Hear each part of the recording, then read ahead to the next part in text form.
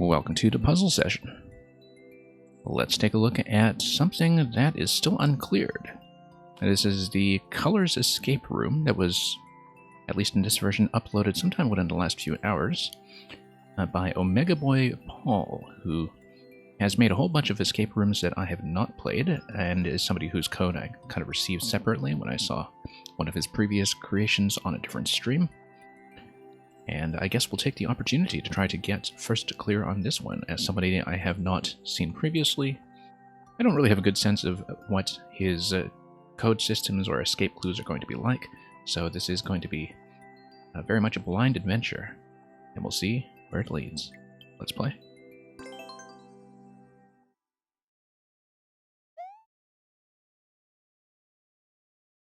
And Taldir, welcome. Speaking of which, Taldir, it seems that we actually still had Toadette kind of lined up from the previous stream, so we'll just keep her for now until there is a request for any kind of further change. Looks like there is going to be a damage gate before we get into the code entry. I think this is a code entry. I'm not really sure. We have a series of numbers anyway, and a damage gate before we can get there, so let's get into the subworld and see what we can do from there. Okay, Pow is going to mess with everything. That's fine by me. Let's take a look at this room first of all. That we have a couple of things that are mapped to decorations. Look at how the red pipe is mapped to the red ground decoration that is the mushrooms or toadstools that are just growing into the ghost house. I sound rough. Okay, 1 second. Is it just a microphone, or I may have some sound issues in general, so let me just try again. Give me 1 moment. That's why we try to get this going with a bit of testing early.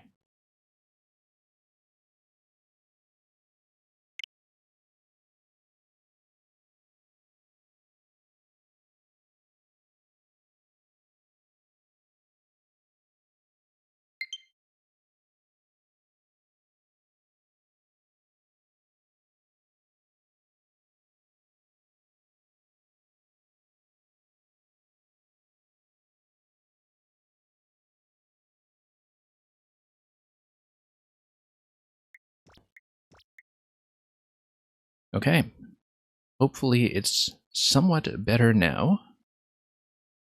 It may just be my voice. And we had to do a quick fix with the game audio as well, I think, so hopefully things are sounding a little bit better. You sounded like that when you woke up yesterday. Yeah. I've had a couple of long days recently, so now it's better. Okay, great. Good to know. And game sounds are fine as well. It's just that we were silenced in general, I think, going into this level. Anyway, as you can see, red pipe is mapped to the red decoration. Yellow pipe is mapped to the yellow decoration, which is the lamp. Blue pipe, I don't really know what's going on with it, except that we have the arrows doing this sort of central pattern here. This, I think, we'll just have to hit to see what it's all about. Okay. Ah, I see. Okay, the mushroom gives you what you need, not only to break through this, but also to get to the eventual code entry. And I could go back now just to see what the code entry is going to be about. However, that's with the understanding that we can only grab this mushroom once, so if we proceed to the other room, we'll probably have to take a death from there, but we're just doing the initial mapping out right now. Looks like, yeah, we have yellow objects that are all boxed here. Don't know how the coins correlate to blue just yet. We'll eventually have to screenshot a lot of this, I think, just to get a sense of how things are arranged. And looks like this is going to be some kind of a P-switch related gate. And okay. Bomb could also do this if we have a way to grab the bomb, which Currently is not the case. Also notice the decorations down here, that these decorations seem to be important if we think about how they were mapped to the previous room, which doesn't quite explain yet what we do with the arrows that were under the blue pipe. Cape Feather. Yeah, Cape Feather would get you through all of that stuff as well. Cape Feather would deflect the bomb, I think, and deflecting the bomb would, of course, open up the yellow pipe. Cape Feather would just straight up open this pipe here. And yeah, I guess it's set up in such a way that you can light up the bomb with the fire flower or whip it with the cape, but there's no other safe way to pick it up until these blocks have somehow been destroyed. If you do destroy the blocks, since the bomb is on tracks, I believe it's only going to spawn once. Before we do anything then, let's see what the shape of the code entry is going to be like. Oh, except we can't reach this. Yes, we should. 5 blocks, okay. Your sub-anniversary ran out today. Okay, that's very unfortunate, but I hope to see you back at some point, whether it's through a gift or something else, or just a sub of your own. But hope you enjoyed that, while you were able to suggest many good levels on the stream and also get a lot of yours play-tested. And Momuga, yes, it is a puzzle day. Currently just inspecting the shape of this escape room and seeing what we can, doing the initial mapping out. We have 1, 2, 3, 4, 5, 6, 7, 8, 9, 0. I don't quite know how the entry is going to work here, given that all of these clouds are going to be basically one way.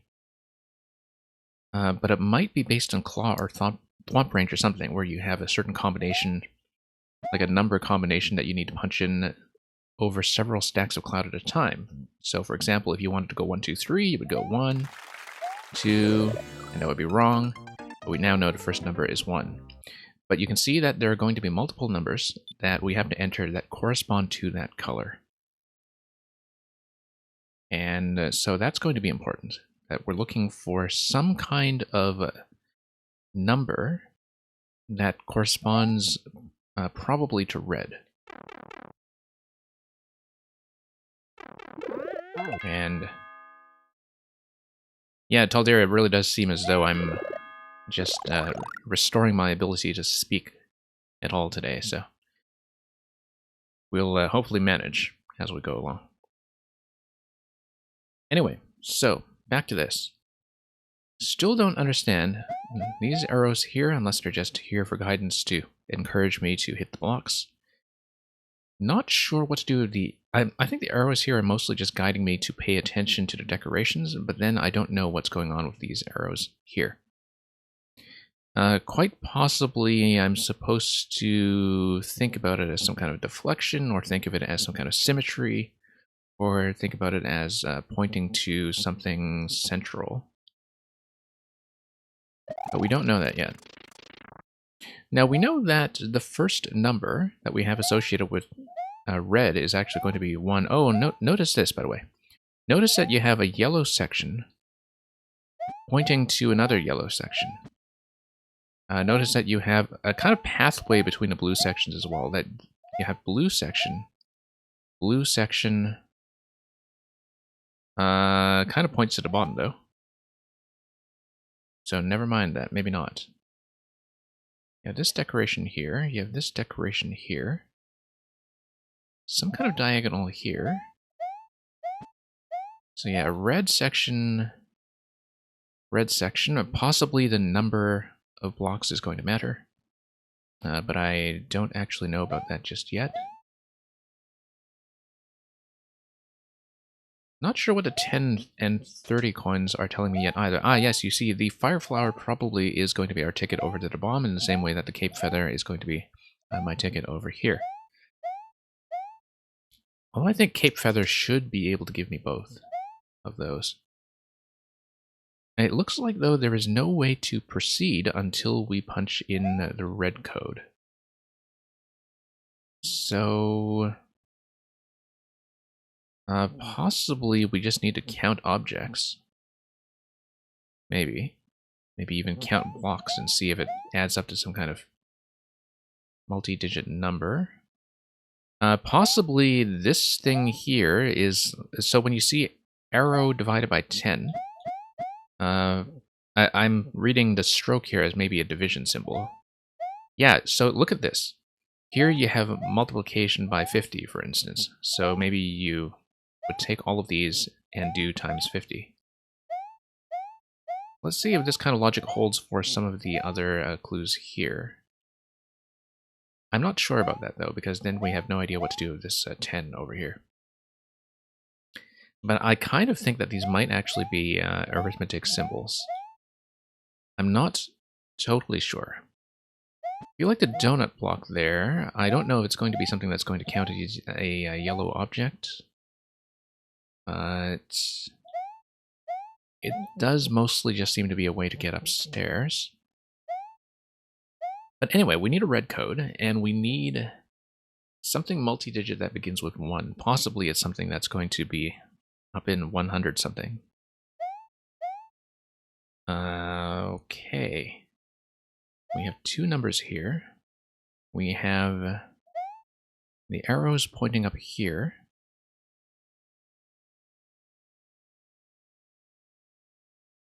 So that's 16 blocks here. I'm just counting red blocks at this stage.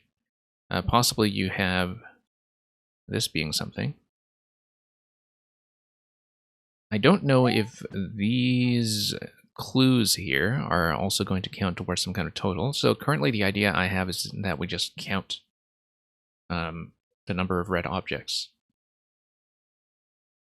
And maybe interpret this as a division symbol, but I'm not totally clear on that. I mean, let's see. This is going to be a 7x7 box, right? So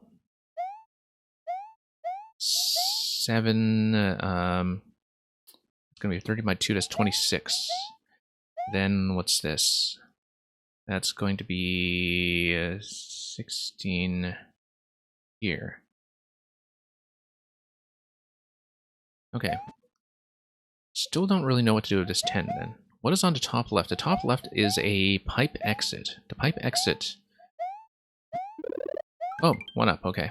The pipe exit only gives you the cape. I think there might be some kind of sequence here where you have to kind of make it through one of these pipes, and then you'll eventually go through another sequence like a code entry or something, for instance. And that would spit you back out here. Yeah, so what I'm thinking, right, is that currently all we've seen is the red code entry, and I'll go back and show you that. All we've seen right now is the multi-digit red code entry. We don't know how many digits just yet. We know it's at least 3. But where you go through each of the gates, it seems like you punch in a multi-digit number. And just by chance, we understood that the first digit is 1. It seems that it will eventually, if you punch in the correct code, get you down to a key door.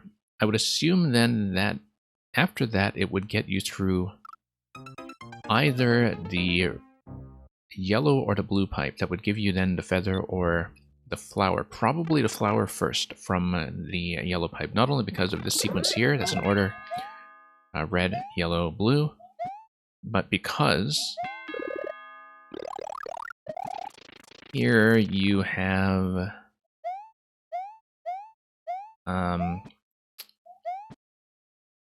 the cape potentially giving you bomb access as well, and so I would think that the sequence is supposed to be grab flower first, because then you could get through that pipe, but not this pipe.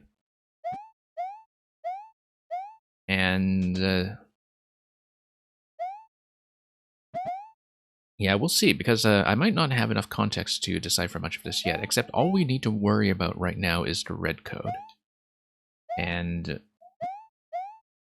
whatever operation that involves. I also don't know yet what to do with this arrangement here. It is coin, coin, coin, mushroom. I don't know if that particularly matters. The mushroom is, of course, mostly just there to get me through the code entry. But so for example, you have 16 here. You have 16 here. And then you have this thing up arrow divided by 10. And then you have this little nub here, which seems to count for something. The issue is that I can think of multiple interpretations for all this, and it's very difficult to determine what the correct interpretation is going to be. That it feels like it might be a little bit of guesswork in order to understand just the first clue. But yeah, okay, so let's say we have... we need to take notes on this, first of all. So let me just bring up the notes page. So here's the colors escape room. It so far has no clears, so if anybody wants to try to race me to the first clear, you are quite welcome to do so. Red code entry. Digits from 1 to 0. It's going to be some kind of multi-digit number, and then we have a couple of red block arrangements. We have part 1 is going to be 16 red blocks. So let me just show you these ones here, I believe. 4 here, 8 in between, yeah, that's 16. You have this here, so the top one is 16 red blocks, and then there's the 16, sorry, this is 26, I believe, divided, or 26 up arrow stroke 10. And I wonder if that's supposed to be some kind of division operator where you have to read 26 as 2 or something. But if it's not, then we should be thinking about how to put these clues together. I don't know if the geometric arrangement is going to matter. Also, there's going to be the 1 mushroom decoration. And then maybe we need to count things like the pipes or possibly even the flowers or arrows, but it's not really clear to me at all. I don't know if these are all going to be valued equally as well, like whether they're all going to be weighted as 1 or if it's going to be something quite different.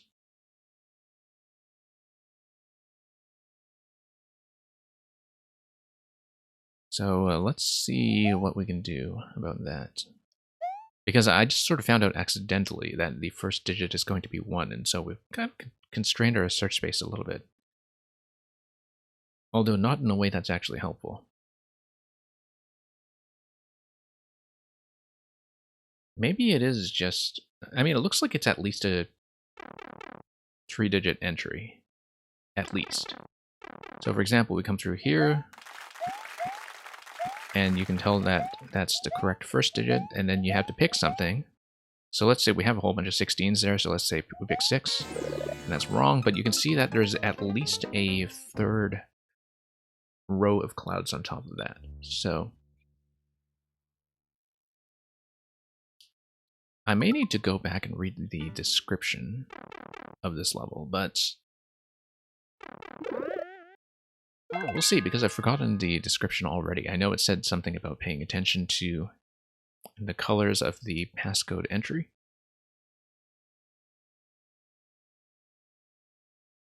So yeah, red pipe points to this. It's probably just a color thing once again.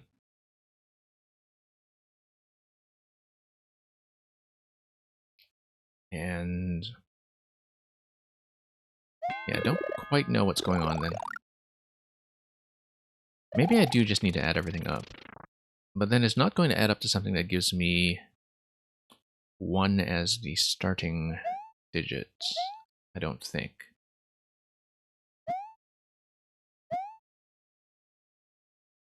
And yeah, still don't really have an idea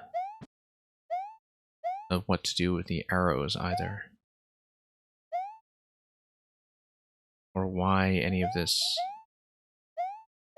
could be put together. I've never played escape rooms by this maker before, so I don't quite have an understanding of their internal logic yet, or how they think, so... It could be that I need to parse some of the yellow and blue clues as well to really have an understanding of how this works as a system. But so far, I don't really see that being the case. So for example, if we looked at yellow, it looks like we have, you know, all of this times 50, for instance, which to me doesn't necessarily make sense. But it definitely looks like this is a multiplication operator and a division operator, doesn't it?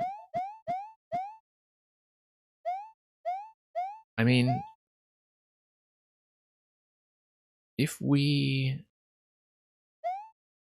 think about this, yeah, 16 here.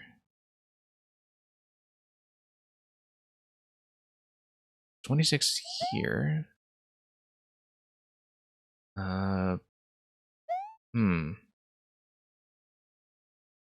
And I wonder if it's just this area that's relevant then.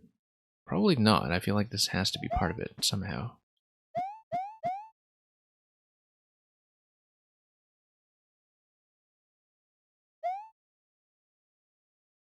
Yeah, unfortunately, due to the code complexity, I think this is actually vulnerable to kind of blind guessing and brute force, which...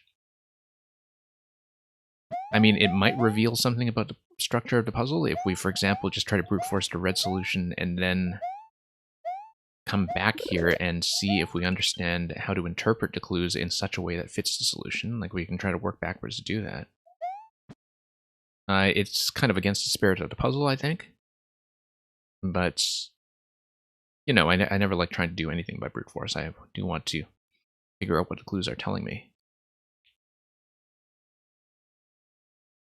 But then we can kind of reverse engineer this, because that would reveal something, information about how to read both the yellow section and the blue section.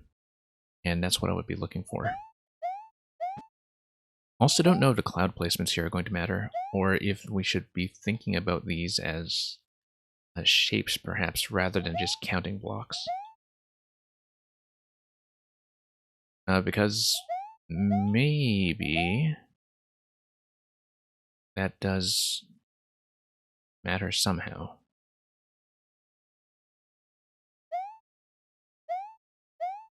Still don't know what to do with any of the coins, in fact. Interesting that we have a bunch of one-up placements that seem to create these additional one-block handles that are all over the place. I should check this thoroughly. I think it's maybe just a reward for jumping around, but you never quite know. It could also be that if we sort of take a long view of this, maybe it reveals some kind of general shape that will be important. The other thing that could happen is... So for example, if you have 26... Let's say we're reading this bottom to top, for instance. So see these clouds here. If we're thinking about these roughly sort of bottom to top, so suppose we have one of these guys. Then we have... Oh, no, I messed this up. This is 24, it's not 26. And... yeah, I should have known that, in fact. Let me just edit my notes screen very quickly. Okay, now we might be in business. Because suppose we have 24 and 16 divided by 10, that gives me 4. So suppose we're reading this left to right, because maybe this is going to be the answer here. If we read this left to right in this room, so my kind of theory is that this is going to be 16 plus 24 divided by 10. We'll just put a question mark beside it because that seems to be kind of part 3 of this. So let's say reading left to right. And then we have something like that. Except the initial blocks that we see in the first section don't match up to this nicely because they don't give us some kind of single digit, which might be important, but maybe there's some kind of additional mathematical operator that I need to be thinking about.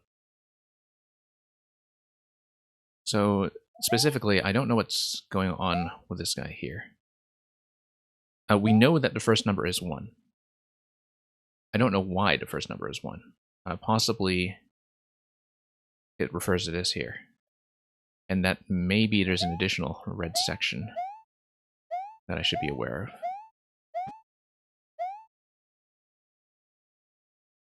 But failing that, if we kind of take this entire thing as one cluster, and I'm not convinced that we should do so, then I would read this whole cluster as 4. But I don't have a particularly good justification for doing that. So, for example, let's just try punching in 4 as the second digit. Again, we're kind of exhausting some blind guesses here, but we're still trying to understand the general shape of the puzzle, so we've kind of eliminated that as a second digit.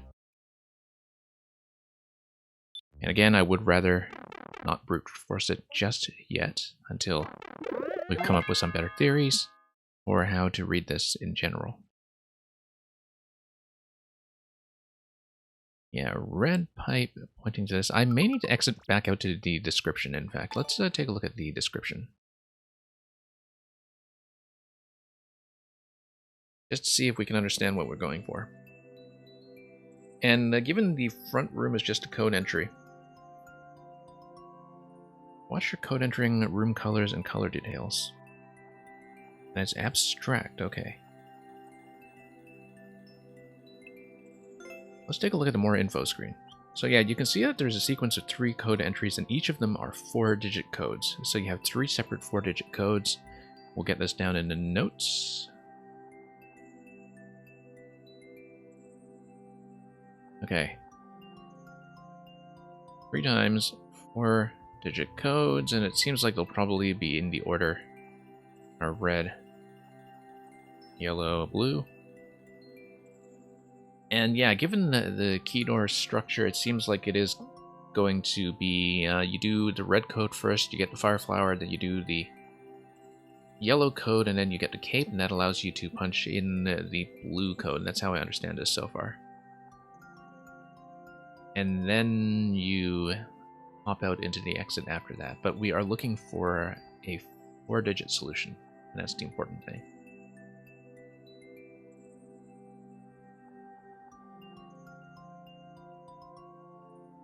Well, we have a couple of ways to approach this then. Because we know that we have 4 clusters when it comes to the red objects. And if that's true, we should be looking at 4 clusters for each of the colors that we see present in that room.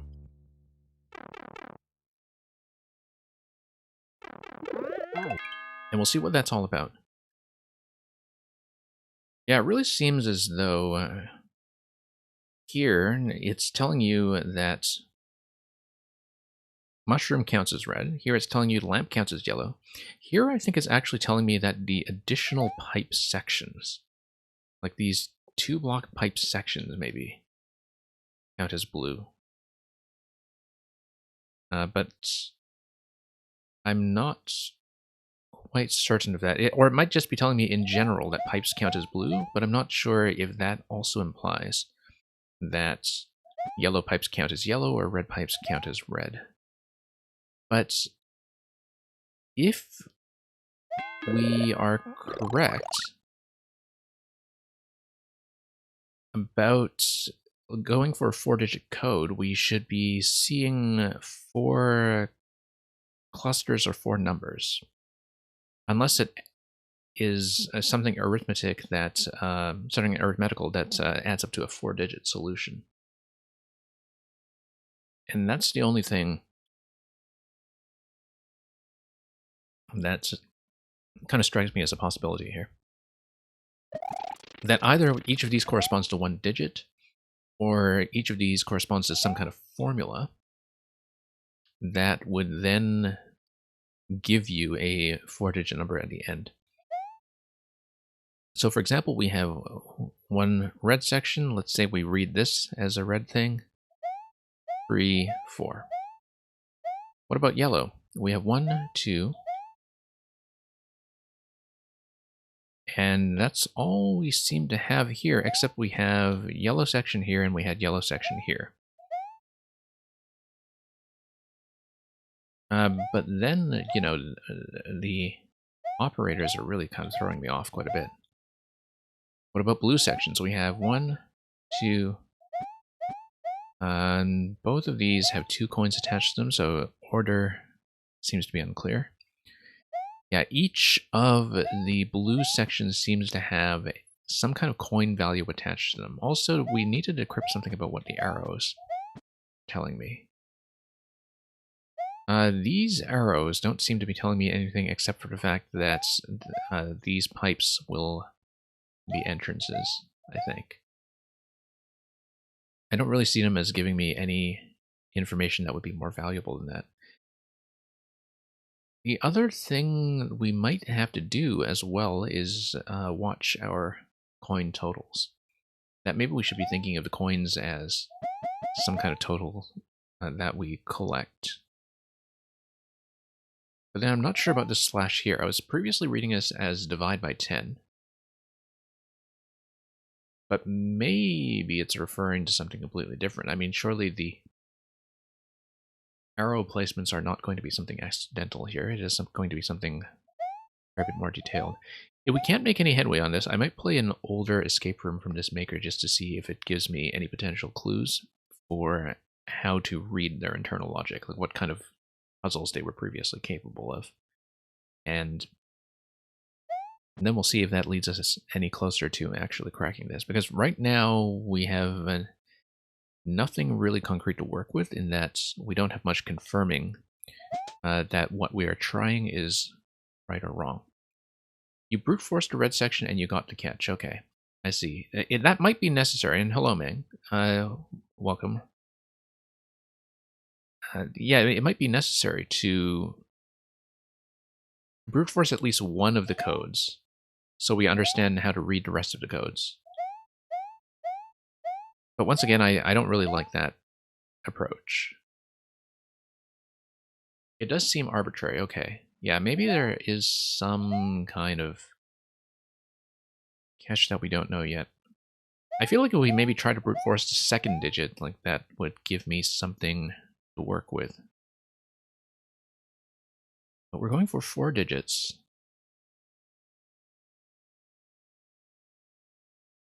Yeah, that's the thing. I'm not exactly sure that this works very well as a puzzle simply because we have so many potential interpretations that are in the solution space and no real form of confirmation other than what basically seems to be brute force. But you said that you did get the catch, so maybe if we try it that way, we would be able to solve the yellow and the blue sections properly. We've eliminated a number of options for the second number already, actually, so.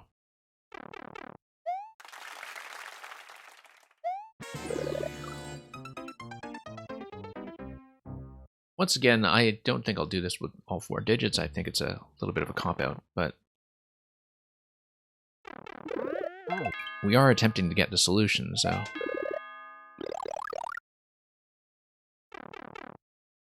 And the first clear is available. I am sure that Mamuga, if you really wanted to brute force first clear, you could just do it if the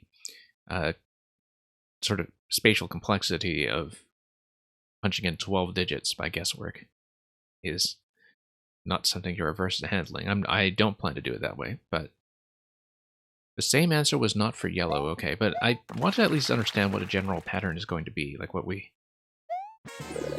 are going to see. I wonder, given that we start with the number 1 here, whether... Well, might have to think of the meaning of the number itself. And thank you so much for the raid, Hamburglar Harder. And Green as a Fields, welcome. Let me give you a quick shout out, also because it'll give me valuable information about what you have been up to on your side. So hope the Maker 2 stream went well on your end, and do let us know how it went, whether you were doing viewer levels or expert or anything else. Ah, okay, you're sitting through an ad at the second, so when you come in, you'll be able to catch up with what it is I'm doing. And Grikowski, welcome. So yeah, Grikowski, this is an uncleared new puzzle by Omega Boy. I have not made head or tail of it at all. And so yeah, Hamburger Harder, do have a warm welcome to the world of Mario Maker streaming then. I found that this is a fantastic game to stream when it comes to having a very supportive community in terms of just a lot of diversity of content you'll see. And, you know, it's a game that really benefits from being a streamer, I think. That it's improved my experience as a player considerably, so...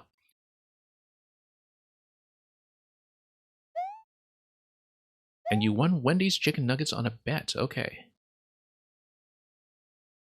So yeah, unfortunately, we're not exactly showing off very exciting gameplay at the moment because I'm deciphering an abstract color puzzle.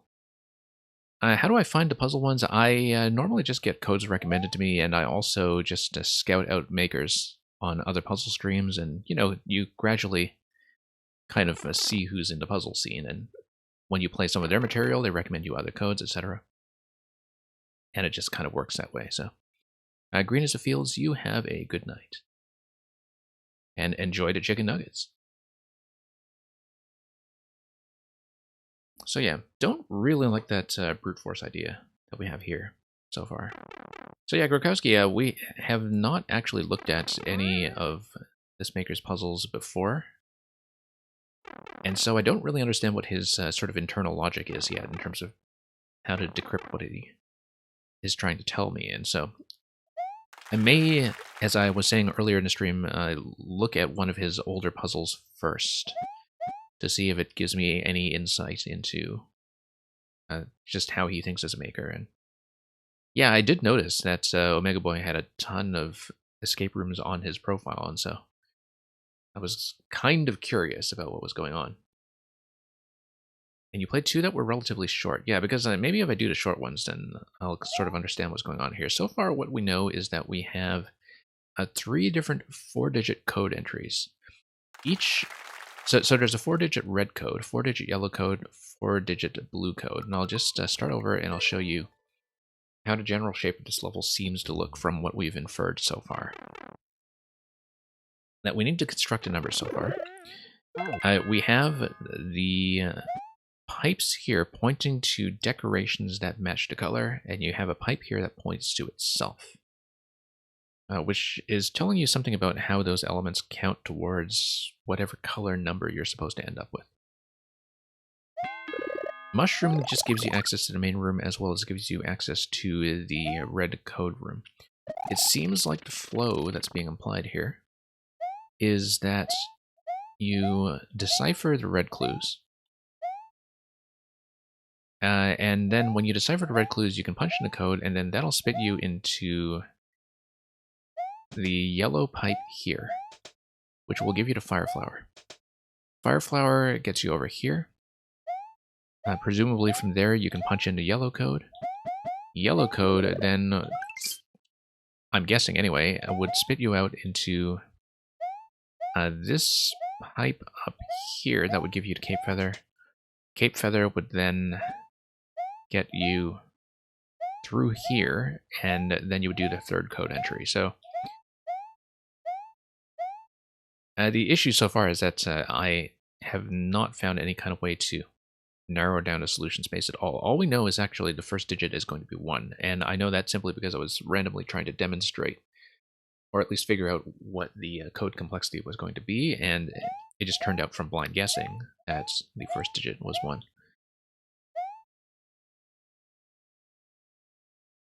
So, not clear on what's going on just yet. I've just been doing a bit of counting. So you have 16 here, you have this guy here, you have 24 here, you have 16 here. And I wasn't sure how to read this, whether it's something like a division operator, for instance, but the arrow might be something that matters. And the cloud placement, well, I'm not sure what to make of the cloud placement. It might just be a way to get you upstairs. Yeah, because this looks like a multiplication operator, right? And so that's the way I was thinking about it, was that if we think of both of them as operators, then maybe we are onto something. Arrow points up to 2. I don't quite see how you're doing that, unless you're thinking that the arrow just points to 2 blocks that are side by side. I'm not reading that as a 2 at all. I've also noticed that it's only the blue segments that seem to have a bunch of clues that involve coins. And so there's some kind of decipherment of coin and arrow combinations. You can see that you have like 2 down, down, you have 2 up, up, 10 down, down, and then 8 down, down, I guess. And that's... You would still from there need to figure out order. I don't know if it would be something like a left to right order. You can think of it as some kind of increment or decrement, though, perhaps, where, so for example, if you have, 2 up, up, not quite sure, because you would still need to account for the blocks themselves. So, yeah, right now I don't really have any idea. But that's partly because there's no real way to try this, unfortunately, other than just kind of semi-brute forcing the code.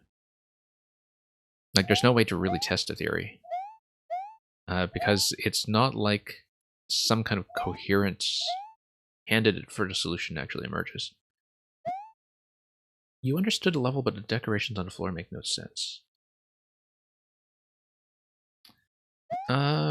Straight horizontal line for division, maybe. I don't know.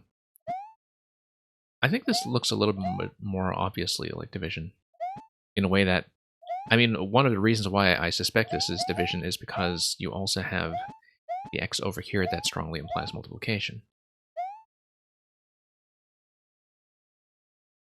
This is, in fact, all I have access to other than the code room right now. Yes, this is all I have to work with. So, not exactly sure what to do with that, or the fact that this is kind of this open box that is bottomless.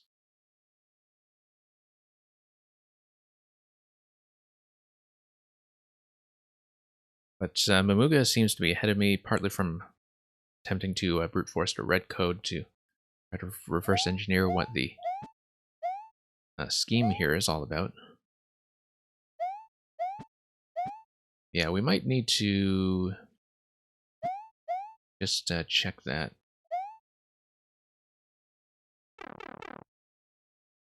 I mean, I absolutely do not plan to brute force the whole code. I do want to just kind of reveal information about it, though. So yeah, it's going to be 1, 7. Interesting.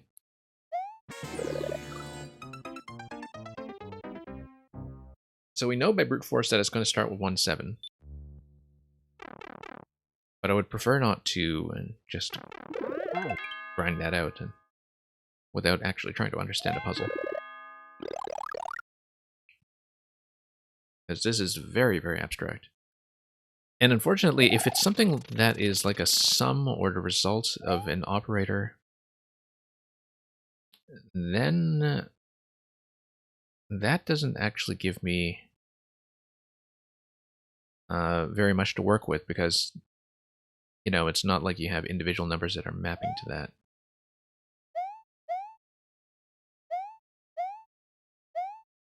It's alright, Mamuga, do whatever you like. I mean, you know, the level is available if you want to take it for sure. So, yeah, Hamburger Harder, we play lots of stuff like this on this stream. I've seen some really interesting concepts for this before. In terms of, you know, decryption puzzles or other puzzles that require you to apply skills that are outside of just knowing Mario Maker. There's quite a lot of this stuff out there. It's just that it tends to not be very widely played because, of course, it naturally has a fairly constricted audience. This game has an unbelievable amount of stuff to it in terms of the variety of level types and subcultures that you can find. An unbelievable amount of variety, and you know, you'll definitely see just how much if you continue streaming it. You can try and give subtle hints since the level has issues. I don't think I would mind that, actually. In terms of... Because I think... Yeah, the issue with this one is that it's abstract to the point that it's very difficult to narrow down a solution space that seems valid.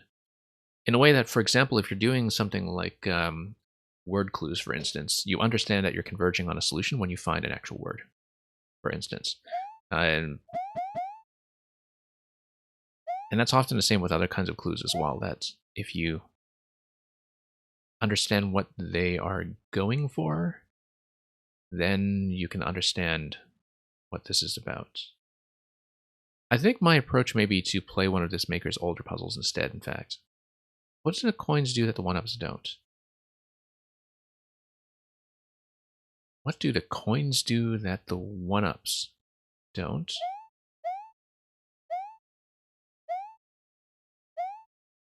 You mean these guys here? These are the only ones I've found so far. They're invisible, and since they're invisible, I don't think of them as particularly relevant. Yeah, well, I mean, they add to your coin total. I was kind of thinking about that you would be thinking of an arithmetic operator in the same way that, you know, you would get coins off this, for instance. So you would here get 3 coins and a mushroom, and then the 3 would perhaps map to something. And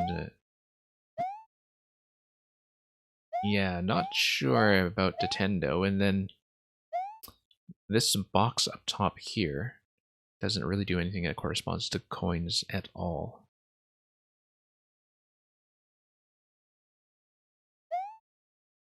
So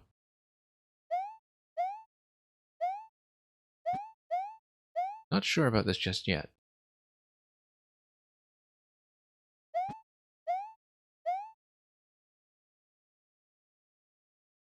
This level has more information than it needs. Interesting. I mean, I kind of figured that it would.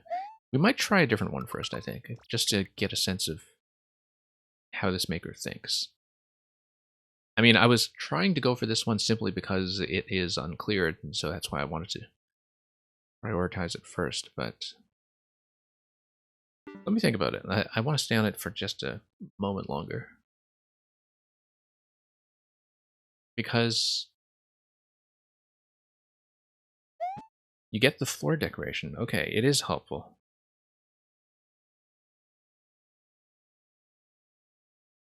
Is it helpful because of the number, or is it helpful because of the placement?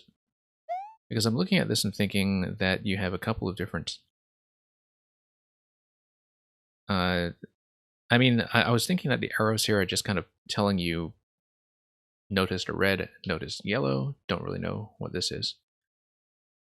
Interesting. Okay, the fact that you actually did figure it out now makes me think that something might be going on here. But it seems that you were able to figure it out because you already knew the solution in advance and had to kind of verify it, right? Oh, okay. So it's going to give me some kind of image. So it's a camera position thing. So for example, you stand here, and then with this, you kind of stand in the middle of blue pipes, which, let's see where the blue pipes are. There's one blue pipe up here. Horizontal blue pipe over there, but the blue pipe isn't going to give me anything just yet, I don't think. So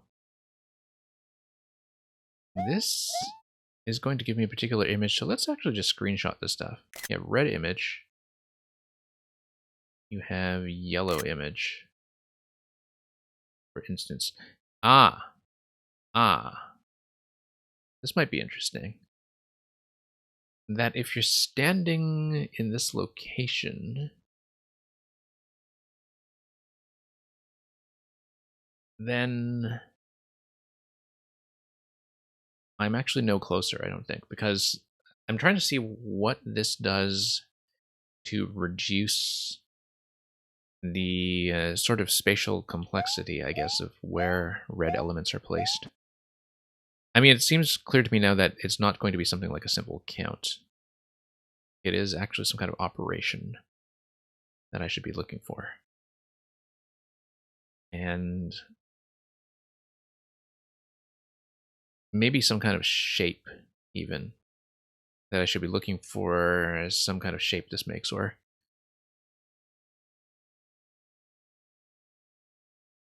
back to that some of these are rectangles and some of these are squares. Might be useful. Blue is all going to be rectangles.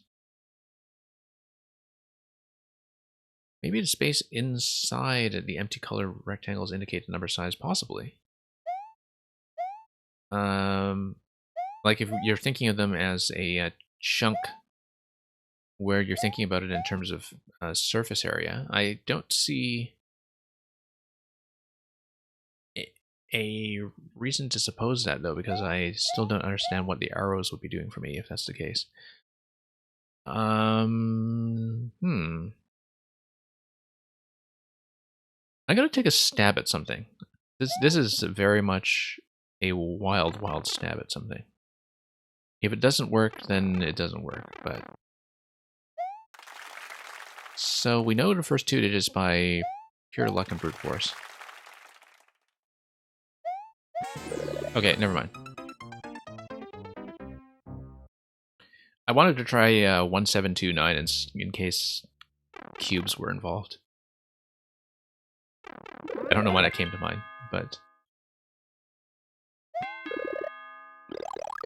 Anyway. So, standing location and camera location matters, then. Interesting. Interesting. It could be background parallax, then, if that matters. Like, maybe we should be looking at the background decoration. Because that's something I've very rarely seen used. That's one of the few things that would, in fact, make standing position matter.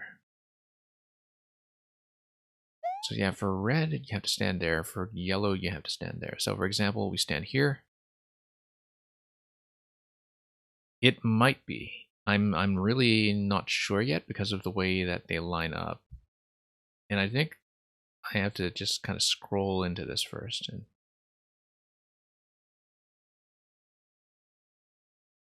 maybe that makes some kind of shape. And let's see if we scroll into this guy. I mean, the idea has only kind of come to mind because I have seen some background parallax concepts before, but that was a long time ago. I saw some of those in Maker 1. Now, if you run into this from right to left, does it give you the same position? I would not think so. Yeah, given that you're standing centered. Hmm. And Mamuga is kind of expressing that perhaps we're not necessarily on the right track. You're thinking 2 space and yellow 2-digit number. We know that the final solutions are all going to be 4-digit numbers. We know that just from looking at the preview of the code screen. Like, there's going to be a 4-digit number for red, 4 digits for yellow, 4 digits for blue. Standing position. Well, let's think about the coins, perhaps. Because in this position, we have a set of coins, one set of coins that's associated with each color. In this position, we don't really, because yellow is missing.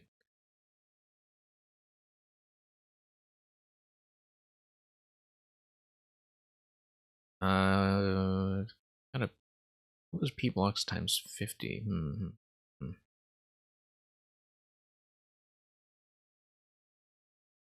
You haven't seen this concept before, but it's hard enough that it could be done simpler. Interesting, interesting. So it's something really wild then.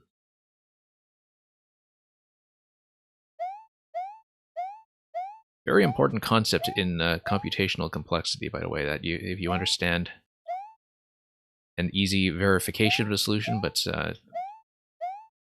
have a very complex process involved in actually finding the solution from scratch.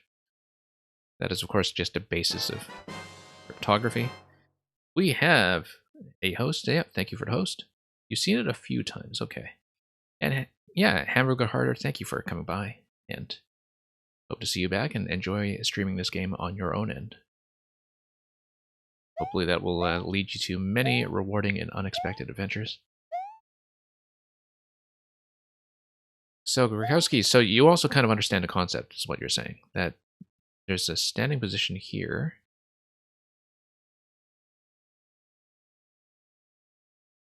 And I mean, I'm not seeing much going on here except if I'm paying attention to the background parallax. I don't see why else that would matter.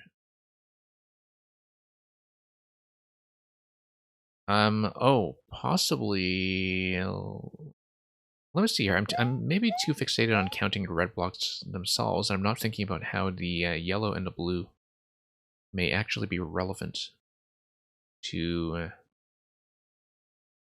the overall code. And yeah, feel free to discuss among yourselves if you think you have some kind of understanding of how this works. Because we may be staring at this for a little bit longer until something snaps together. What I'm seeing with the P blocks is that we have the yellow here giving me, for example, if we just kind of take the box and then multiply by 50, if we're taking the number of P blocks there, that's also going to be a 24. And 24 by 50 is just going to be 1200. But I don't see why that matters. Maybe I'm looking for some kind of shape. There's something going on here.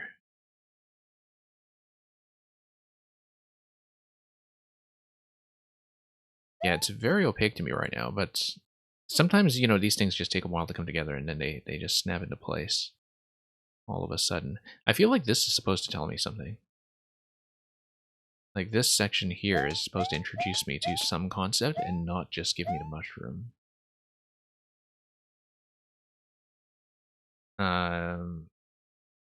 Maybe.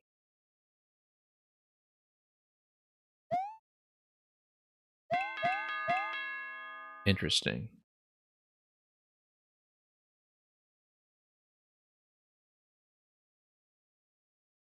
We may have to take the same approach of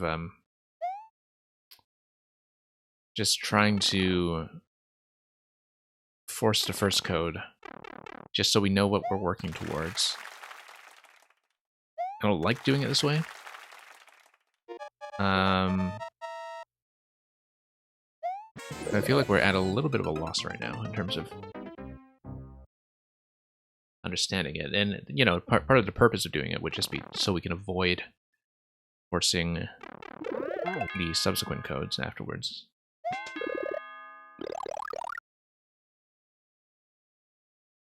First digits are 1 and 2. Yeah, sure, let's try it. Again, very inelegant way of trying to do it. Not proud of it at all. Not my proudest moment. But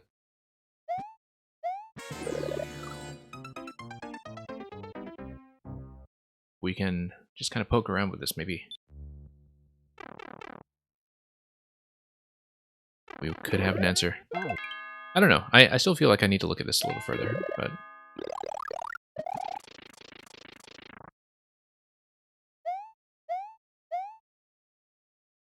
Yeah, Mamuga, I don't know if there's anything else that you might want to draw carefully without actually spoiling, because like I don't know if there's any way to tell me something about what I should be keeping an eye out for that would not be like a real dead giveaway, like something that the clue is just very unclear about. Because you were saying that these matter as a standing position rather than as something that to be counted. And grab the coins.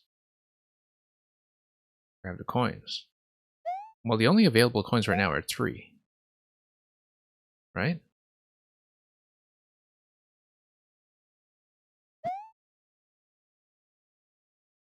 Grab the coins.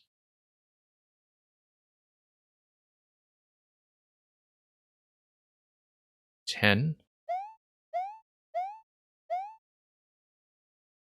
And...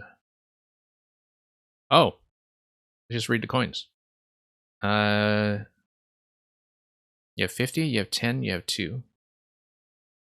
And then you have 5 here in the box.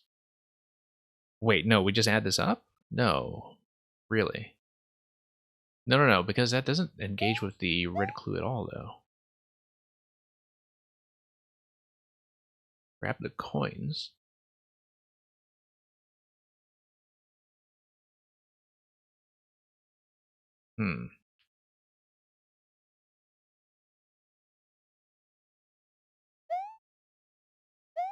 Because we have... yeah, we want to hit this then. For instance. We have 3.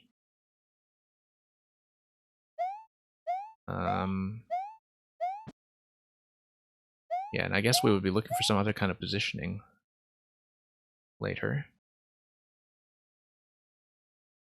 Like here, you have a certain number of coins on screen when you stand for yellow.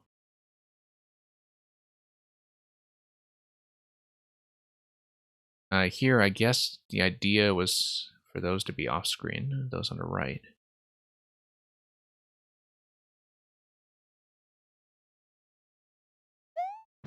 Okay, let's try to force it just a little further, because it seemed like you did have to work backwards to get this and get some kind of number to come out properly.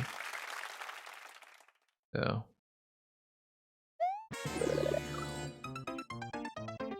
17.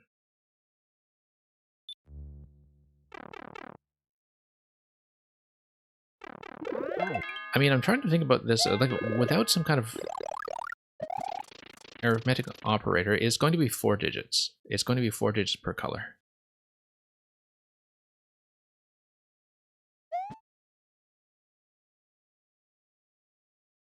And then the arrow is just pointing directly at the coins, interestingly enough. In this case, arrow is pointing at the blocks. In this case, arrow is pointing to the blocks. This case, this is also at the blocks. So I should be thinking about some kind of way to get a coin total.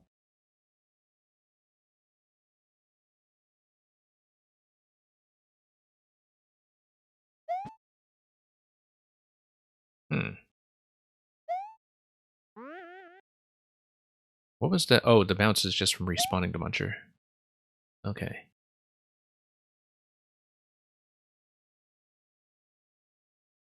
Yeah, because if we have 3 here, it wants me to grab those.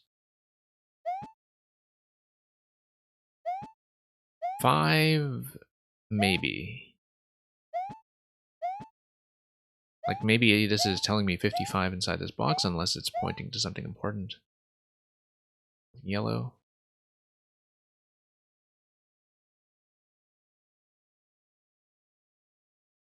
Three, 55.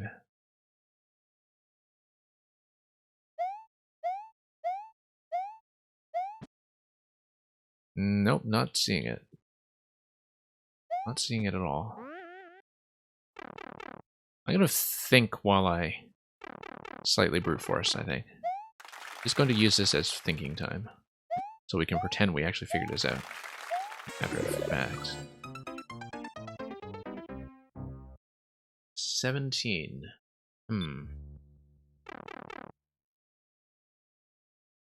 Or at least 17 is the first 2 digits. There's a lot going on here, in some ways. I think once I see it, the rest will go smoothly. Okay, okay.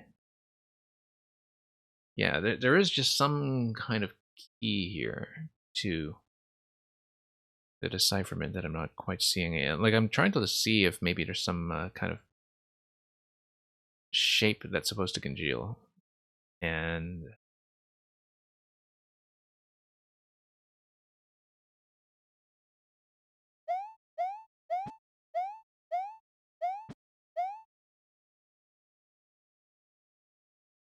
yeah, unfortunately, like, sort of visual recognition and reading things like pixel art are some of the hardest things for me when it comes to puzzles. Like, I don't have a very good sense of visual inference, I guess, but I don't know if that's actually what's going on here.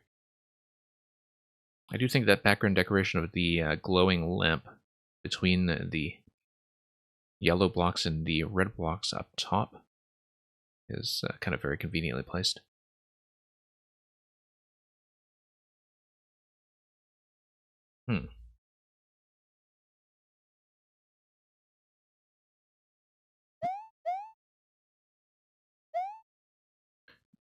You think once I see it, the rest will go smoothly. Interesting.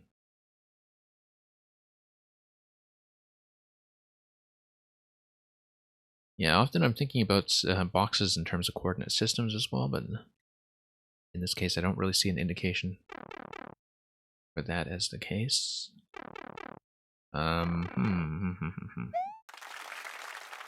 Yeah, again, it's partly just lack of experience with this maker that I think that is kind of giving me issues here. They are squares and rectangles, okay.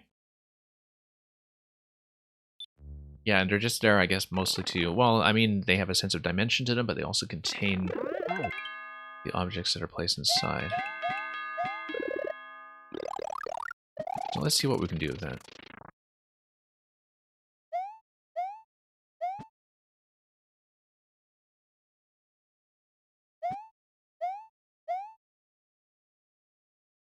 Yeah, because it may be... Like, if it has something to do with the coins, then I don't really know what to do with the contents of the empties here. These look to be the only empties, I think. And none of the blue clues appear to be empty.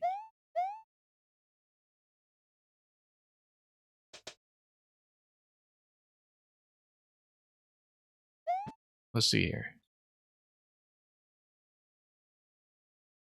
Yeah, you get maybe something like a 24 by 50.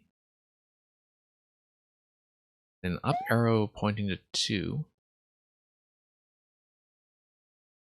I mean, 24 divided by 50 is 1200.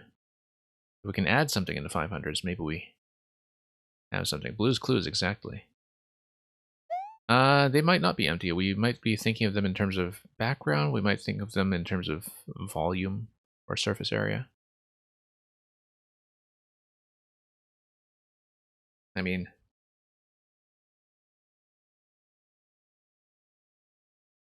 aren't they actually empty? Oh, oh, oh, I get it. Okay. No, I see it. I see it instantly. Yeah. Look at my score. 17950. 17950 divided by 10, 1795.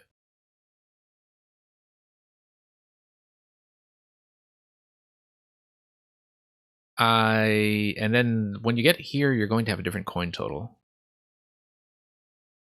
So then in this position, you're going to be reading something different. No, I have seen this. I have seen this because I've seen this not in a puzzle context, actually, but in an arcade-style level that somebody was doing once. That they built this on their save screen. So, for example, if you move over here, you can see that we're going to have a coin total that's inside the top left when we get here. So we need to collect every coin on our way over to yellow eventually, and then we'll get a coin total that gives you something there that is only going to be a two-digit code. So maybe 2 digits there, you multiply by 50, and then you get a 4-digit answer for yellow. Hey, let's write some of this down. Okay, so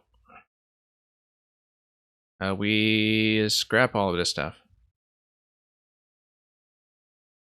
So red code entry is going to be 17950 divided by 10 equals 1795, and that's going to be score after collecting coins plus mushroom.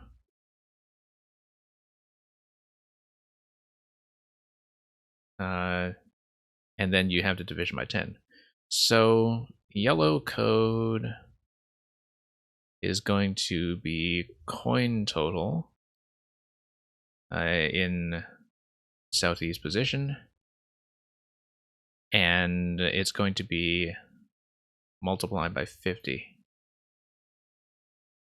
Then we do some kind of blue clue that's going to require me to stand on a blue pipe fragment that we haven't seen yet. Okay, no. That took me a long time to see, wow. Because, you know, it's very easy for the overlays to just become totally invisible to you as a player.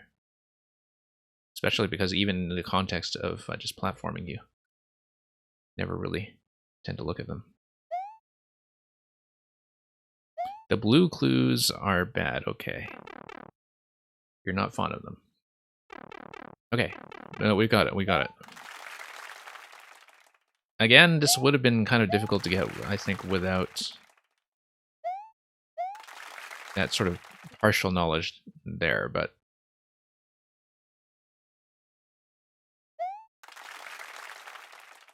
okay, that only took me an hour or two. Gradually realize after staring at this for a while. And then you're going to collect more coins here, which is important because coins... okay, and you're going to have all this. Maybe there's something above here. Alright, we finally have a breakthrough. So you have a certain number of coins, and then it's going to be 37 times 50. Right? 37 by 50 is going to be 3,700 divided by 2. That's going to be 1850. Oh, yeah, we need to ignite the bomb. Let me just put that down in the notes as well. So that's going to be 37 times 50 should be equal to 1850. And we'll see if that's actually going to be the case when we get through the next room. And then I don't understand the blue yet, but we'll deal with that when we get there. There we go. Yeah, and you were right. Once I did see it, came quickly. Maybe we were a bit excessively hinted for this one, unusually so. I will need to take damage, and that's okay, because if I punch in the code, I should get access to the Cape Feather.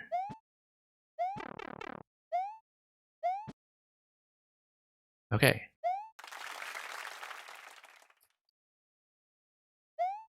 One 8. 5. Oh. There we are. Took way too long with this one. Sure, let's get checkpoint. The checkpoint, of course, does manipulate the score, if that becomes relevant again. And also, we'll need to think about being able to stand on some kind of blue pipe segment, I think. Yeah, you don't like hinting, but yeah, I know, when you're ahead, you know, it's very tempting to say something. Especially when I look stuck, but hey, we pushed through it. And that's how we do it. Okay, I didn't really see where to position myself to stand over a blue pipe, but let's go back up in case there was some kind of location that would be relevant. Also, yeah, pipe is only going to be relevant, I think, for... Wait a minute. If we're through to the blue code entry room already, then going through the exit pipe here... I mean, is it just going to drop me back to the blue code entry? I'm not quite clear on that, but... Also notice that I totally have access to the bomb now. If I wanted to just blow everything up.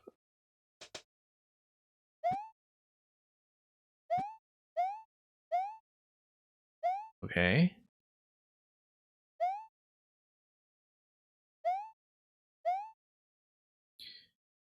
Wonder if there's going to be some kind of order then. I mean... Yeah, pipe. I'm able to fly here, of course. Whoops. Seems to be implying standing on the pipe, but...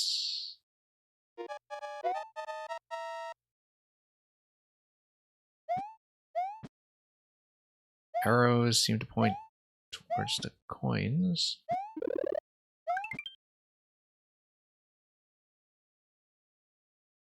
Two coin up. Guessing the orientation might actually matter.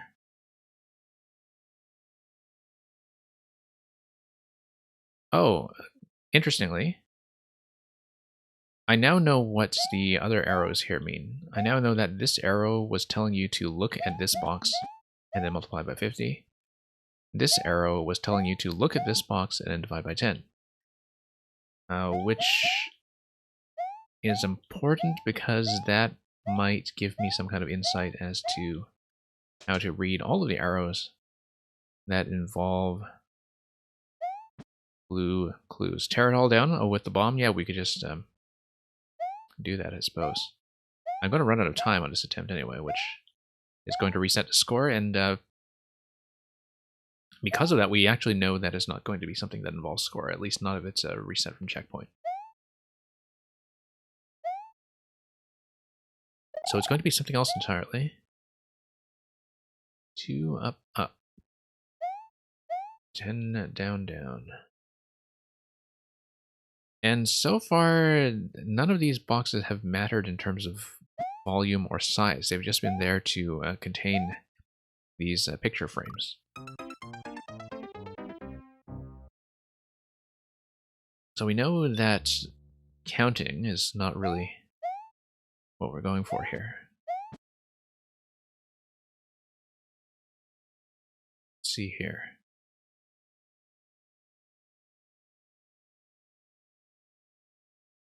So that might not be a particularly important number. However, we do know that the one number that we haven't really manipulated yet is time. That we looked at the score, we looked at the coins. One potential thing we could be looking at is if we have a particular sequence of movements that we need to get a specific time, although the problem with time is that it's only going to be 3 digits. If it's only going to be 3 digits, though, the first digit of a 4-digit code should be 0, so I'm going to test that right away, see if the first digit is 0. I kind of doubt that this is what we're looking for, but I feel like it would constrain the search space a little bit. Okay, it's not going to be 0, that's fine. Some blue emotes to help me out, yes. Very useful. Wow, that's quite a collection, Mamuga. That's very impressive. I mean, I don't know how many of those are just defaults across Twitch, but very impressive array of subs, if that's all there is to it. Okay, we have 1-ups here. Don't know the 1-ups matter.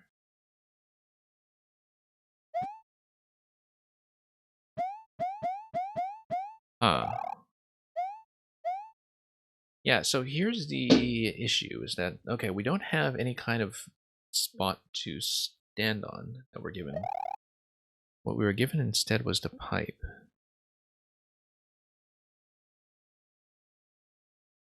And maybe there's something important that happens when I'm doing the pipe transition. So for example, let's go through the pipe. And then what do we have here? Yeah, that's going to exit. That's going to spit me out both of these.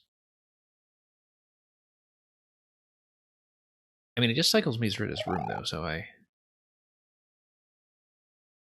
think, though, that maybe there's something to do with the central section of one of these pipes. That, for example, if we kind of pause while we're going down on vertical, maybe there's something important that reveals itself. But 2 up, up, 1 up. There, or rather 2 coins horizontal up. 10 down, down. 8 down, down. I don't know if the orientation of these down arrows really particularly matters.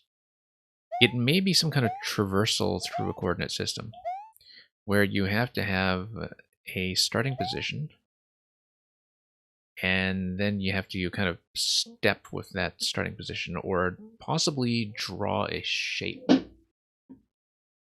which is something that I've seen before in some other puzzles.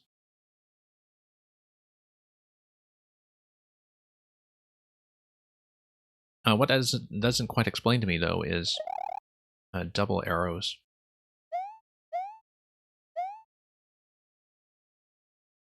And yeah, we would get something like a starting position from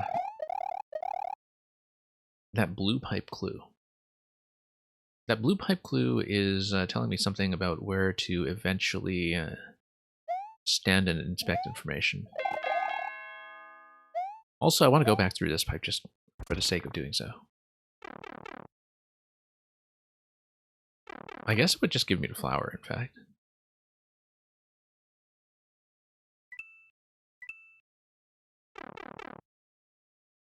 And that would give me 2 horizontal coins.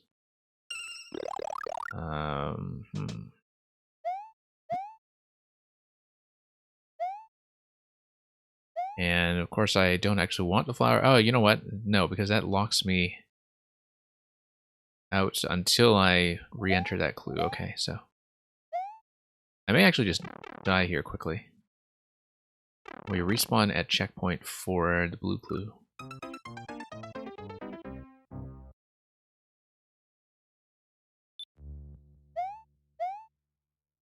Okay. We're doing significantly better, though, I think. It could be,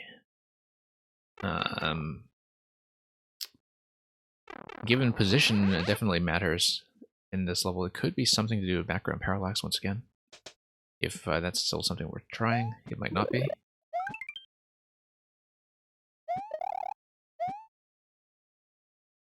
But yeah, just looking at these individual windows here.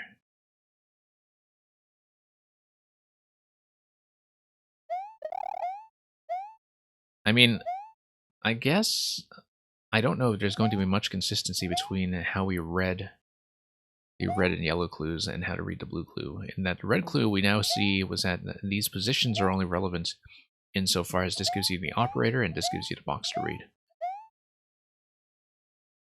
This gives you the operator, this gives you the box to read. Let's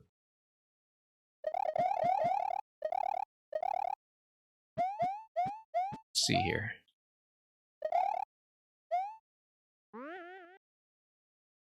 Yeah, we stand in the middle here. Or stand on... I think maybe this tells me... I mean, I thought it was kind of pointing to the pipe. But maybe this gives me a particular order in which to read things. That we're supposed to, for example, draw diagonal lines or something.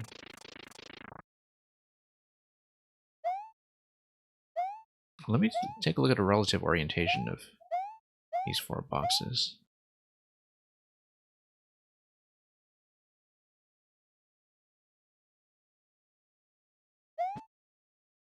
And let's see once again.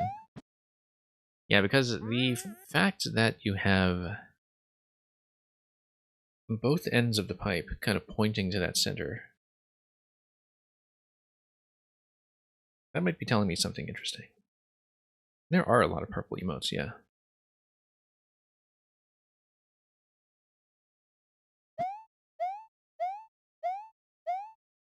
Yeah, it might be telling me something important here about starting position.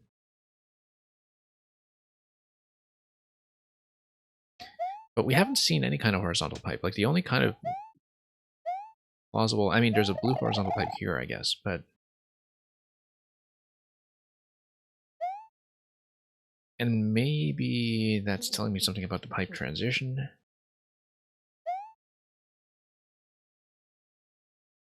Let's go back to the code room and inspect that carefully. In case there's something in the code room that is a relevant piece of information.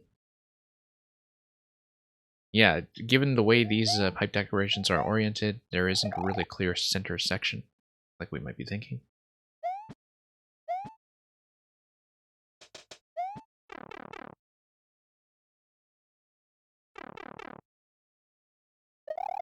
But yeah, there's something transitional going on, I think. But I don't know yet what the difference is between the double arrows and the single arrows. Because that surely can't be any kind of accident. Coin plus plus, I mean, maybe that gives me some kind of positioning as well.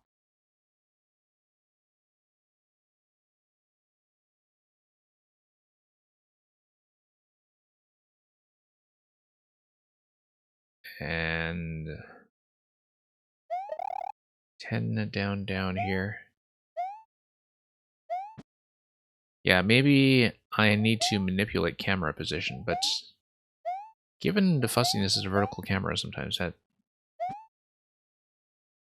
doesn't quite seem right.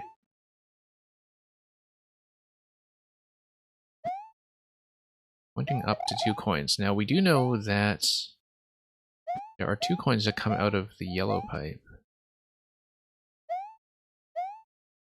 But that's just to manipulate the score, I think.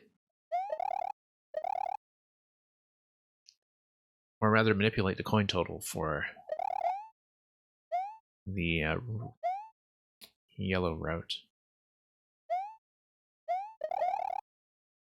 So, Mamuga, did you actually figure this one out organically, or did you also brute force it?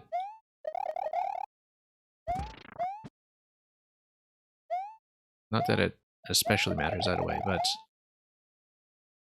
I'm thinking that the arrows are telling me to maybe position something like these indicators here. You see, like that.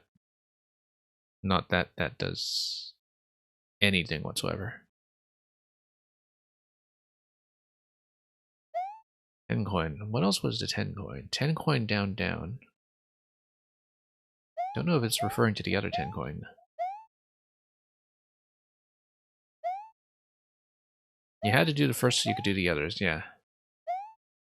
This one I don't have down quite yet. I mean, we can try to, you know, trap the whole score line down here.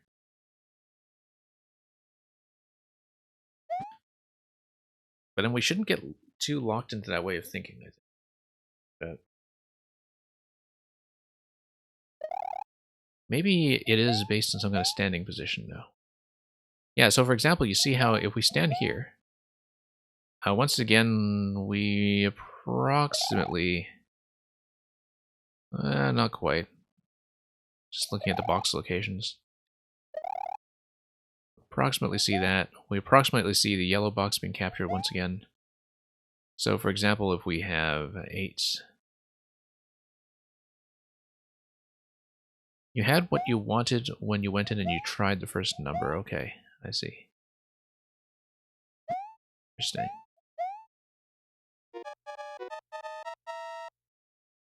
I don't think there's a way this level could be controlled in such a fashion that the time indicator is going to matter. And I wonder if we are supposed to think about... I mean, the thing is, both coins and score are going to reset at checkpoint, right? And we're very specifically given a checkpoint at blue.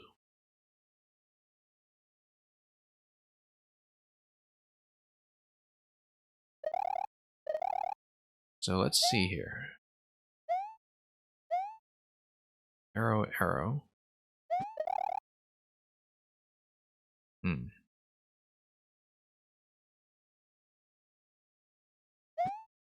Yeah.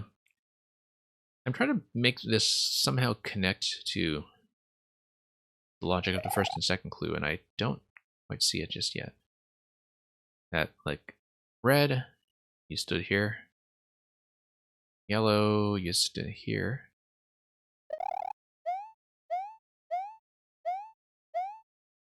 Now, how are we supposed to put that together? When we... currently, I think we have a whole bunch of roadblocks with blue. Also notice that I can totally, probably just pound the munchers to death.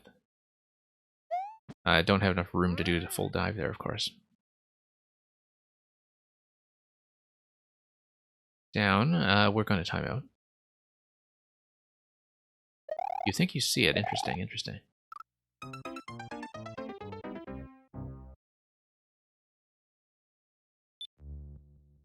Yeah, definitely kind of struggling on this one, but...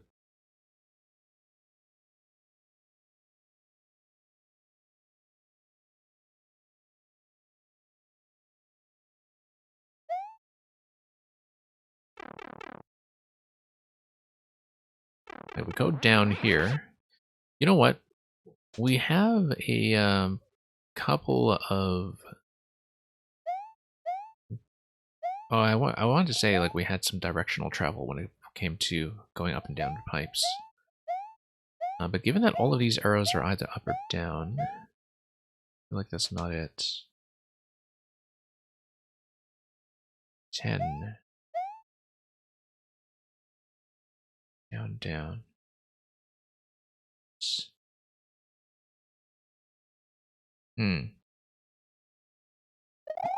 Yeah, the issue is that I don't know how to interpret this thing on the left yet. Originally, I was thinking that it would just be that the pipe is kind of an analog.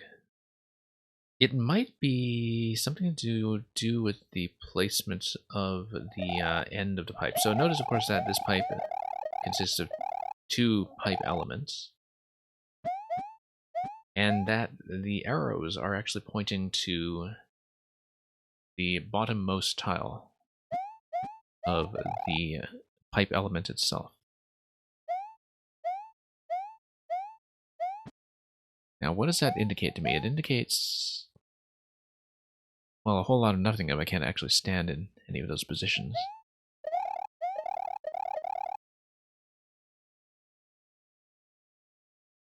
Because none of these pipes involving blue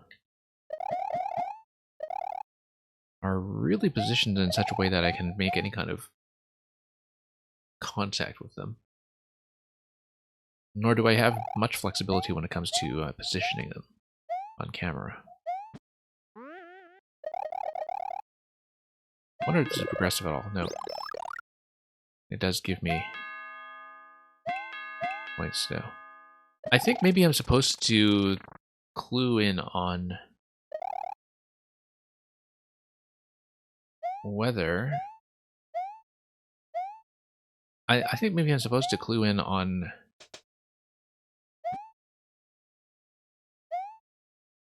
what kind of score or what kind of coin total I get when I just kind of mentally work things out with the blue clue. Maybe. But then again, it would kind of be from checkpoint, and so... Because let's say we tried to work out...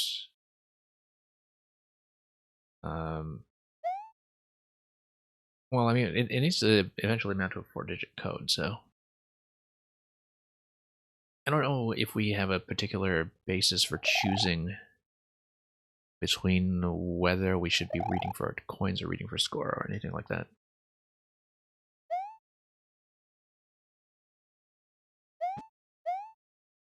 Yeah, because this was times 50.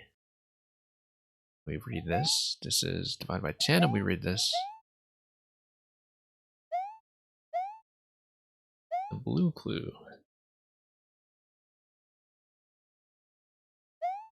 It seems like we can kind of position ourselves in a cloud.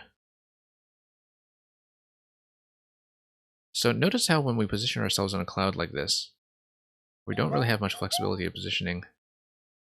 The cloud, the arrows do point towards the score line. Notice how when we have single arrows, a single arrow is only wide enough to be pointing sort of upwards towards the coin line.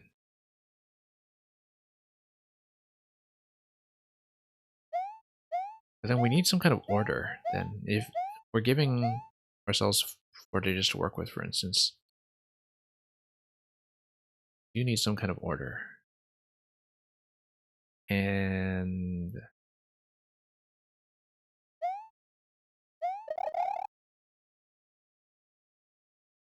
I don't know if we have that.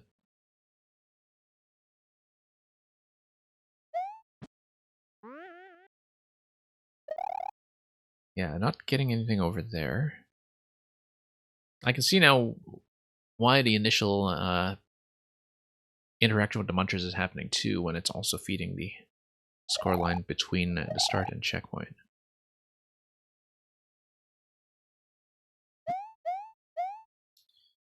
Point up.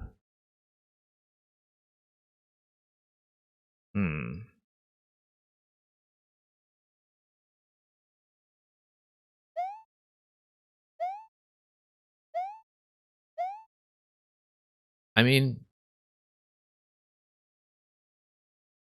there was a feather that we collected coming out of here. I think it was only the feather. I don't seem to recall whether there's a coin that's come out of there. We should actually just take a death quickly. Let me just check something from checkpoint once again.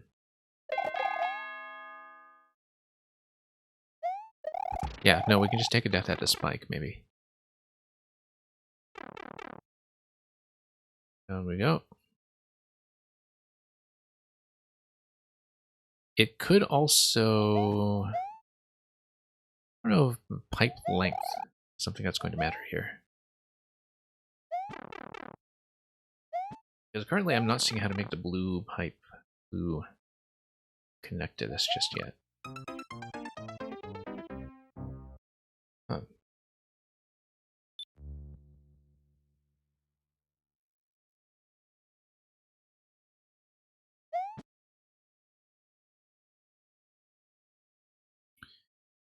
Wondering what the munchers are for when they could have just added one muncher. The munchers do affect the score, remember.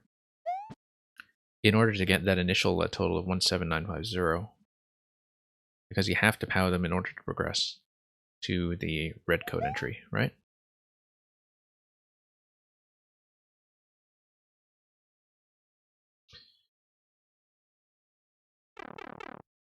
So you come down here.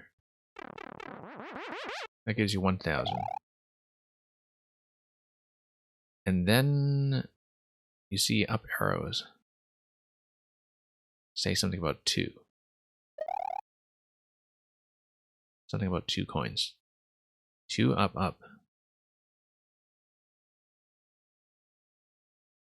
Now, why would we want to do that?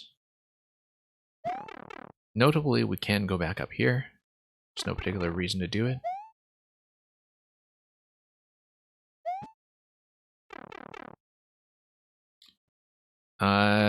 Maybe I shouldn't be thinking in terms of a code entry, and I should be thinking in terms of positioning somehow.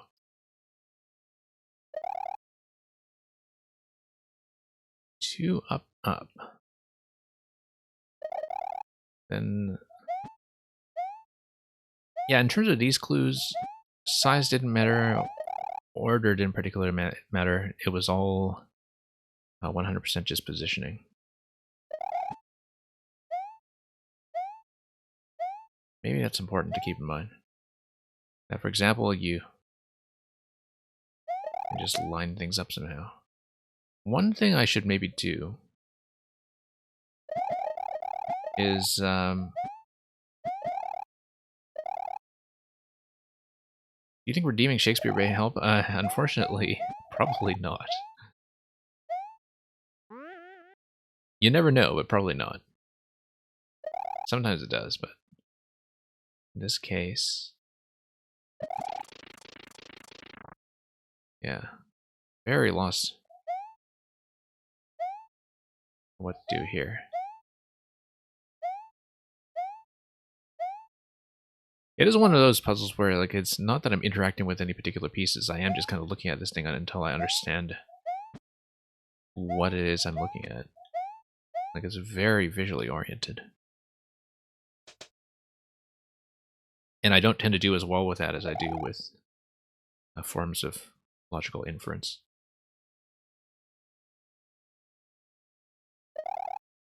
It's 2 up, up, 10 down, down. 8 down, down. And 2 up.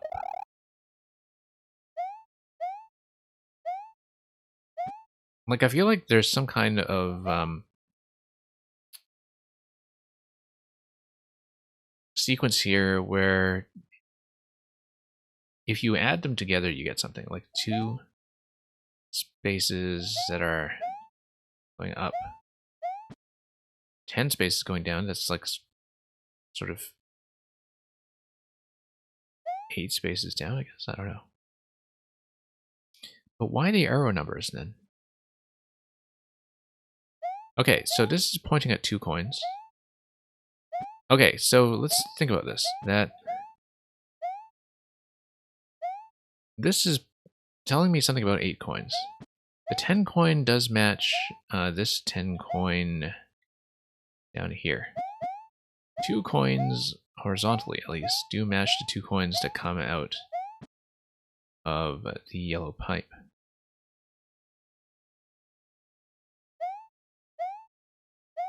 These 2 coins I don't know.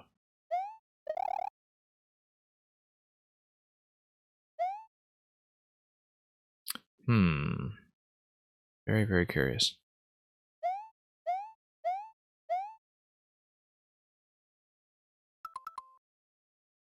I'm definitely thinking about whether the initial pipe positioning, when we came through this at the start, actually matters. I kind of doubt it. I think we may have enough information to work with. But it seems to be a pretty big departure from the other clues. I mean, like Mamuga, maybe there's a non-spoiler way that you can address this, whether we should be thinking along the same lines as the first 2 kinds of clues. I guess in a very vague sense. Clearly, if positional elements are going to matter, we need to think about how position is manipulated with things like the clouds, where if we're thinking about the arrows as a number of jumps or a number of descents, that would potentially be important, where, you know, if we're thinking about this as going up one layer, or this is going up 2 layers.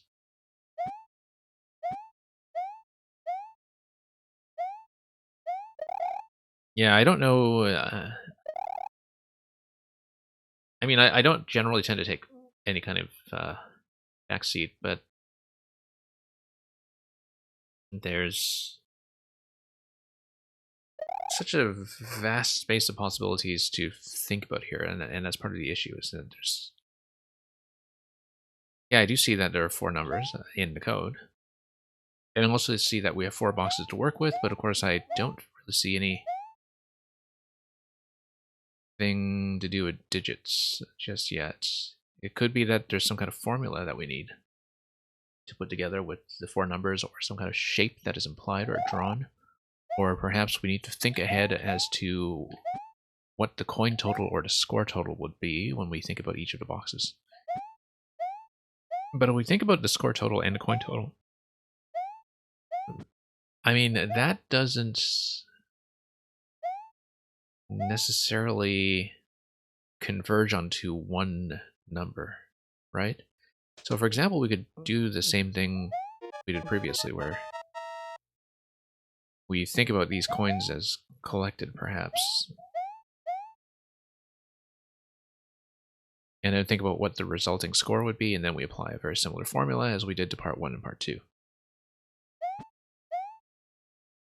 The problem with that is that we could just do the exact same kind of reasoning that would also get you over to the score, and possibly even a score divided by 10 if you really wanted. And we don't know if that would actually converge on the same kind of number. Maybe it does.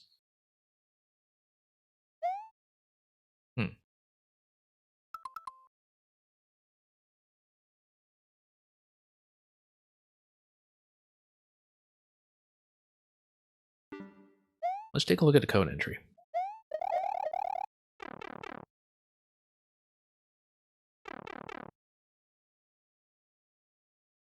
And so, yeah, I guess maybe you've been discussing it privately, or maybe not, but Rakowski seems to have seen this one way ahead of me.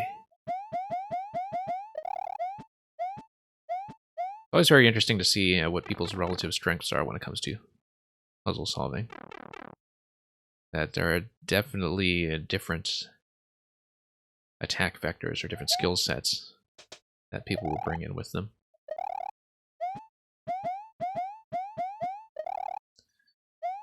Up and up. 2 coins here. 10 coins down here.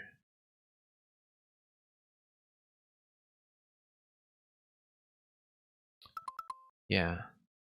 I don't see this as possibly manipulating a time indicator. I also don't know if any of these are going to map to just a code room. The problem is I'm also thinking of these 4 numbers as perhaps creating a path. But I have no idea what the pipe clue we saw much earlier on would have to do with that path.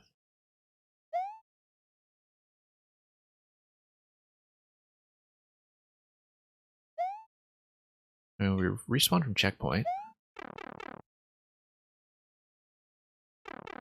Like, I don't know if this is maybe giving me some kind of path of travel. 2 up, up.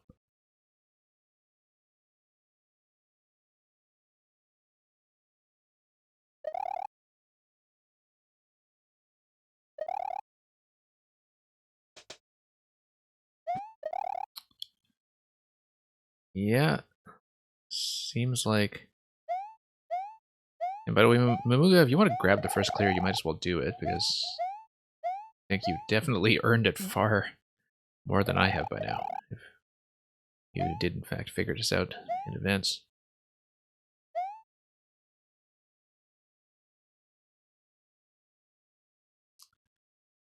crazy puzzle here. Yeah, because we've used the camera positioning for score indicator thus far. I just don't see how those two clues relate whatsoever to this third one with pipe here. I just see no blue pipe to work with. That would give me that. Like, no pipe to stand on. Yeah, you brute forced a red one, but you figured it out, right? I mean...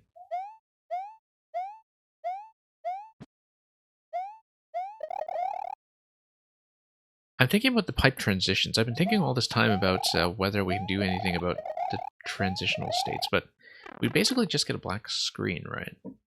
And the black screen, when you exit a pipe, is going to sort of iris out. So you have an iris out transition.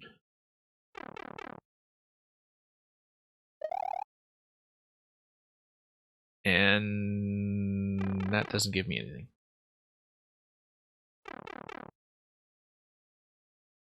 I mean, notice that when you have an iris out transition coming out of this pipe, the score indicator, sorry, the coin indicator is kind of boxed to the left. When you come out this way, the score indicator on the top right is kind of boxed.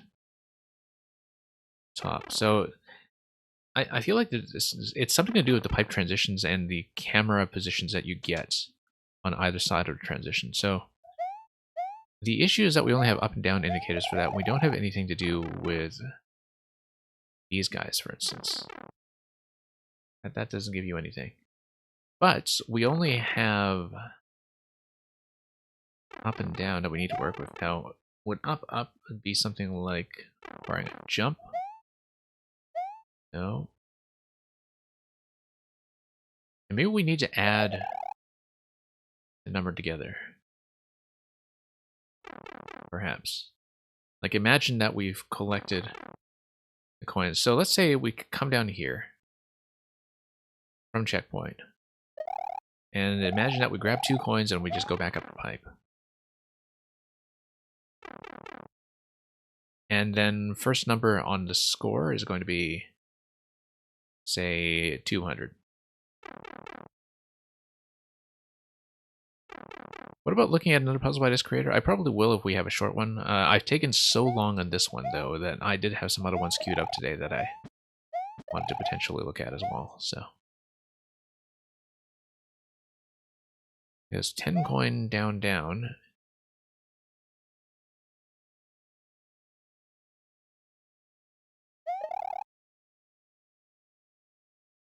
I mean, I don't understand what the difference is between giving ourselves the double arrows there and a single arrow here. I don't know what the single arrow here is doing at all, in fact.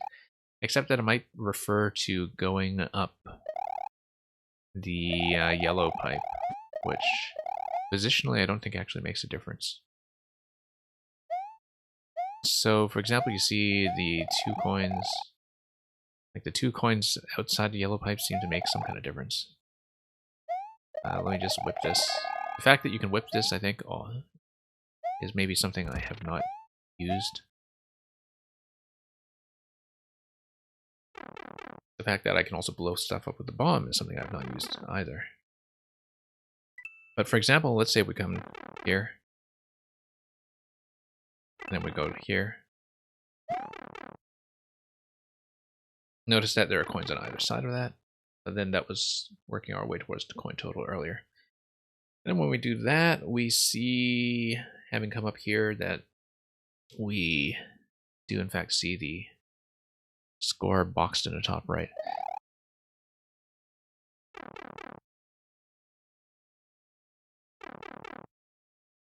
Then we have 30 coin here, okay.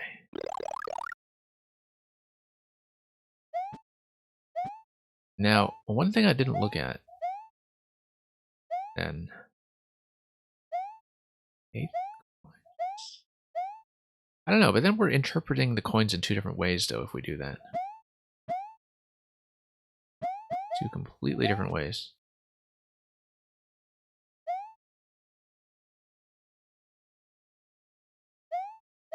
Don't see it.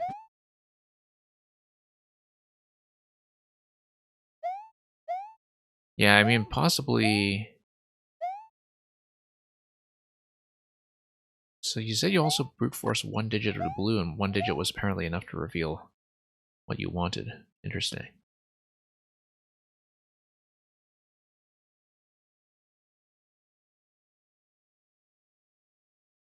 Yeah, I just don't know what the pipe clue is, except maybe a pipe transition. And yeah, please do put the platforming puzzle level in the Discord, if you would like.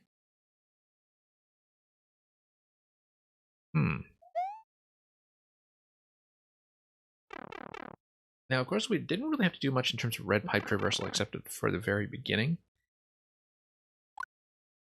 But then nothing here seems to be suggesting red pipe traversal. I wonder if I should actually start from the beginning. I guess that's one thing I can ask Mamuga is whether... So the information that you needed to clear the blue pipe, was it completely available at post a checkpoint, or did you need to look at the beginning of the level again? Like, was there any particular reason to look at the start? Because that's something I'm considering doing, but then we'd have to punch the codes in. Can't go to sleep until I solve this. Yeah, okay. That's okay. You can just get accustomed to some insomnia here.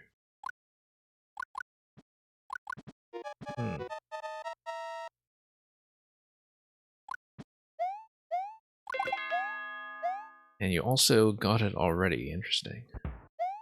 There's going to be some kind of aha moment. No particular reason to backtrack. Okay, so I'm not looking for something that involves the initial pipe transition or something like that.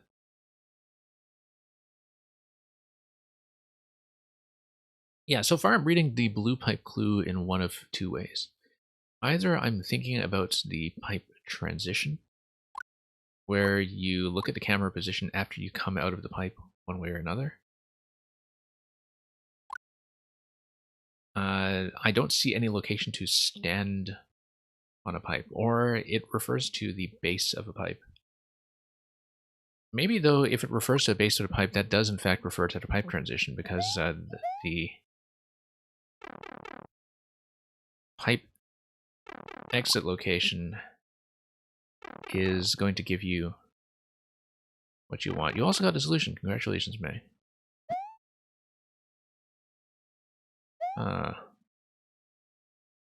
Yeah, no, I just have a massive case of tunnel vision for this one, I think. Maybe it's something really, really obvious. Anyway, okay, we need to take the death here quickly so I can do from checkpoint. I'm definitely thinking now that the blue pipe is definitely referring to going through the pipes either way. It seems far too precisely designed to be a coincidence that when you go down the pipe like this, you see the coin indicator boxed off to the left. And when you go up the pipe like this, you see the score indicator boxed up to the right. And also that each of the clues that we see inside the ice boxes, where you keep the plums in the ice box,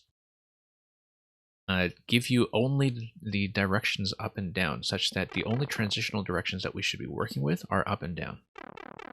Right? So let's say you get 2 coins and then you go up.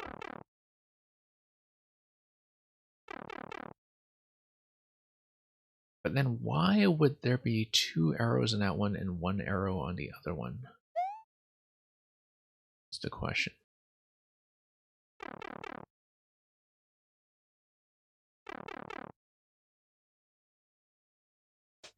Because am I imagining that I'm actually collecting this? If I am, then I have 2 coins, 2 coins. Those take me up. 10 coins, 8 coins here. You think the last code is not great? Like if it's maybe not well signaled?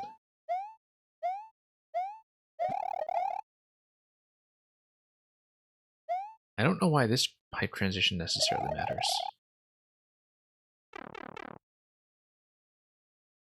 Yeah, it doesn't really give me anything, this one. I don't think the pipe positioning here really matters either. No, I really do think that it has something to do with this pipe transition, like specifically this one here.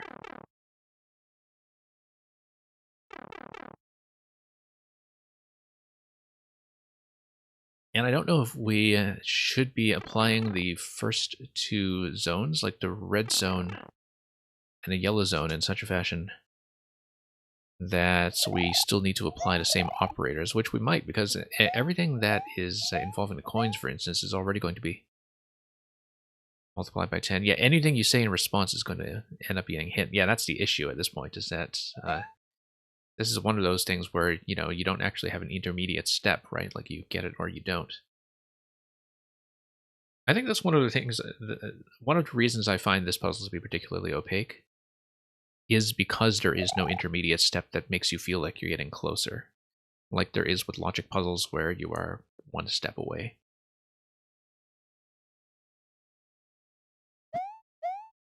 Because, yeah, often when you have puzzles where you feel like, okay, you're on the right track, but you need to make one adjustment, you have some kind of feedback loop that tells you you're on the right track, right? This one doesn't have that at all. This one, you don't actually have any partial or incremental solutions that take you to the real thing. And down, down.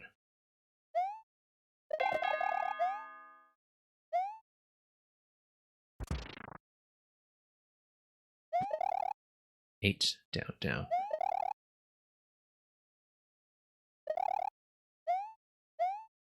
Because let's say we thought about the pipe transitions here. Now, let's say we take the down arrows, and that's going to be 18. We take 18, and we do the coin thing, and we multiply it by 50, for instance. And that would give me, what? 900, which is not exactly what I need. Oh, maybe it is additive, though. Because if you took 2 and 2, and then you would score basically 400 points with that, and if you divide it by 10, that would count as 40.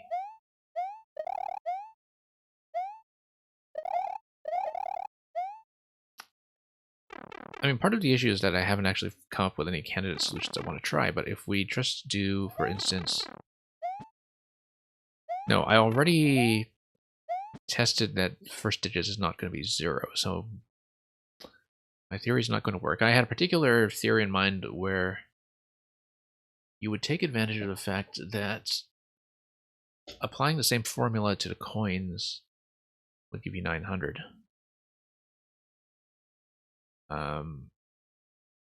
Applying the same formula to the score would give you 40.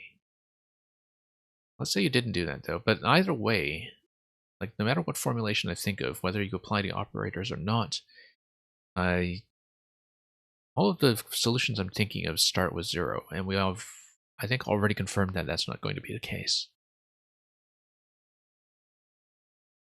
I wonder if it starts with 1 like the others. No, it doesn't. Once again, really would prefer not to brute force it. But apparently, Mamuga, you were telling me that the first digit was enough to be a dead giveaway. Right? Let's take a bit of a break and read number 98 just to have some mental space, given that I've been on this one for about 2 hours. And maybe by the time we have made it through that, then we can come to some kind of epiphany or understanding. But anyway, here, if I can dig it out, because I don't have this by memory, is number 98.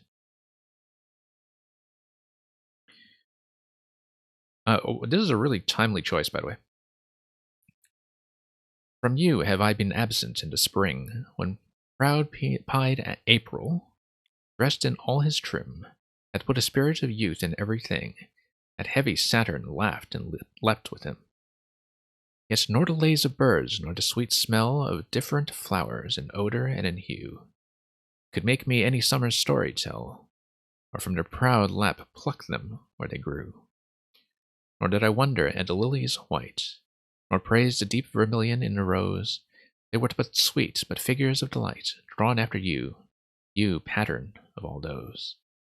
Yet seemed it winter still, and you away, as with your shadow I with these did play.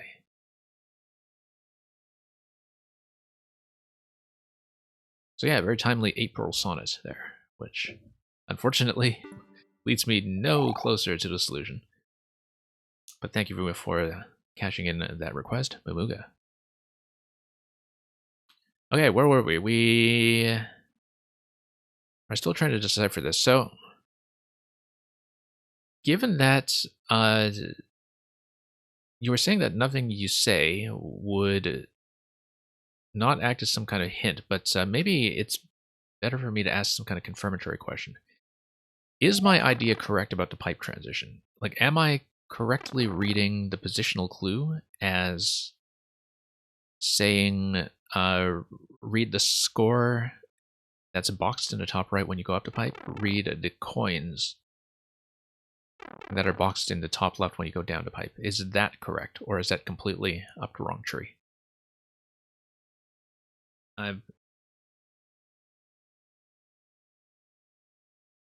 In case I just have a completely the wrong idea. I don't think it gives too much away if you just tell me that this is straight up wrong. So we don't spend too much time, trying to chase that lead. If we do have the right idea about that, then it's just a matter of understanding what the interiors of the boxes are actually trying to tell me, right? Not correct. Okay. Okay, interesting. Because I've been fixating on that approach for quite some time. And that, if it's not right, really forces me to rethink this whole clue here. I have to completely reevaluate this now, because I was thinking that this has something to do with the bottoms of the pipes. Oh, you know what? No, I'm thinking about this. I was trying to think about this as some kind of reflecting pattern, but then because the two pairs of arrows kind of face center, like they're symmetrical and they kind of point to the center as they get in. Now I'm thinking about whether there's some kind of rotational thing going on, but I don't see that.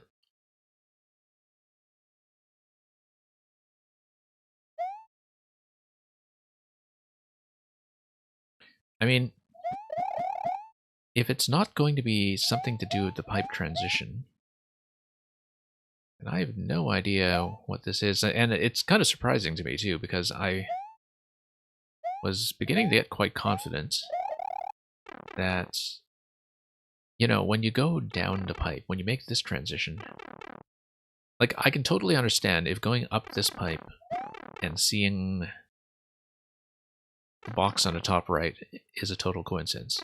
But if you go down to here,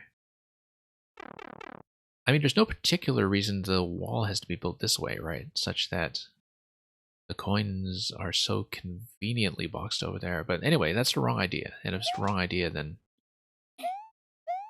maybe we should be back to thinking about background parallax or something like that instead. I also noticed a fence that's in ground decoration over there to the left side, and that is probably nothing.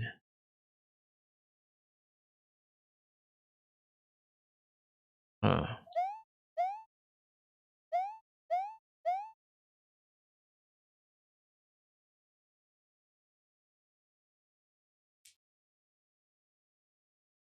The puzzle is just a mess. Okay. I mean, I don't know. We should maybe brute force the first digit like you did. Like if you were telling me that the first digit was enough for you to figure out the rest, then let's just figure out the first digit. And already tried 1. I mean, we're right here at checkpoint. We might as well just check, right? It's startlingly convenient. I'll try to do that. Because if I have the first digit to work with, then maybe I have something that will go.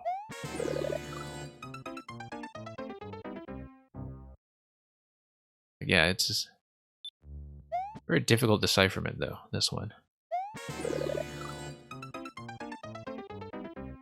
I do not plan to just brute force the whole thing. I think I would rather just not get the clear. And first digit is going to be 6. Okay. That's unexpected. I don't know how we can even get to 6. Given that everything we saw was involving, what, 2, 2, 8, and 10. Let me just go back to the clue room then and think about how the first digit could possibly be 6.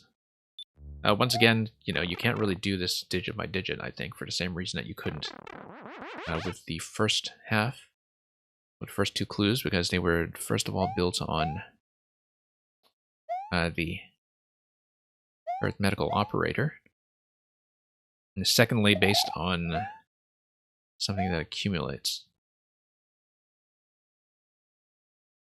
6.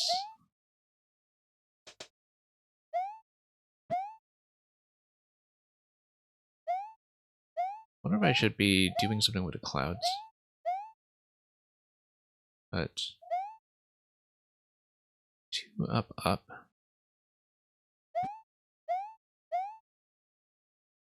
8 down, down.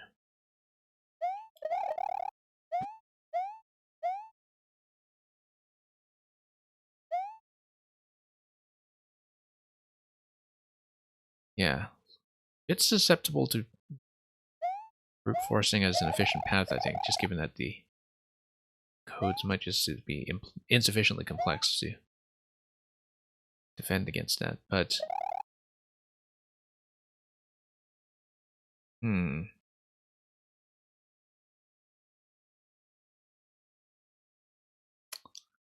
me go back to the previous screen.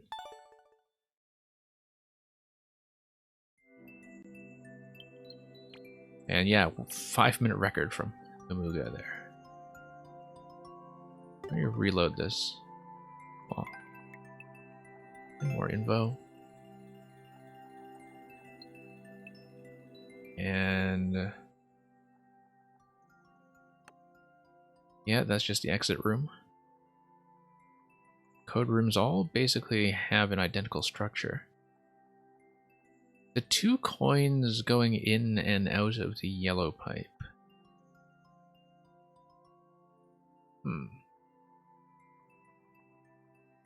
I mean, I don't know how much it matters that coins themselves are just yellow.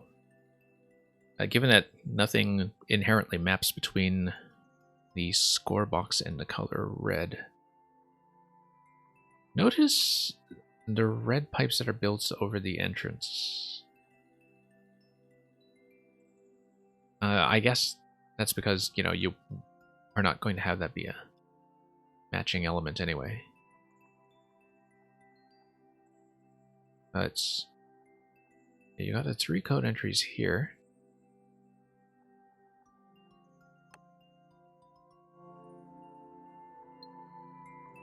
Still no multiplayer versus matches on this, which is a great disappointment, but I'm sure that'll come in time. Watch your code entering room colors and color details. What do you think about some kind of geometric placement of the blue blocks on the screen?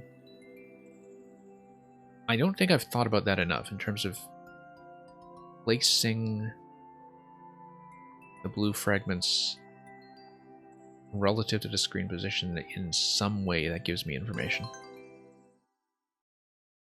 Because that's the kind of fundamental shared concept of at least the first 2 sections. I don't know if the third one is going to have a similar concept.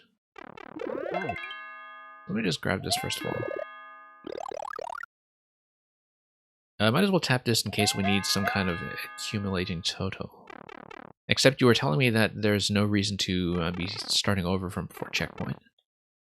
So I feel like the fact that we need to be able to clear this from checkpoint and without checkpoint by itself is enough information to eliminate the possibility of looking at either the coin indicator or the score indicator. I feel like it can't be that. Because there's no particular expectation that the player must start from checkpoint. And yeah, Gorkowski, do go to bed. You can see in the morning if we actually managed to get this or if I did in fact have to bail, but you can have the satisfaction of knowing just how badly this went. Let's skip this entirely. And yeah, this was 1850.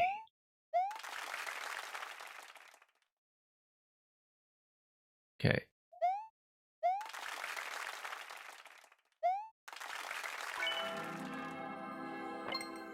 So through here we go. Yeah, I should have considered that earlier. That there's no particular reason to believe that the overlay is going to matter in the same way at all. What we can do is we can try to make the coins line up with something. So for example, if we make the coins line up with a coin indicator, maybe that's pointing to something.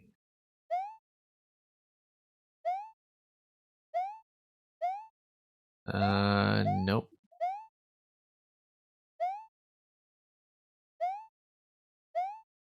Down arrow, down arrow.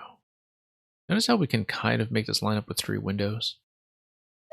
If it's not something that is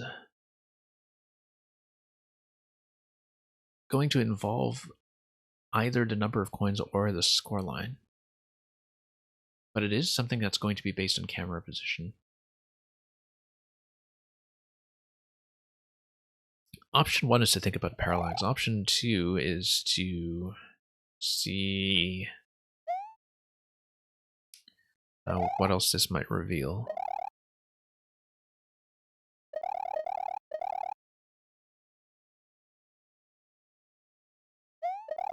Yeah, I don't know if I can get it, but there's just some very critical thing that I am not seeing at all. This is a risk of just taking on harder and harder puzzles every stream. It's just that you start running into not being able to clear any of them. You know, because obviously the ones that you can clear have mostly gone down at this point. Use blue toad, it's blue. That's a thought. But then how are people going to clear this in multiplayer?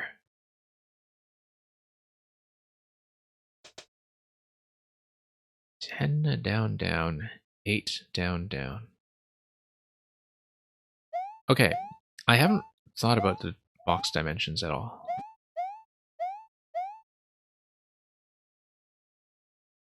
This is only 8 wide. This is 10 blocks tall.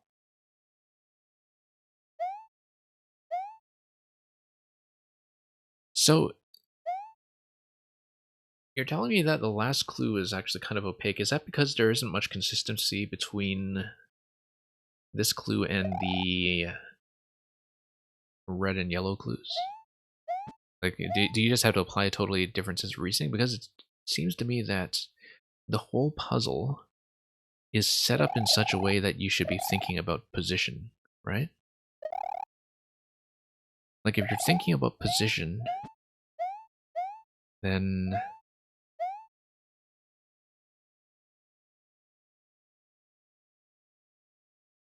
Basically, the kind of approach I'm trying to take to this is to see what kind of information is the answer to the red section and the yellow section telling me about how to approach the blue section. And so far I haven't made that link because at first the link appeared to be that if the ground decorations were giving you standing positions, then what do we do with the blue pipe? Because I was thinking that the blue pipe would give you some kind of positional alignment to work with. But we see no blue pipe positioning to actually use that against, right?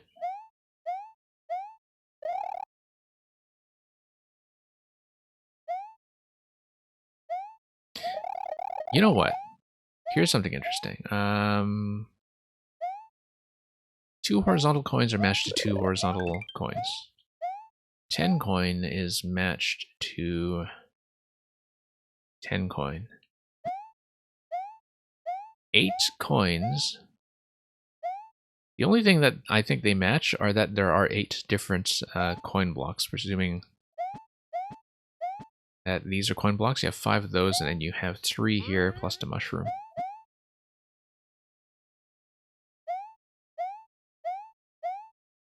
Then the question is, what do you do with the 2 vertical coins here? Well, one theory is that they match these 2 guys here. No, I think that's a bit of a stretch, considering that there's no P-switch mechanic or any reason to suppose that these 2 blocks are anything except just a cape gate. Like, I don't think the gates actually matter. Or that these blocks here matter.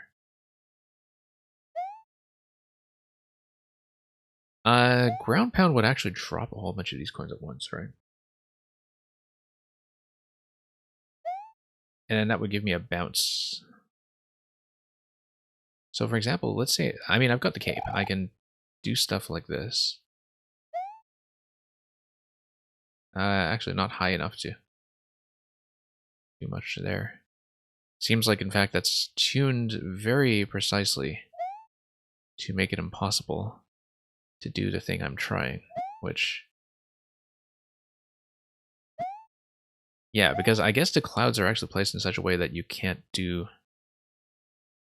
Oh no, it doesn't drop coins, that's right. I'm only thinking about the POW interaction. You're correct. You're absolutely correct. Also kills the munchers.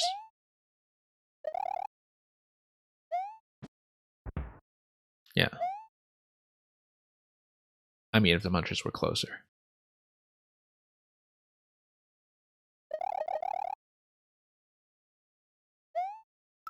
I don't know. I feel like I need to take a break from this one. And possibly go back to it. I mean, after being soundly defeated by that one, at least for now, I don't know if I can pick something in this list that would maybe be something that's an easier one. The well-liked one is probably comparatively easy. But I may just need to go back and rethink that one in general.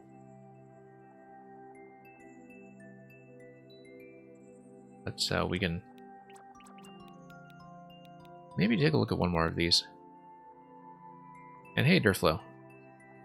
Yeah, because that was, what, about a 2-hour sitting, and we made very little headway. Like, there was only that one breakthrough, and when the one breakthrough came with how to read the red section, the yellow section just came instantly. The blue section is still completely opaque to me. So.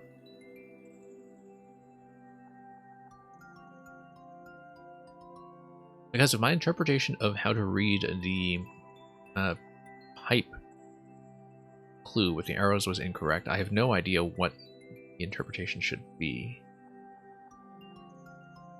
Durflow, I think I've played most of your one-screen Superworld. I don't think I actually finished it.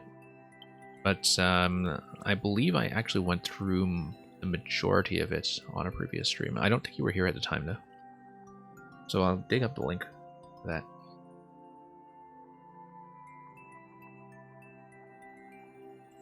Yeah, we may have to go back to this one. Let's do another one. I feel like following one escape room with another one is maybe a bad idea, but the arrows lead me to puzzles clues, and so this one seems relatively well liked, which means that people rather successfully finished it. Lots of clears on it. Let's take a look. I did have a one screen lined up for today as well that I wanted to take a look at, and so we might do that next after this. Anyway, arrows. 2 pink coins out of 5. Okay, interesting. Arrows lead you to clues. Okay, so we'll do that. Oh. 2 tracks, 1 9. Let's screenshot just in case.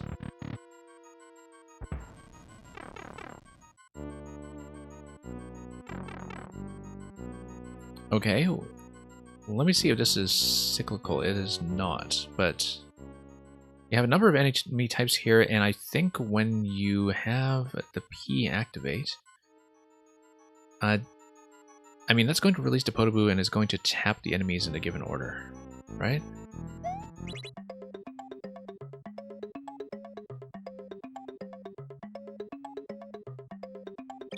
I don't know what to do with the corner piece there. I don't know if that's also going to be a valid starting direction. It's not always going to go that way, I don't think. We would need to think about this. Because let's say I spin it a little bit differently. Note that releases bottom right as well. Let me see if I can get it to release in a direction other than towards the bottom right. So for example, when you come through here, it is actually the same order, in fact. I'm pretty sure that even if you release it across that diagonal, the correct solutions have a certain symmetry to them. That it goes Koopa, Goomba, Fuzzy, Bomb. Let me do this again. We'll probably need to take notes eventually.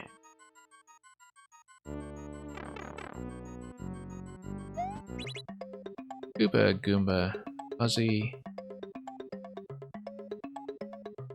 Bomb, and then middle of nowhere. That's okay, we have a rough idea of what we're in for at least. We can take a more precise look at that when we understand what the inputs are going to be. That looks like number 3, 4. Then there's the 7... Okay, so look at the different elements here. That fire bars give you 3, burners give you 4, platforms like green gives you 5, and track gives you 7. I don't know if there are any other numbers we need to be looking at, but we basically have 4 that are very accessible to us right away. May as well take a screenshot of this just so I remember. We'll just have to remember that the burners give me 4, which you can kind of infer from the positioning. Now, let's see what these are all about. I don't know if they're going to be associated with each of the doors. Okay. That's going to be some kind of decryption. Notice that it's going to be a unique arrangement of 9 blocks in each of the segments here. That within each of the clusters there are no repeats. And that you have what looks like a code entry where if you get it wrong, it probably just drops you through here. If you get it right, you get a key and you go through here. Now I don't... let's count these up just so we know what we're working with. Yeah, you had to pick the correct one. I think there's just one that's going to be correct. And I don't know if they actually match up to these, but let's count how many we have to deal with. 1, 2, 3, 4, 5, 6, 7, 8, 9, 10, 11, 12, 13, 14, 15, 16.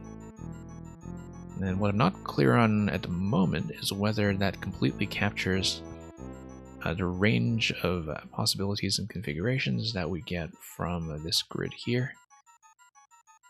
But, oh, I'm actually trapped behind a one-way panel, so I do have to plug in something. We had that clue earlier that was 1 to 9. Let me take a look at that once again.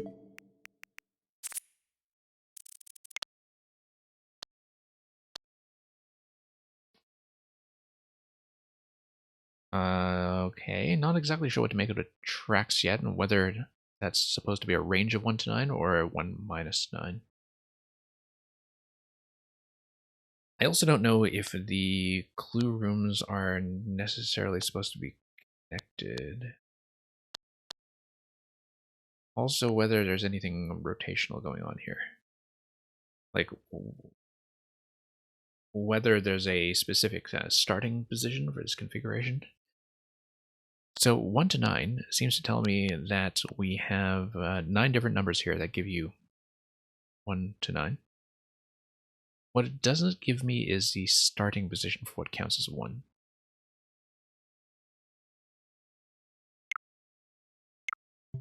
The other thing I want to check is whether we just... I believe we probably just need to enter one of these. If you pick the correct one, that should give you a key. If you pick the wrong one, that will probably be some kind of proximity trigger that drops you down and kills you, like this. Yeah, correct.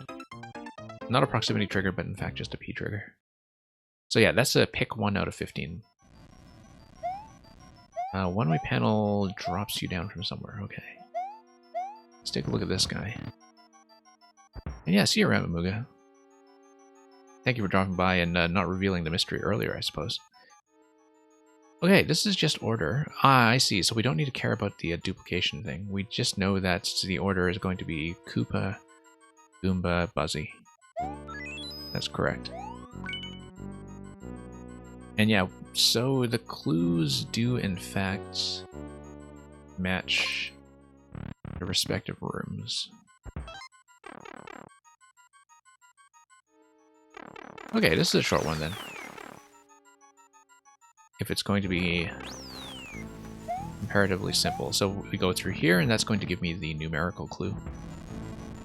So yeah, we read these in order. So that's going to be 7, 5, 4, 3. And yeah, is going to be a sequence through clouds, like the puzzle we saw later. So it's going to be 7, 5, 4, 3.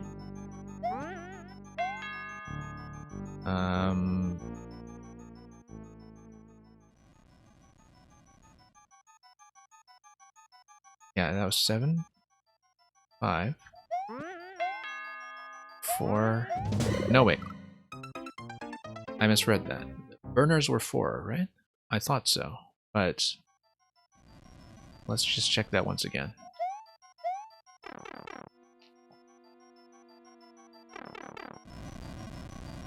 I thought burners were 4. Oh, wait, no, maybe I misread the order of the clues here themselves. Yeah, no, fire bars come before burners. 7, 5, 3, 4. 7, 5, 3, 4.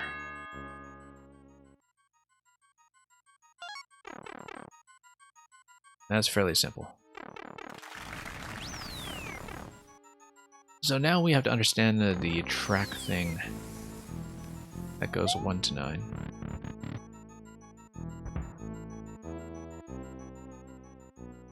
And I don't know what the double tracks are telling me.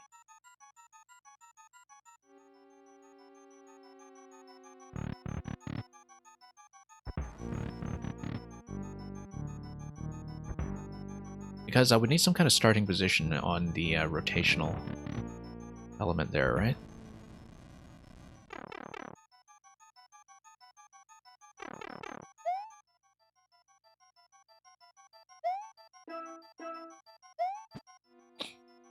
It could be that I'm looking for Well, let's see. Let's see if we can actually match any of these to the existing configurations. Oh, let's think about this because... yeah, maybe we just need to see if anything in particular matches. So, well, let's do it in clusters. 1 to 4. 5 through 8. And it's going to be 9 through 12. And let me just take a look quickly to see whether anything in particular is going to be a big mismatch. So, just going to look at each of these configurations to see if they in fact show up. The first one on the left does not seem to show up at all. Some of them, of course, can be in a scrambled order or some kind of rotation, but I think we're probably looking for identical elements. Second one, no match. Third one, maybe we're just looking for a match. That seems almost too simple, though.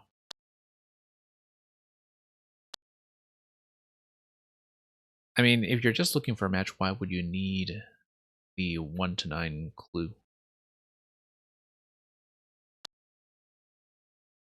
Yeah, fourth one, no match. Fifth one,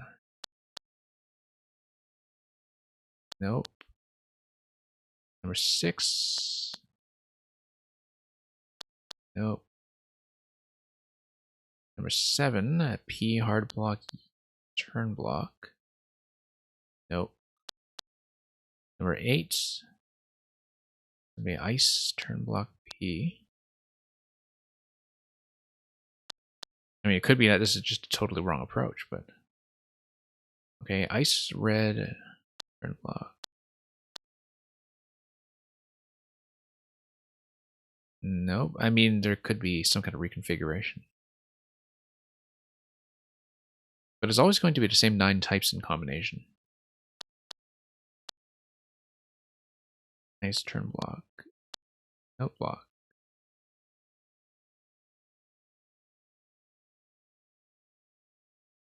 Maybe the bars were telling me that I should be looking at vertical columns that are equivalent. Because I feel like none of these configurations are going to be there.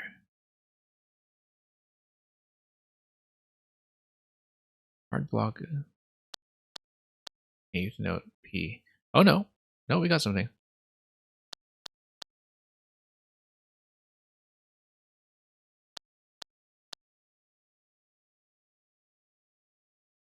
Or maybe not. Close. Close. The rows are there. The rows are out of order. For the one that is the second last one here. But then if I'm looking at the vertical configuration,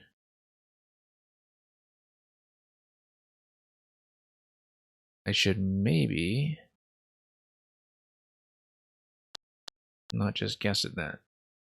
Yeah, but so what I'm looking at here is that if you look at the dial, the one that's at the top of the dial here, where it says hard block 8th note P, each of those rows are equivalent to the rows that you get in the second one from the right over here.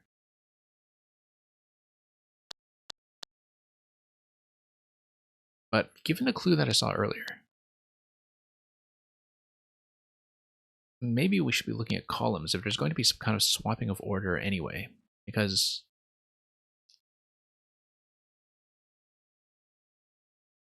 that seems to be what the bars are telling me. But what we can do is we can try the second last one. I think I'm trying this prematurely.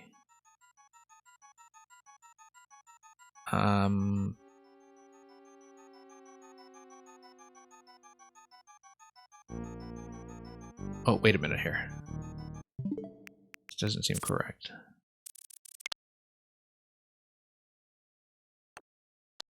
Yeah, because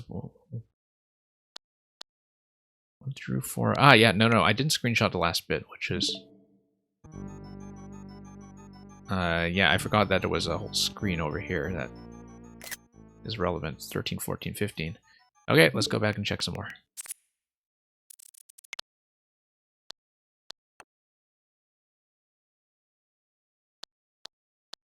Hard block red P is nothing. So again, maybe we should be reading in columns. Note block, turn block, red block. It's nothing.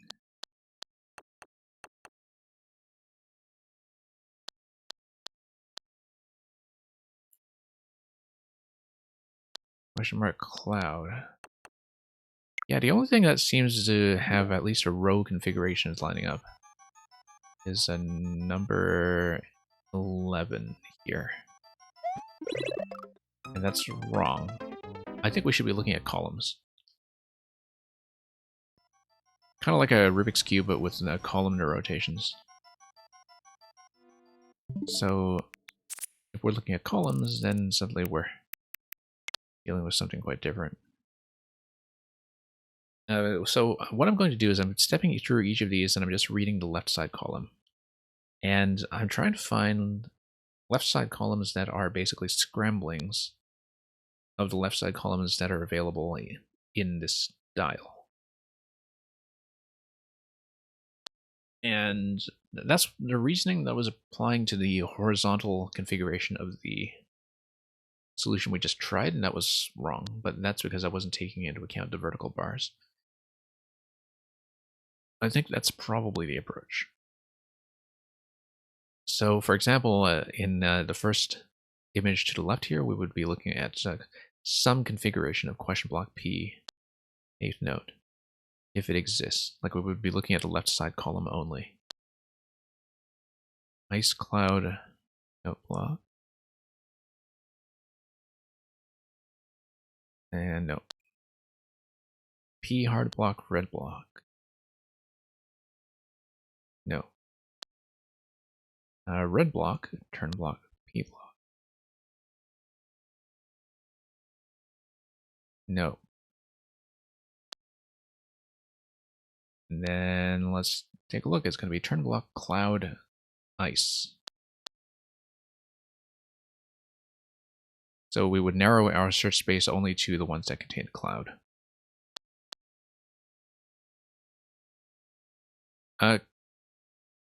Could also be something rotational going on that we haven't considered. So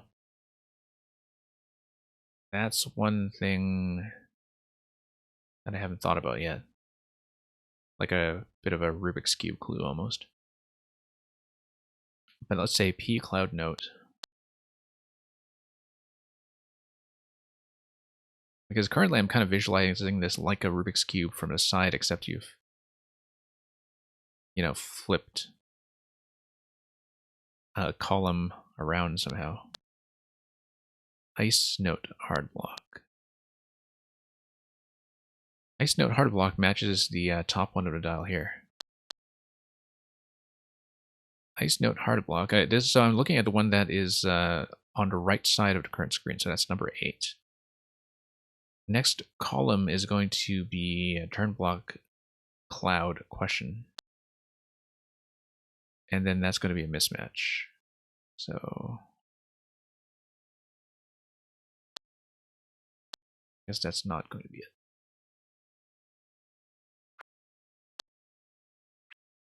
Ice block question hard block. I think we already ruled that one out. Oh no, I'm thinking of a different one.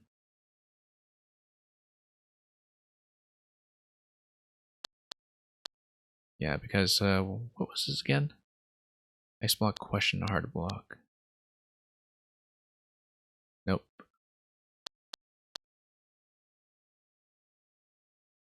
Then you're going to have ice cloud question. And restricting our search space to clouds only. Nope, I don't see it.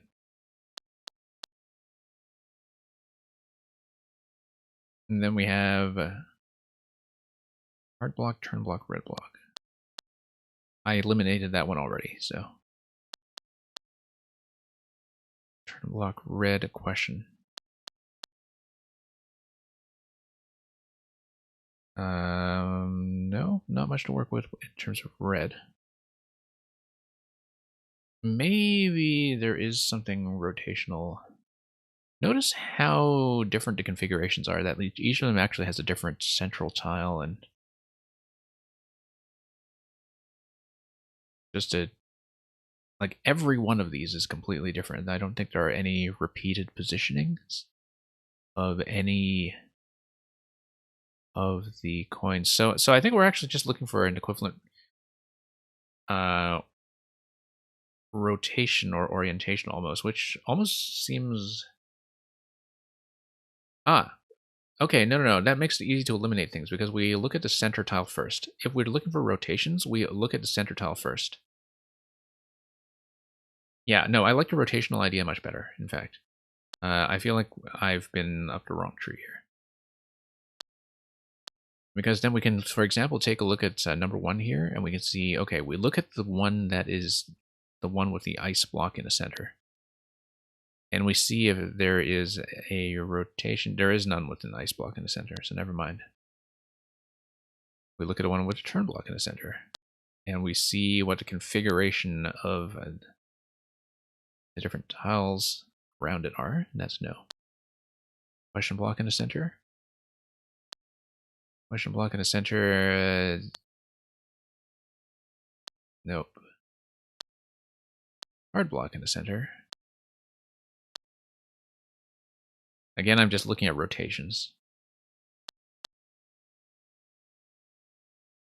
P block in the center. You have like yellow, red, 8th note around it. Nope. At least it makes it easy to eliminate things quickly. 8th note in the center. E ice question. Not really.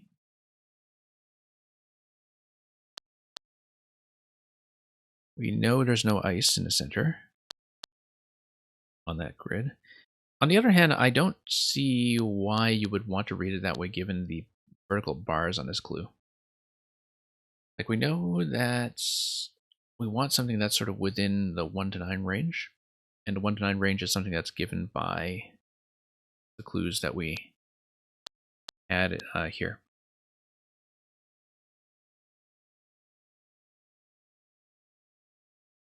I don't know what the bars are for. They don't seem to narrow things down. Cloud. There's no cloud in a central location either. Art block.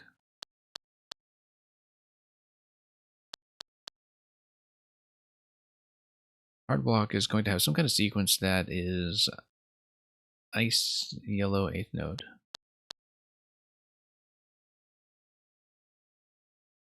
Nope. Note block in the center is not going to give me anything useful, I don't think. Or maybe it is, because it goes blue, red, yellow. Nope. Cloud, once again, that's no. Question cloud. Let's take a look at the question block.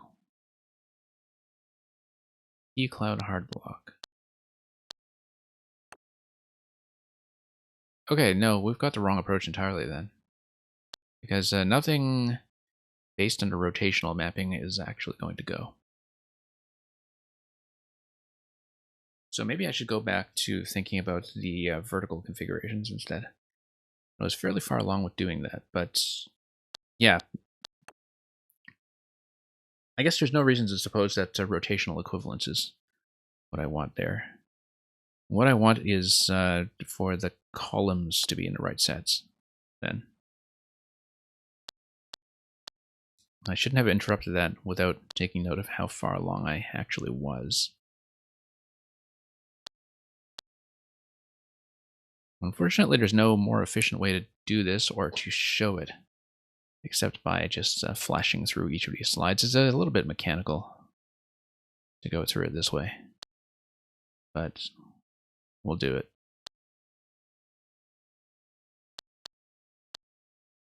Because we see, what is it? All right, let's just go through it again quickly. And I won't necessarily narrate all of the ones I'm doing here, as we step through them one at a time.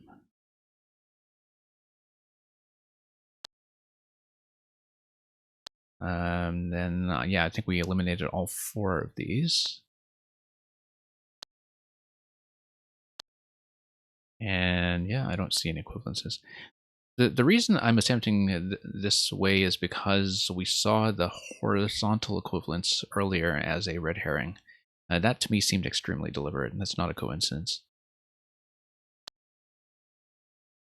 Like where we were thinking about rows as being equivalent rather than columns.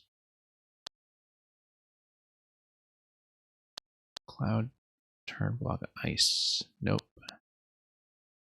Cloud P, nope block. No.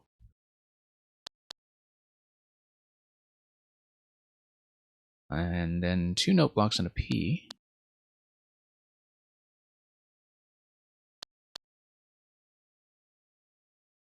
Ice, note, hard. Wait, I think we got it. Next one is going to be turn block, cloud question. Oh no, maybe we eliminated that one.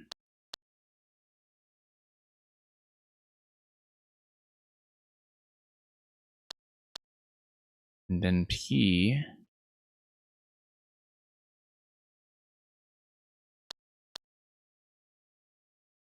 Yeah, that's not it.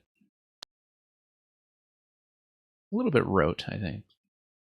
But when there is some kind of clear solution that will present itself, it's actually kind of interesting how easily these solutions get eliminated just from how many combinations there can be.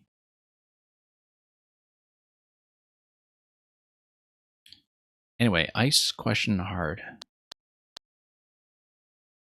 is nothing.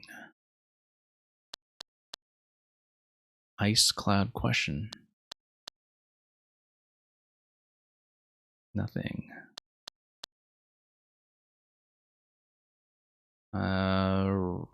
Red, yellow, hard block.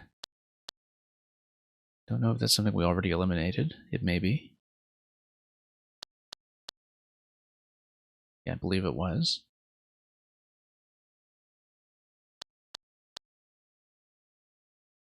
Looking at all the ones that have red on the left column now.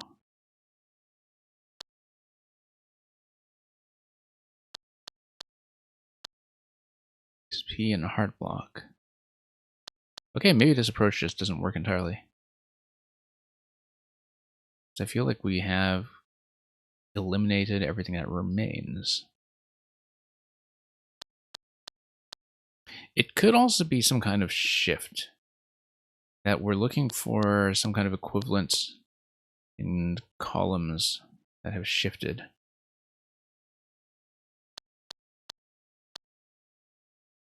Such that the columns may have moved out of position, for instance, and been rotated around. I'm only really thinking in columnar terms because of this guy here. That's maybe there has been some kind of maneuver. 1 minus 9 or 1 to 9. One of the two.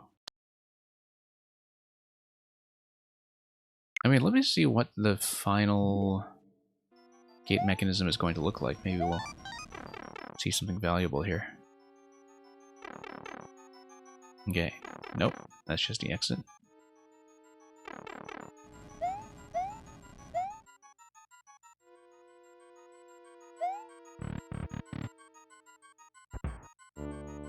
No other valuable information here, it seems. Unless anything falls in the tracks for my benefit.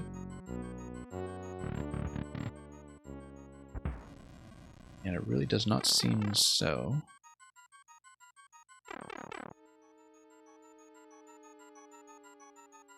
You could be looking a little further at this. Oh, no. I took the wrong approach completely. I need to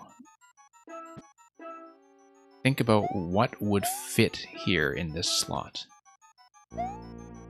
Of the many possibilities, I need to find something that would fit in this slot. Now, here's how we do that. That we know that all of these have completely unique positions. That no two block placements of the same type of block are alike. Because every single type of block can have 9 different placements, right? So we need to find the one that's unique. Okay, no, this is obvious. So it means that we can immediately eliminate most things, because we need to find something that goes into center tile that is not already being used in the center tile. The only thing that fits that, I believe, is the cloud, although maybe ice block also works. Yeah, because there are enough block types available. Oh, I see what's going on. No, maybe that's wrong, because we do see a duplicate. We do see the hard block here duplicated with the hard block here, so never mind. That might be wrong. I was thinking everything looked completely unique, but maybe that's not true of the centerpieces, unless one of these is somehow mistaken? I don't know.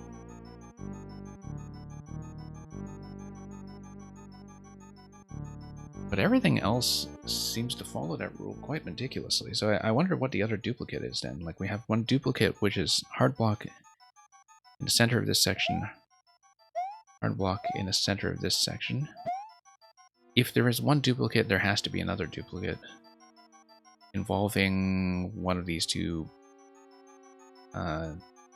squares.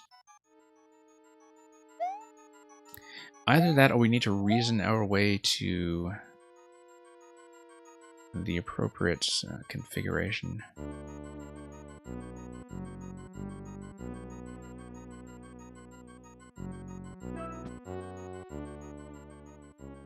Yeah, no, I think I get it. When you go like down columns, when you go top to bottom, what you get is each block type, I guess, fills a unique column. I need to figure out the duplication issue here first. Once I figure out the duplication issue, then I know for sure what to eliminate. There's got to be one additional duplication that I'm not quite seeing right away. We just have to check each block type, I think. Turn block. Just visualize. Yeah, so we see bottom corner here. Yeah, that's the issue. Bottom right and bottom right are matched. And middle and middle are matched. So they're not completely unique, but within each column, you get 3 that you get unique placements. That's what I'm saying. So for example, here we see turn block, turn block. We know that whichever solution it is has to have turn block on the left side. Somewhere in the left column. We furthermore know that if we just look again at the block types that don't appear on the left side, one of them is going to be red. So yeah, it's going to be yellow and red and question block. There should be one that's yellow, red, question block on the left then, and that's the one we should be reasoning our way towards. And in fact, if I'm correct, red should be in the middle here. And yellow should be top. It should go yellow, red, Oh, no, that's not going to work. That's not going to work. Because of the way things are swapped around. Okay. But if we're going by column, let's take a look at a possible solution space just to page through it quickly.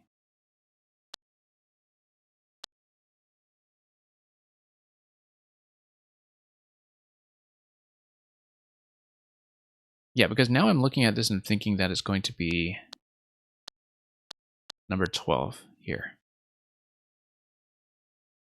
And if I'm correct, note block cloud P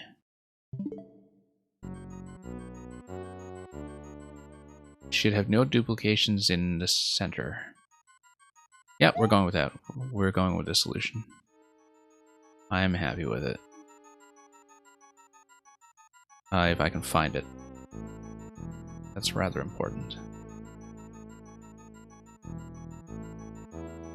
So yeah, I'm looking for the one that had turn block, question block, red block on the left. Yeah, this one. There we go. So yeah, to explain that solution again, it's done by column uniqueness. So you take each of the pieces here, and they fill in this set of 3 that's in the center column. Because, as you can see, there's no duplication. And I think along this axis is also correct. That the question block had to be in the bottom corner because middle row was already taken. And the top row was already taken. But question block had to be in the left side column because middle column was taken. Right side column was taken. And so the idea is that you would do the same with every block type, and you would be able to see it, for instance, with a cloud. That you see a cloud, you have bottom, top, which gives you middle. You have left, you have right, which gives you middle. So, yeah, I'm happy with that solution. You use the cross, basically. You use the cross to determine which positions are missing.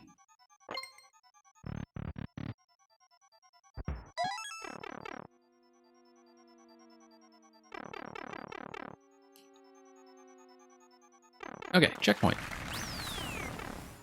But checkpoint would actually be key death at this point. So let's get out of here in the 30 seconds remaining and see if this is actually the finish or if there's anything else past the double checkpoints. Nope, that's it. So yeah, no, I considered way too many wrong ideas there instead of thinking very carefully about the positioning of the center tile, but that wasn't too bad compared to what we went through earlier as a massive ordeal. Thank you for the GG. Yeah, I don't know if we'll do one of the other ones.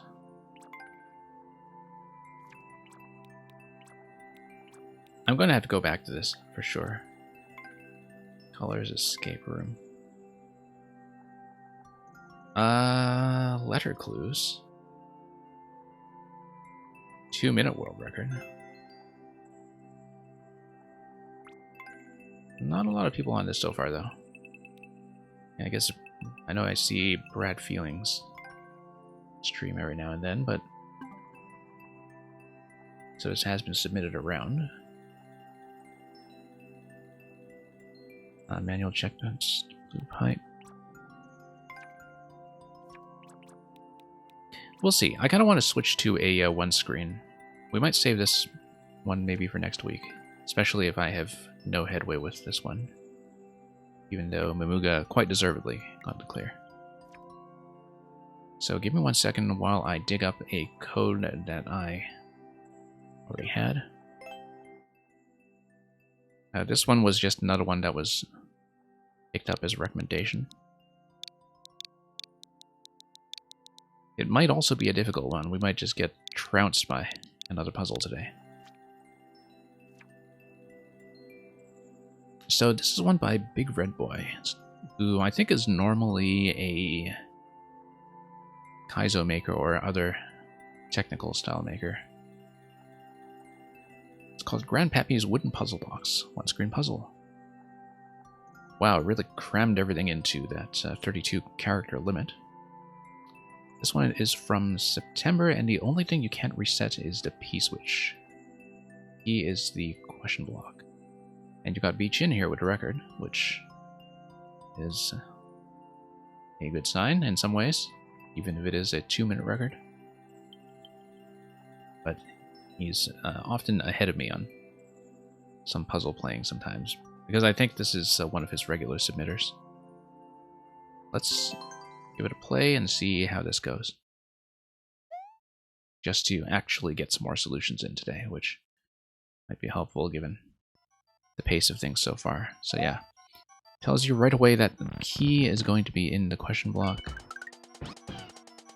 And this might be interesting. Yoshi and Shell plus Muncher. So it tells you the shape of the exit. That we need to be able to take damage or already be in a damaged state to get past the gate. One potential thing that we could do is we could have a... Yeah, I guess it would be maybe Yoshi plus Shelmet, where you do a jump with Yoshi, Shelmet pushes the Muncher, Muncher goes up, you run with a Shelmet, you take damage, you come out the other side. So that's how it's going to go. So that's why you need those two items in order to exit properly. You spawn in here and that's immediately going to give you the Vine. I didn't quite look at the spawning mechanism.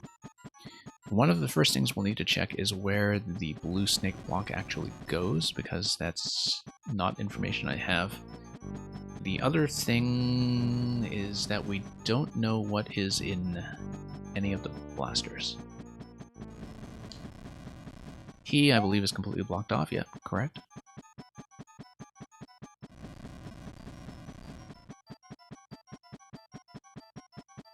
Let me see what kind of mechanism I can actually interact with here. Door is going to take me through where? Door is going to take me through the left side. Looks like it's a cheap mechanism that comes through the center. Let's see. Everything except the P-switch can be reset. Okay. This, of course, allows me to do a shell throw eventually, unless I want the Spiny to be doing a wake-up. I can also do a Spiny placement to make it do a wake-up. If I ever wanted to have the Spiny walk to a given location, that would be useful. Notice the on-off toggle when I go right to left, and on-off toggle when I go left to right. Now, does this still happen if I tap the switch in time? Let's say I tapped switch. Oh no, one-way panel. Okay, never mind. Okay, left to right gives me Spiny. And the Spiny, I can walk elsewhere. Right to left gives me Pow. Pow would knock out the Muncher that is over the key door, so eventually one of the last interactions we do with Yoshi and Shelmet in tow, of course, is we would grab the Pow and we would take care of the Muncher, which looks like it's probably over something like a either a semi-solid or a one-way panel. Depending on how the artwork collides. We need to check this guy. That just kills the blaster. And it drops the shell. Okay. That might be interesting.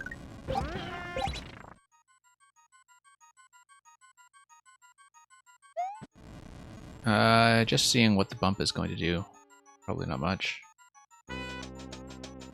Nope, didn't think so.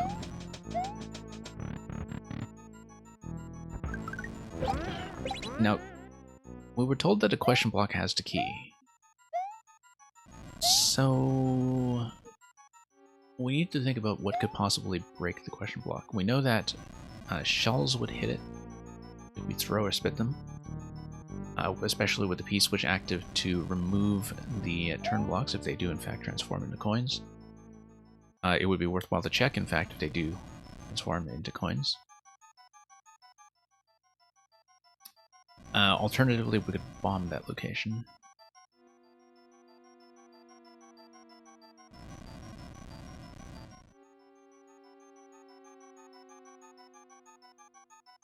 Interesting, this falling panel here, as well as this central location here that seems to be controlling something. Also, I see blasters are blocked. So we should think about this as though it's at entity limit, perhaps.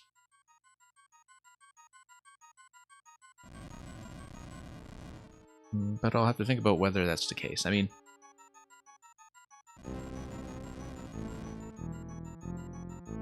I don't think that the mounting of the blaster on top of the snake block is going to be something that matters, except for killing it.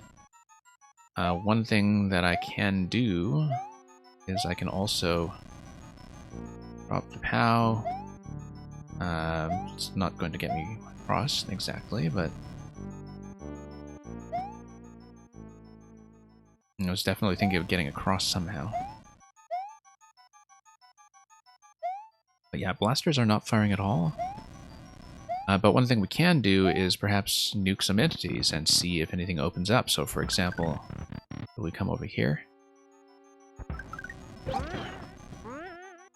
And, oh, POW is going to be down low. Interesting. Let's try this again. Interesting that the POW is in a lower location now, and that, moreover, we have Yoshi. Okay, that was, I didn't quite pay attention to how that happened, but I think it had something to do with manipulating the POW placement, or just spawning back and forth a lot. So that's something I have to keep in mind.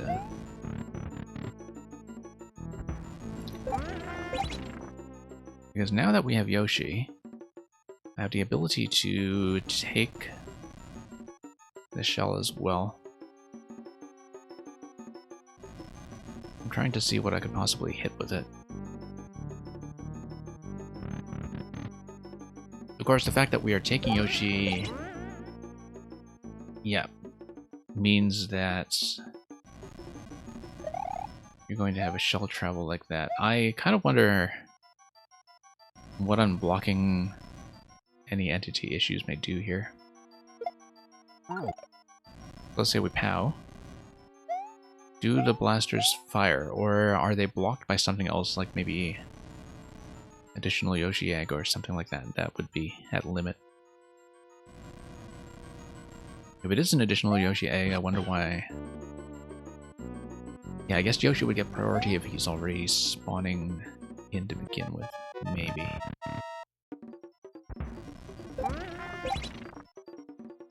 I wonder if I come in here and just eat the sheep. Like if I just tongue the sheep right away? No. It goes down quite quickly, in fact.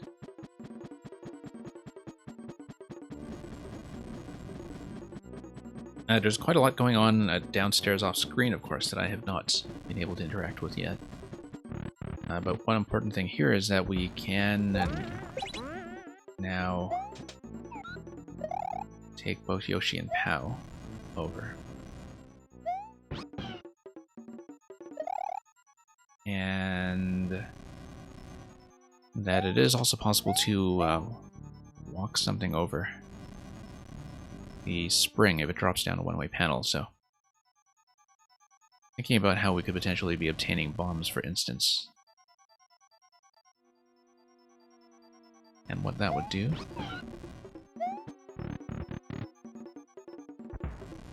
Okay.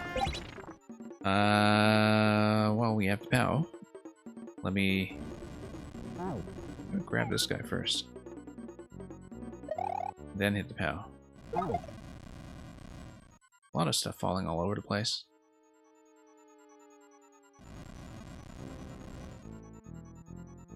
I don't know if the shell here really got me anything useful.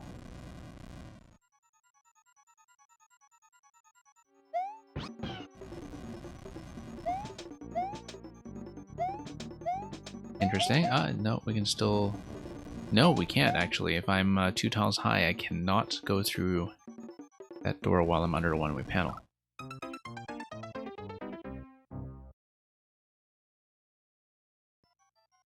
Yeah, lots to unpack here. Lots that I haven't really even seen or thought about yet.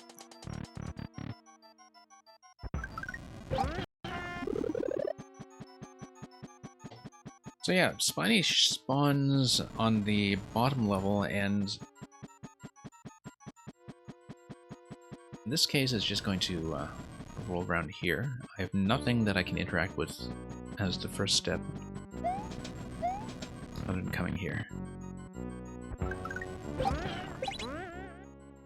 I'm going to watch carefully how it is I actually get Yoshi out of the way. Or get him over to me, I should say. Let's say I'm already holding the POW, for instance.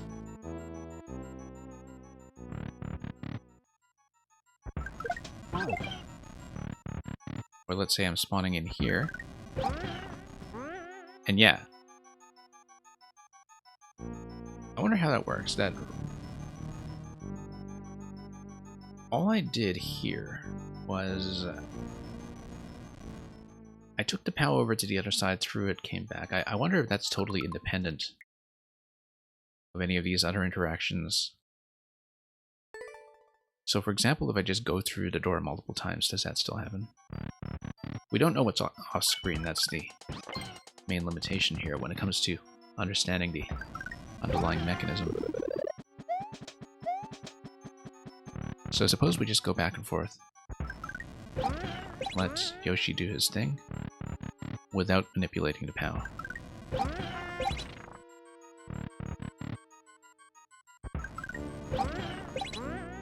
And you know what? Let's watch that carefully again, because I wonder why the POW matters here.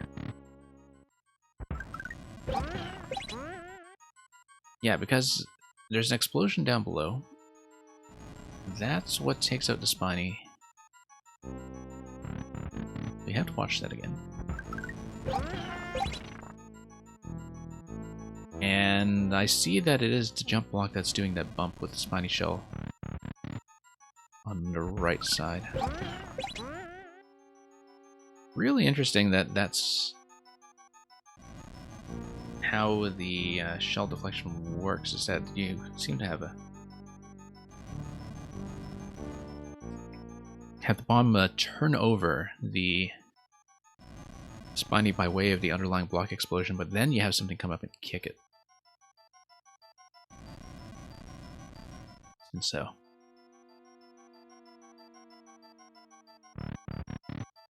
let's think about this.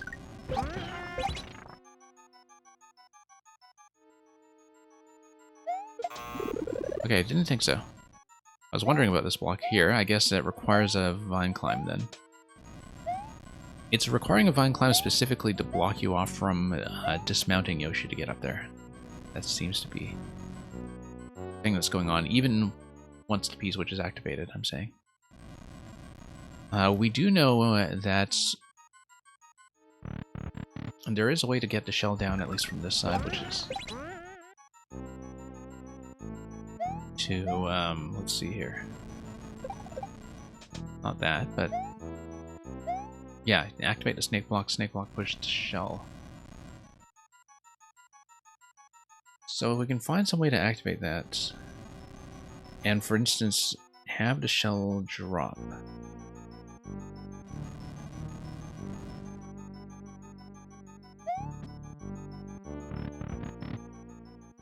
Let's see. That's not what I meant to do, but okay. A lot of things here that can be destroyed with bombs, too. That we have the ice block next to the on-off switch, but if we destroy it, it's the only thing that really does for me for the on-off switch over on the right side is make it accessible with the Spiny shell, which could be helpful.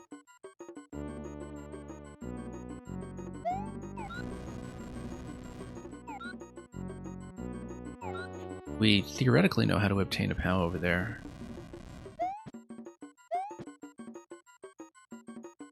And yeah, I'll have to go back here. I should really know better than to try to take a whole bunch of these all in a row on a single puzzle streaming day, but we've been doing it every week, so, you know, the fact that we've been doing badly lately just means I'm finally doing puzzles of the appropriate difficulty. That's sort of interesting. Whoops. Yeah, one-way panel galore over there. There's a lot to read here, and not knowing how the bottom mechanism works is something that is making me play a little bit blind. Right now, I think priority is to figure out what the available space of interactions is going to be.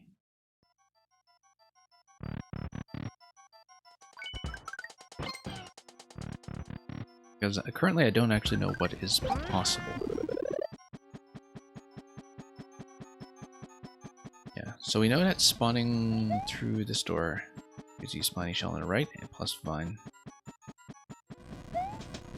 You know, spawning through this door with no other manipulation for the time being gives you POW. Now, what I don't understand is how expending the POW over here, then coming back, has an effect on anything. Because shouldn't the reload that you get from everything make this a consistent state?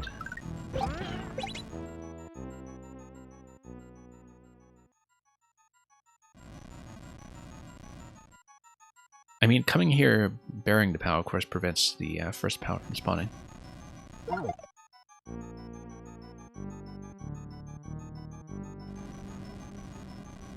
Yeah, I may be much too tired to do this properly, but...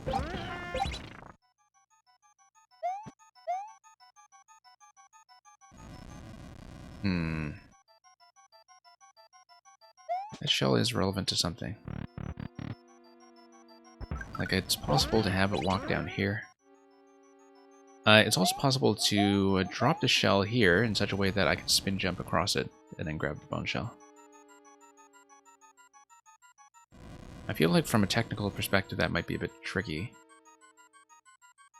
But it is doable. So for example, I grab this. What door? Ah, okay, that's the purpose of a Cheep Cheep. The purpose of a Cheep Cheep is to destroy any item smuggling that you might try. That is exactly of that nature.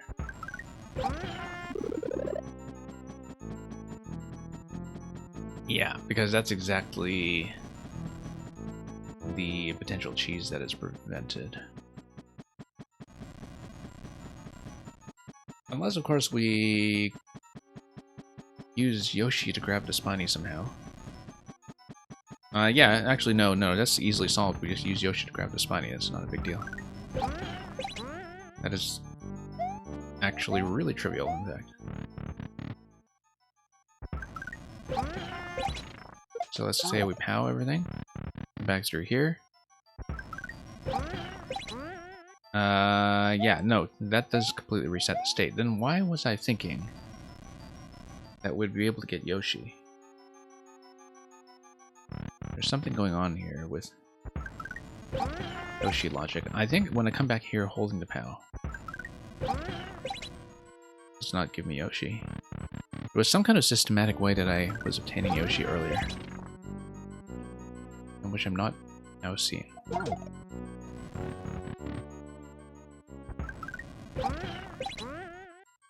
I'm not even clear on how the Yoshi mechanism works, and it's part of the problem.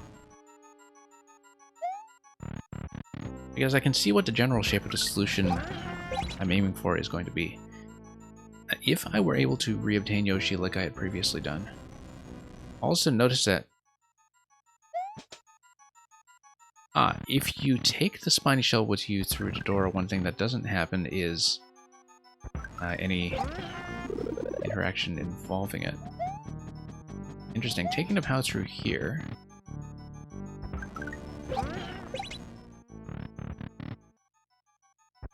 Seems to mostly make the shell a non-issue. If I took the shell with me, even though it gets destroyed, it prevents it from spawning when you take it through the door and prevents it from doing any interaction to the left. Unfortunately, that includes getting Yoshi. So the current idea I have is that if we get Yoshi, we can grab the spiny shell on this side. And then we can bring the spiny shell over to the other side, do a bounce over a series of wake-up animations. Not a series of wake-up animations, but after the wake-up we bounce over a series of walking animations, and then that allows me to grab the bone shell.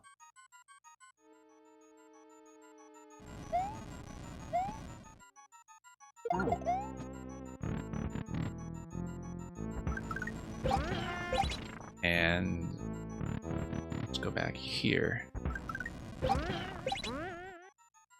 Yeah, here's the issue. I just don't remember how I obtained Yoshi earlier. I mean, obviously you need something to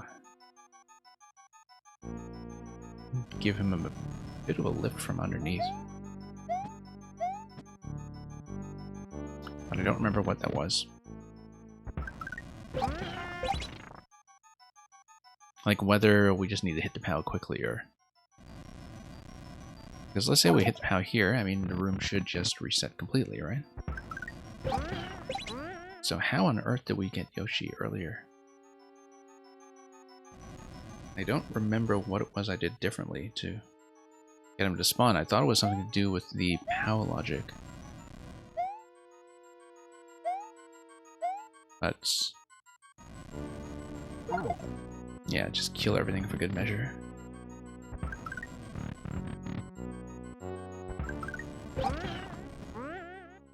The thing I did differently that time was just a faster respawn. Like I would get through the door here before there was any kind of triggering of the switch on the right side. Okay, do this. No, this was the issue I ran into. So never mind. Yeah, because I was hoping to smuggle the shell and take it away with me. That's... don't know if any kind of upthrow of any object is going to displace the P. No, didn't think so. Because we had tested that. Yeah, let's see about the Yoshi method again.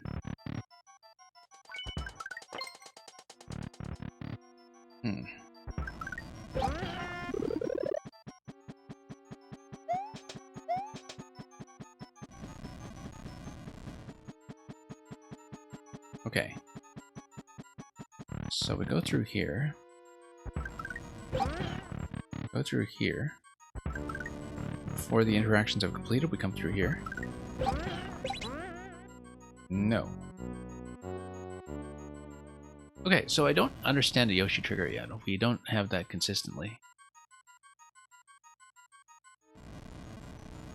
Because there's something time-wise it's kind of going on. Maybe it has to do with the slight lag time in on-off interaction as you switch between zones.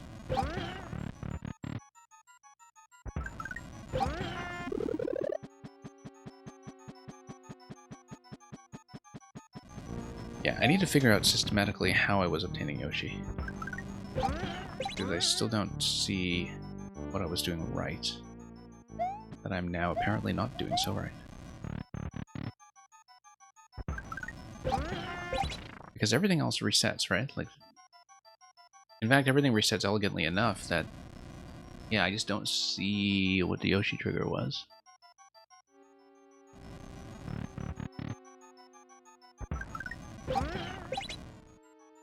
Hmm.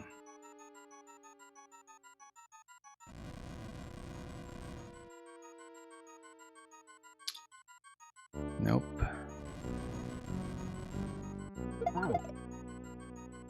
Just looking at all the different objects that are coming off screen.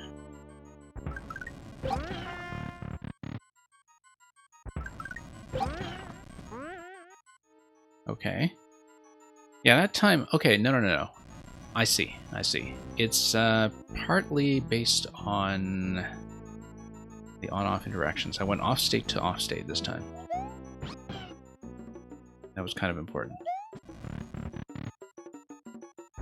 Kind of important to go doing that the other way as well.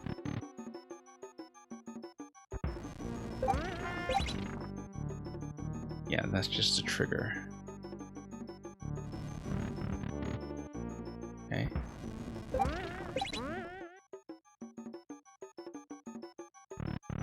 Right, but what if I do this?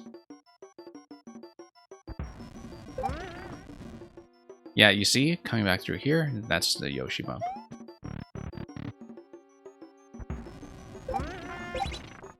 Yeah, also notice that bomb on the bottom right seems to be triggered by P-switch for sure. P-switch would disable the conveyors. I don't know if that would be useful.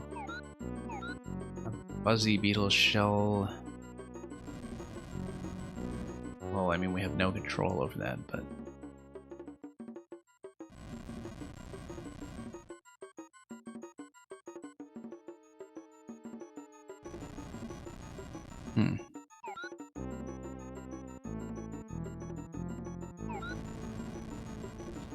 So yeah, Yoshi can't go through this.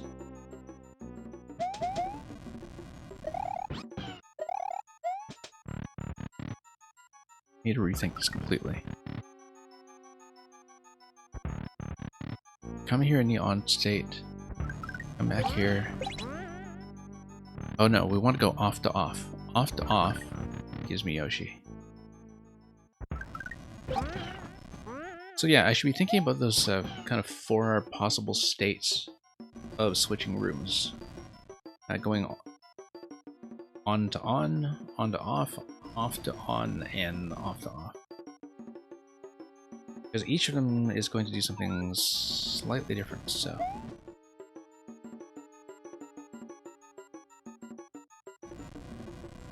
Yeah, unfortunately, I mean, I didn't expect to spend so long on the escape room earlier. The problem that we're running into now is that I might just be running out of time to do much more today, and I may have to hold this puzzle as well.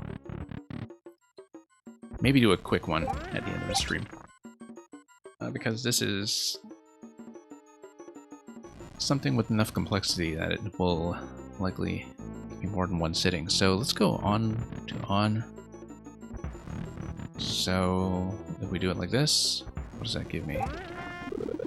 Yeah, on to on gives me this.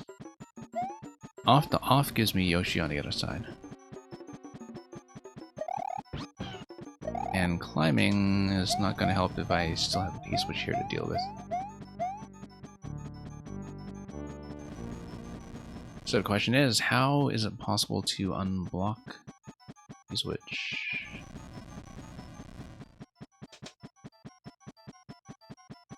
Seems like an interesting question.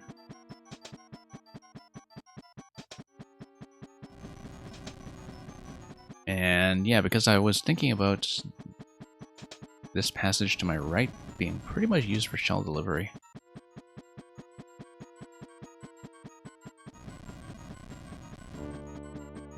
And that guy over there...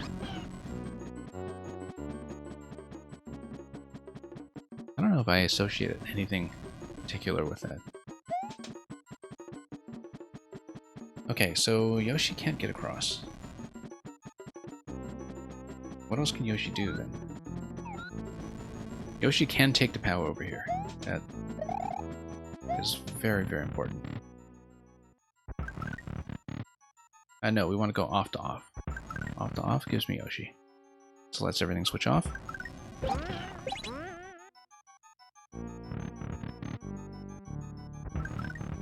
And let's go through this loop to off again, because that gives me Yoshi. It doesn't give me the POW though. I should be carrying the POW into that. Let's let that go. Yeah, okay, I now have a systematic way of grabbing what I want. So now let's give Yoshi the POW.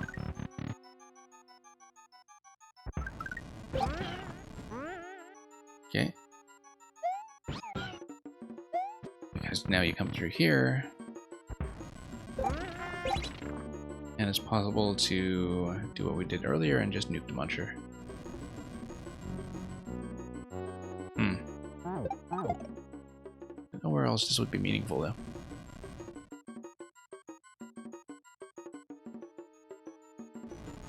Yeah, I'd love to stay on this, but I am maybe a little bit cooked. But we'll see. Currently, it is kind of a major problem that I don't know what to do with the P-switch.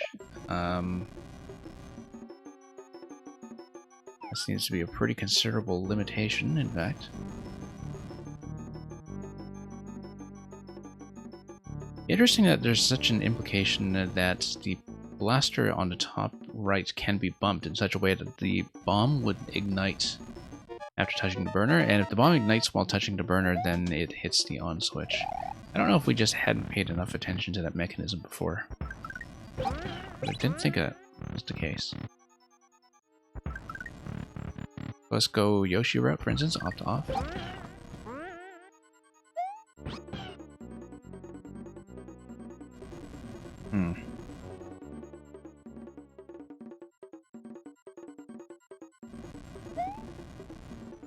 Yeah, one thing I'd like to do is grab the bone shell before it is consigned to destruction, and really the best method I've thought of so far is the Spiny method.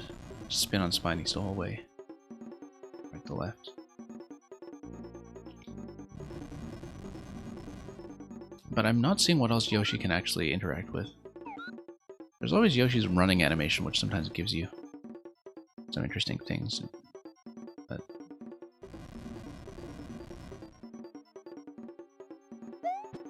let's let the switch actually activate this time. Because then we can go on to off and on to on rather, and on to on gives you security.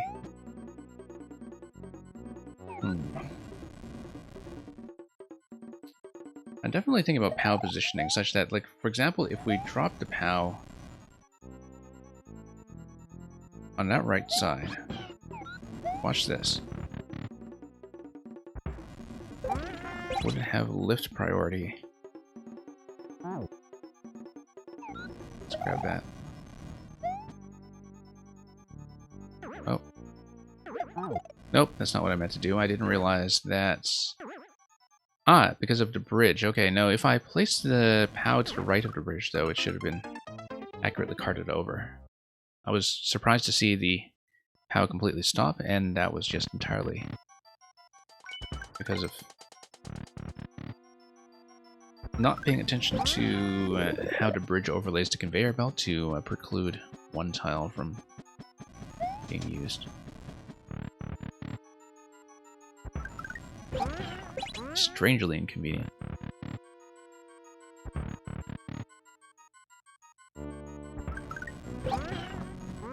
Okay. But I like the idea... Oh no, we need to go off to on. I like the idea of using the POW block for that purpose. If I can manage it.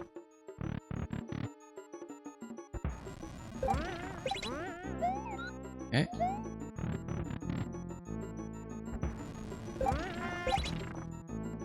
And then we'll do that again. We'll do this again. There we go. That's exactly what I wanted. On our switch. And then now we have a bit of progress here because... Well, I mean, if I had the bone shell, I would be able to stop this and get through the side. That's something that the Bone Shell very powerfully unlocks. The issue right now is that I still don't have a way of smuggling Yoshi over. What can happen is if we do that POW interaction in order to have a time detonation such that if we're in the off state, for instance, we drop the POW over here, we come over here,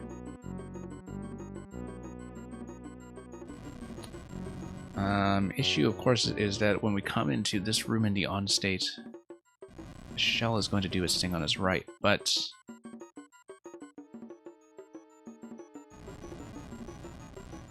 well, let's see. Because we now have a little bit of progress, and that I know how to do that remote activation of on-off up to the right.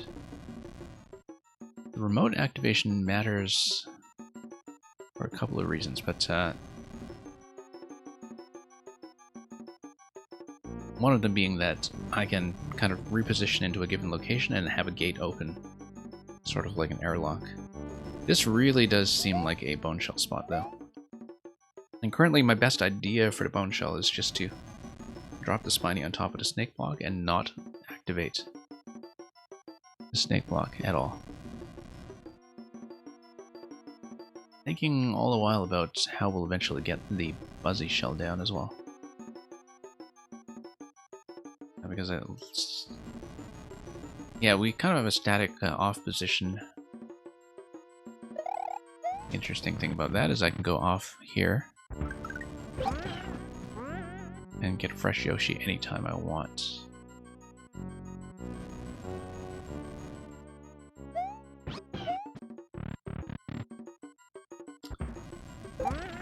Okay, so that's gonna pop out.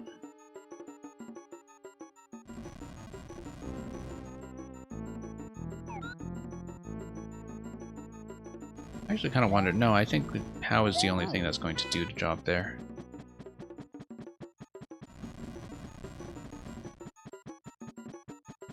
Yeah, it looks like the shell is just going to be trapped in terms of deflecting between the two walls. We know this sequence so far. Okay. No, let's grab the POW.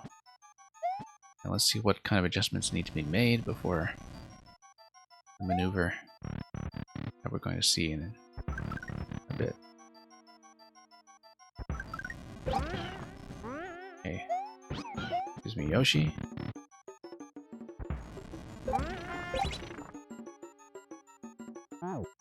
Still enjoy doing that this way. If I have a way to activate another on-off switch right now, that would be great. I can see that it potentially happens with the bomb on the bottom right. It looks like it is supposed to be detonated by P-switch.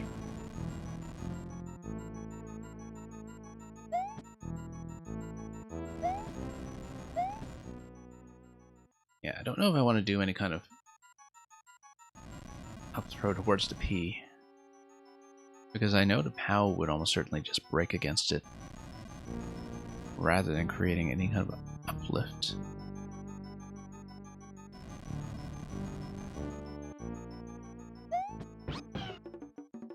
That's not what I expected, but okay.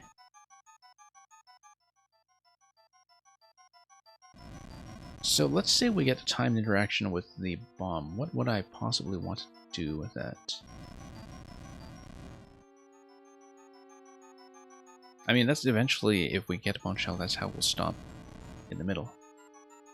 Because no other power will do that job for me in this game.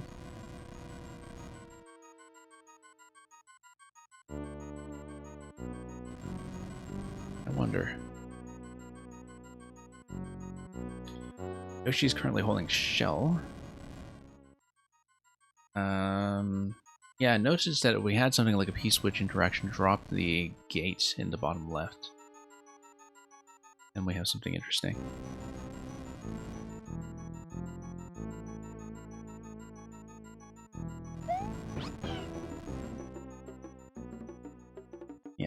current roadblock, well, there are a couple of roadblocks. First, we don't know how to get over to the P. I mean, I can climb, but I don't have a good way of deflecting it or anything like that.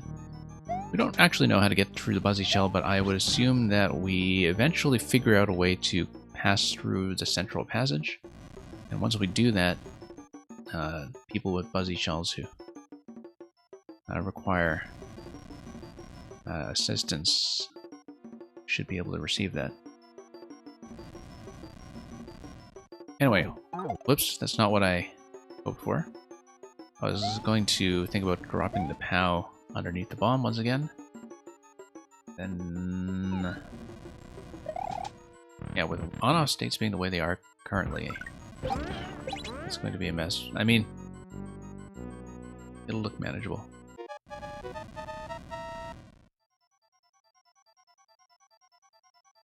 But...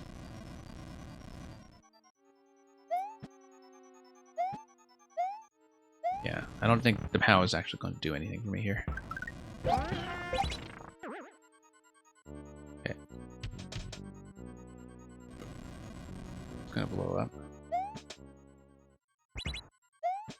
You have to do off to off in order for this to work.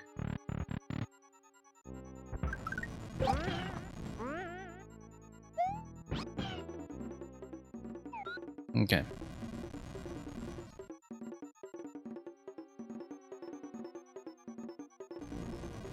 Nope.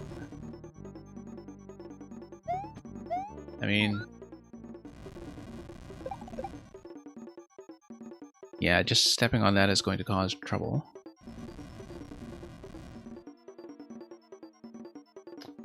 I wonder if there's something else we can do there.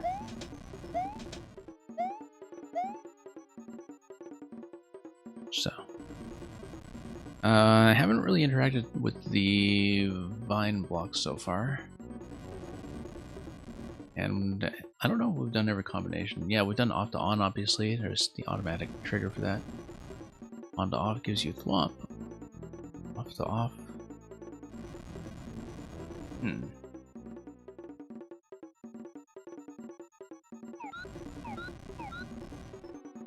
Yeah, I don't know about that blaster.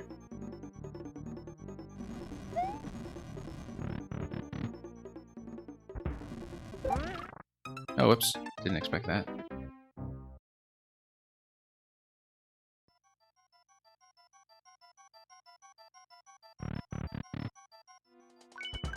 I mean, maybe there's some kind of narrow window of opportunity to grab something while in the airlock.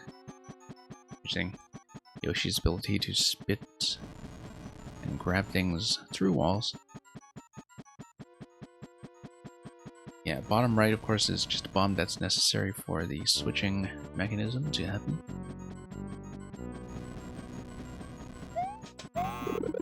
Shouldn't have bumped that.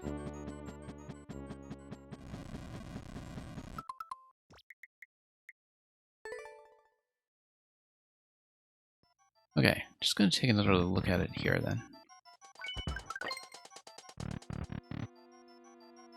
Would be ignominious defeat if we really don't manage to progress even from here.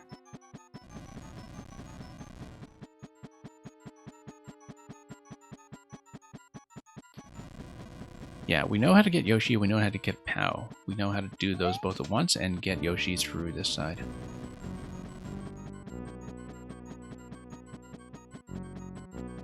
What do I not have, then?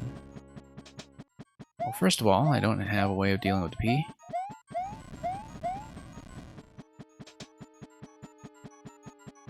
Secondly, I don't have a way to get the spiny shell over to the left side, which seems to be a precondition of grabbing the bone shell. Grabbing the bone shell, of course, is what is necessary for getting through the central segment. So there's a bit of a paradox here in terms of bone shell first or spiny first. And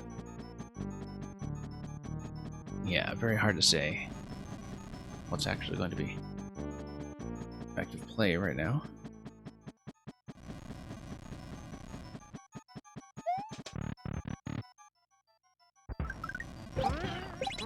On to off.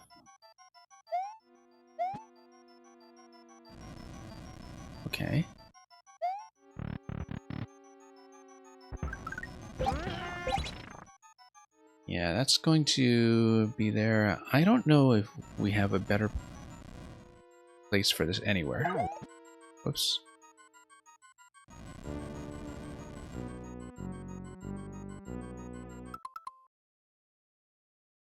Yeah, unfortunately, I think I may have to cut this one short for now. We'll return to it and definitely attempt to clear it. But I did not expect to take so long with the escape room earlier, and so may actually have to end the stream comparatively early today. It would be nice to get one more solution, though. Usually I finish off with something by Grukowski because we can often get those under control relatively quickly.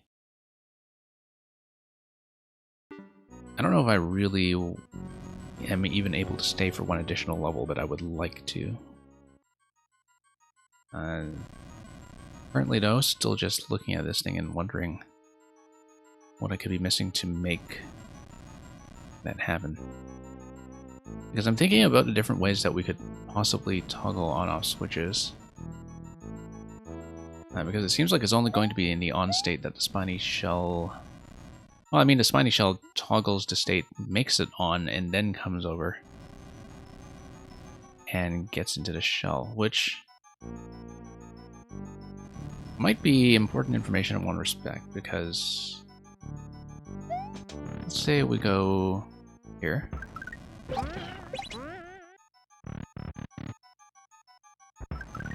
Then we go back here to get Yoshi.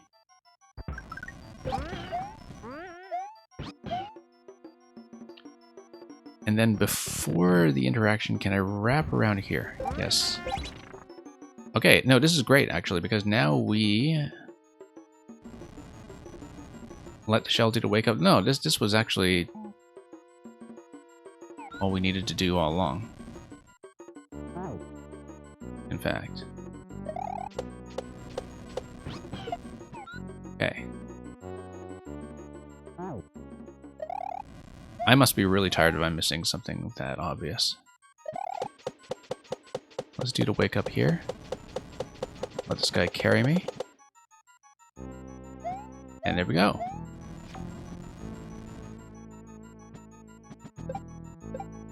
And that's okay, I don't need that. Now we have safe passage back and forth. And now we have this guy. And we also have the P being displaced, which is great because now the P is out of the way. The issue is that I don't have the activation of Divine. And we know how to get Divine. It's going to be from going from on state to on state. Oh, whoops, whoops, whoops. Okay, let's redo this. Okay, no, that's a breakthrough.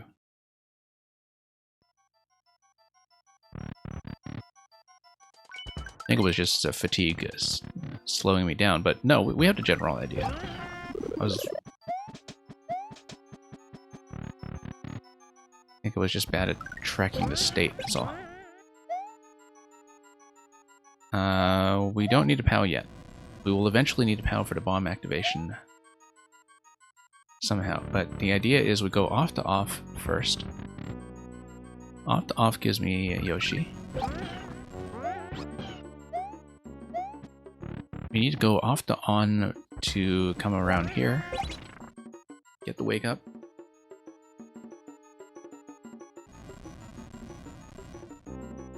Yeah, I had a number of the pieces put together, it's just that I neglected the simple thing of running down here before the next activation. Okay.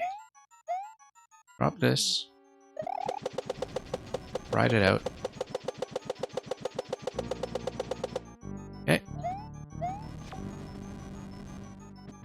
I actually kind of want to see if I can keep this Spiny alive in such a way that, yeah, you can trap it in that location, which is great because that means I can eventually drop it and get it back. In fact, if I really want it, I can get it back quite soon and have Yoshi swallow it once again.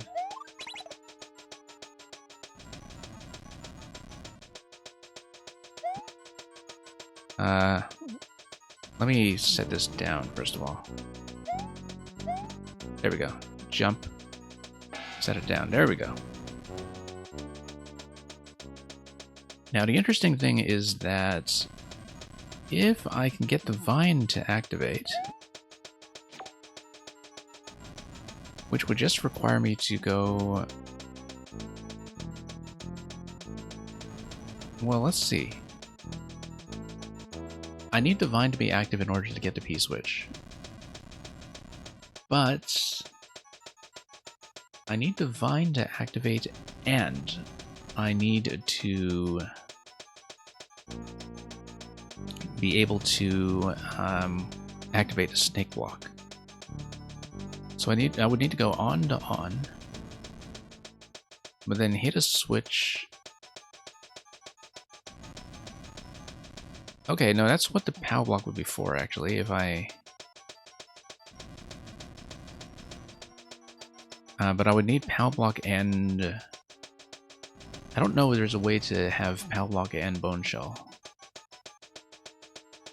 Because Bone Shell, I believe, does force you to drop.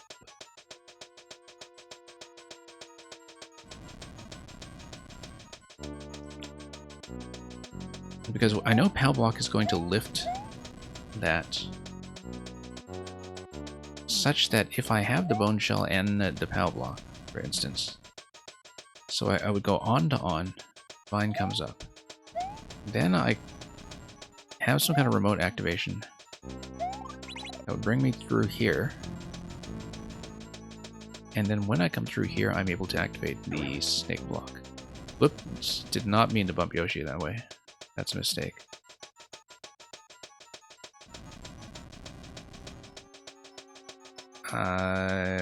I need POW anyway, though. So... yeah, Vine is going to activate. I also have the Fuzzy Shellmet. Okay. That doesn't do anything. But I could potentially get access to a second Fuzzy Shell. I think that would also not do anything. I think I do need POW block to take a collision priority over the top right. Interestingly enough, if I am kind of tall like this, okay, the artwork makes it look as though I'm reaching above the one-way panel. I don't think I'm actually reaching away. Yeah. No, can't actually reach. Yeah, so the interaction is going to be this. I need to come over here, on to on. I need to activate the vine block, and then I need to activate an on-off switch that gets me through to the left side so I can get a snake block to push to P.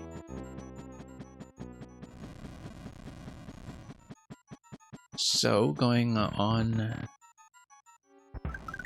to off gives me the POW.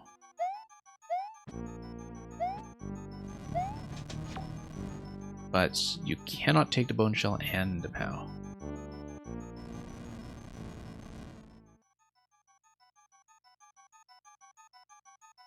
At least it doesn't seem so.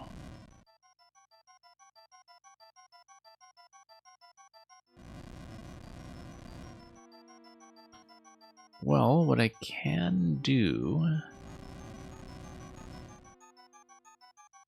is... yeah, think about some kind of interaction that would allow me to get both objects onto the right side at once, which...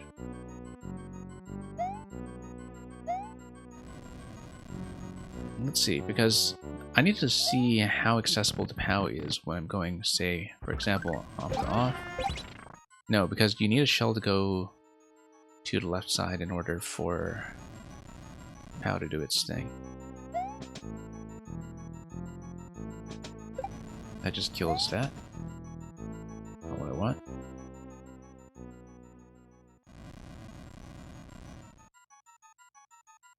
I'm also wondering if there's anything else that would potentially lift the blaster other than the POW, but I really doubt it.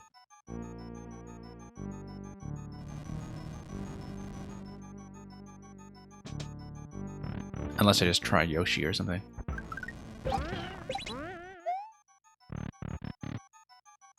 I don't think so, but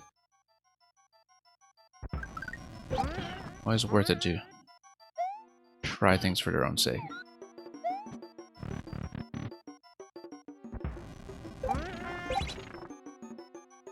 So the idea here is that I'm going to probably drop the bone shell. Let's leave this guy for a moment.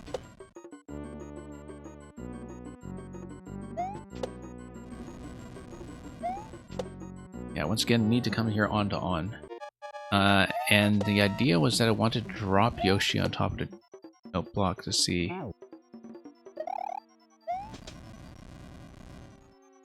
Yeah, let's just block this guy.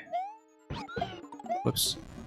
Okay, that's a disaster, but let's say I leave Yoshi here and just push him. Nope, nothing. Okay, didn't think so. No, it looks like it's going to be POW only in that location.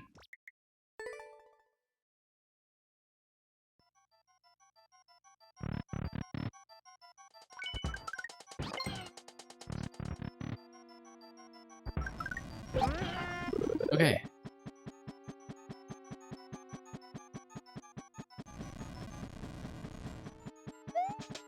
Once again, let's just go through the initial sequence.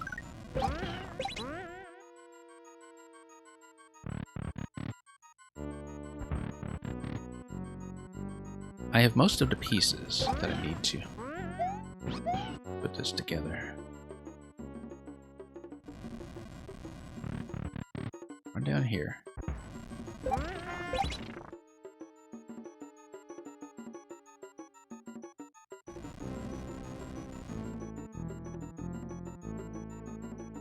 Okay, so far so good.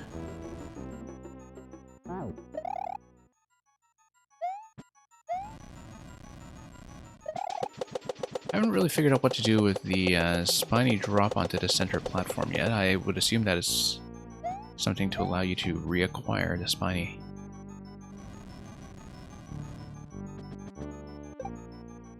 Yeah, you do it over here in this position.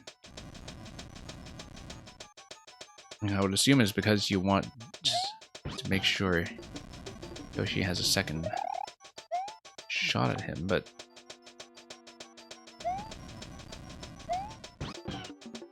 why I would be doing that, I'm not sure, except that I can get Yoshi in here with me. Ah, okay. Issue is that I might actually want to have the bone shell then,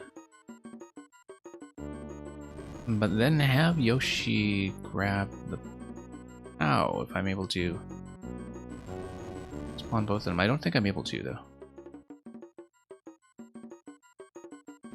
Because in order to come in for that, that would be something that requires the off state.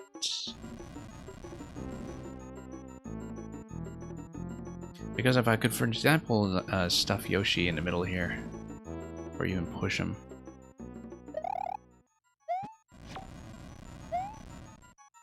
You know, just nudge him around. Like that.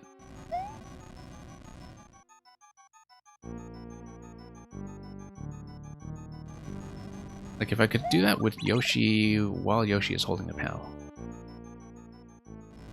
Rather than holding a shell.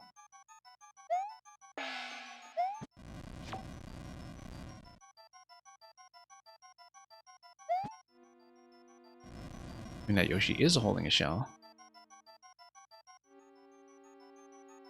I wonder how that's going to be useful. I mean, I think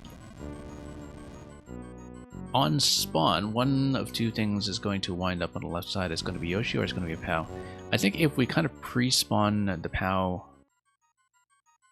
up top, that would require me to be going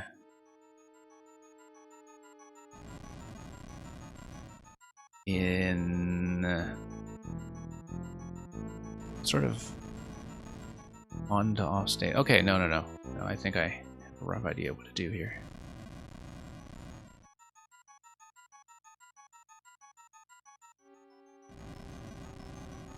I need to do the same interaction that I had previously in terms of having Yoshi grab a POW. The only problem with that is that that still requires me to carry a POW. But taking use of, like making some kind of use of this access to the central mechanism here seems really important.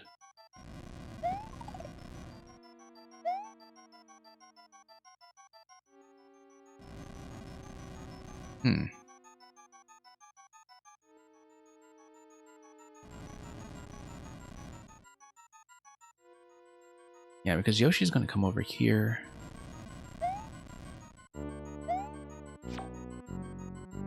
Let's see here, tap. Interestingly enough, it doesn't do anything useful, unfortunately.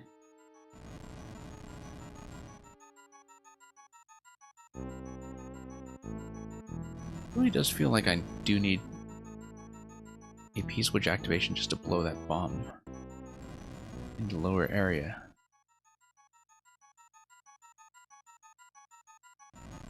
And the question is, am I able to get through the P-switch somehow? I'm only able to do this on a segment when the spike block has already been activated. What I can do is I can say forget about Yoshi and just refresh the spike block.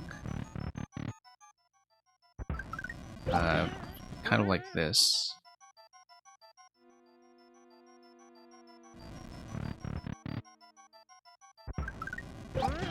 Oh, whoops. Missed that. Come back over here.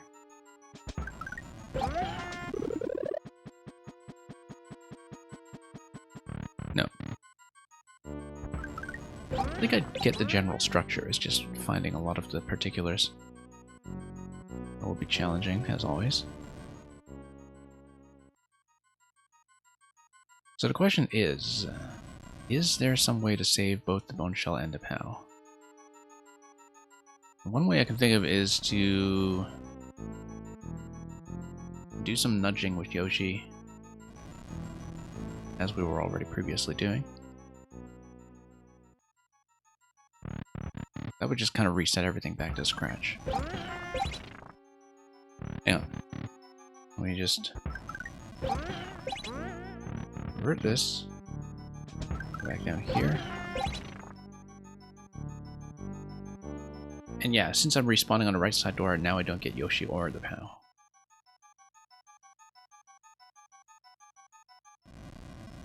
But I do have access to that guy.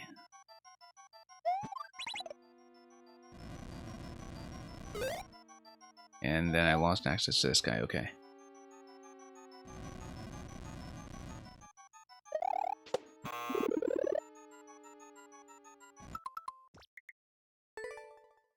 Not going to put in too many more attempts for now. Just for lack of time, unfortunately.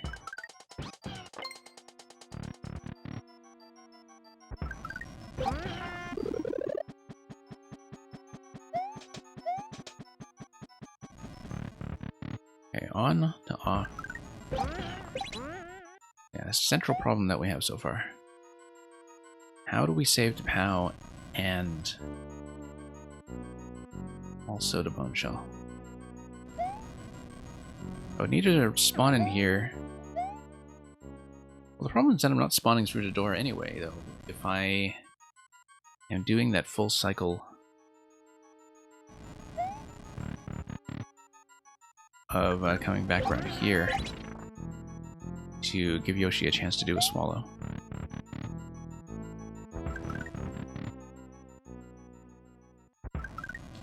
Okay. Yeah, because that gives me a POW. POW gives me an on-off switch. I could also just have Yoshi hold the POW in general. From very early on, in fact. So, for example... Okay, no, I actually think I haven't approached this.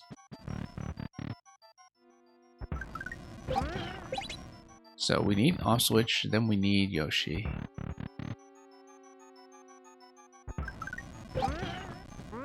Okay.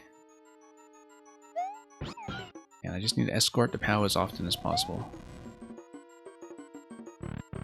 We wrap Yoshi around. Okay, this was actually just a very simple adjustment. We just need a POW on the outside. Okay, we've got it, actually. That's all that needed to be done.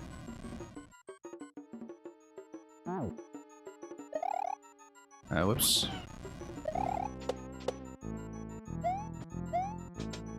Okay. Let's do that accurately this time. Yeah, no, that's the only adjustment I needed to make, was just to retain the POW as something available, so... We go on to off to grab the POW.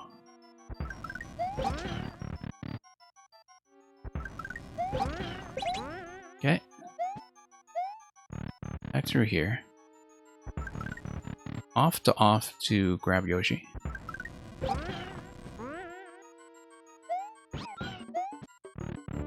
Off to on to grab that guy. Let's actually drop the POW this way this time, for simplicity. Okay. So I have enough room to play with here. Drop the Spiny. No. Let's not die to every execution mistake. It's claustrophobic enough that execution mistakes will happen. But very unfortunate for them to start piling in just as soon as I've seen the solution. I think I know how to do it from here. I was just missing the order of operations last year in a rather critical juncture. Okay, got that. Wrap around. Grab the Spiny Shell. Let's do a soft drop here. Then we'll grab the Spiny. Okay.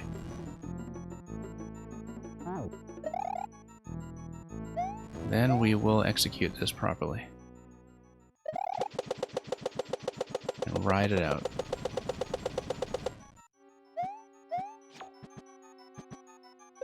Okay. Then I will not die to too much stuff just yet.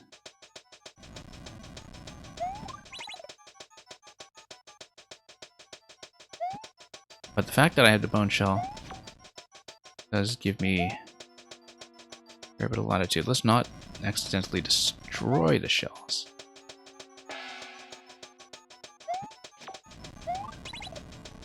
Yoshi now has the POW. The POW now gives me access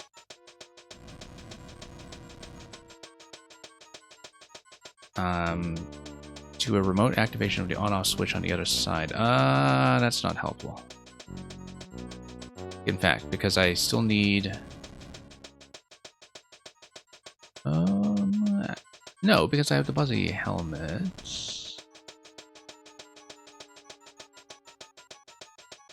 Okay, I need to go on to on in order to go to the right side.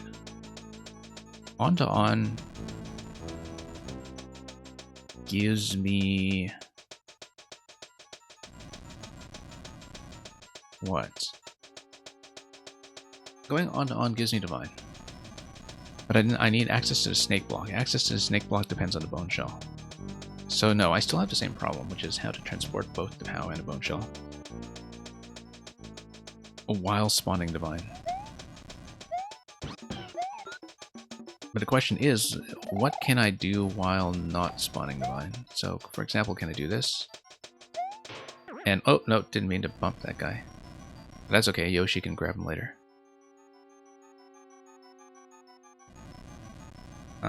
Although, interestingly enough, if I had just dropped the Spiny, which I can still do if Yoshi does a soft drop,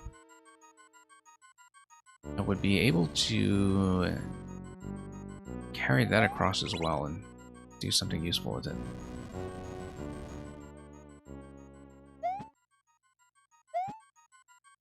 Okay. Now I've got a problem with... Oh yeah, there we go. Nudge, nudge, nudge. Nudge, nudge, nudge.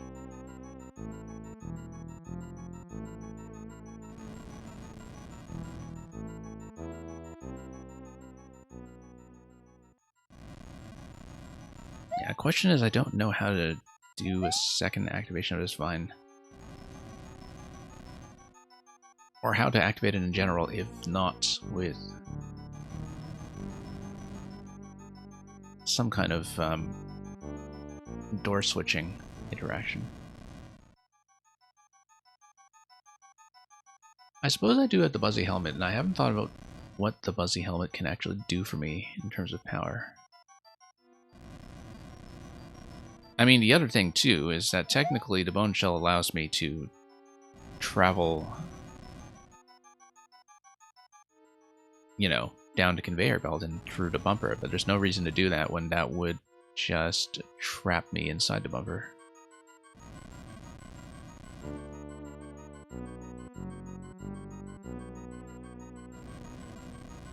Can the ground stomping ability of the Bone Shell do anything for me?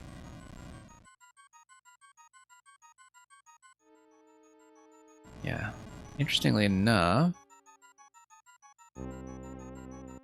something like a shell spit into the left side bumper, well, would just follow, would just fall into the bottom trampoline there, so that's not going to be too useful. Yeah, fundamentally what I need, I just need an on-to-on interaction that still gives me snake block access. Need POW block to activate this guy.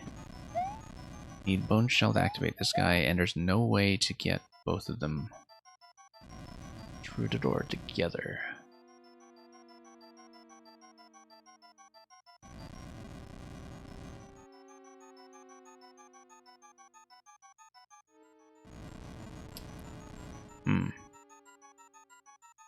Except if you have an on-to-on interaction that gives you a vine, then you do the POW block interaction over here. Then you come in here.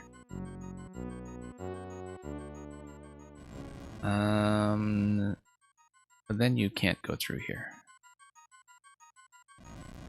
I don't think.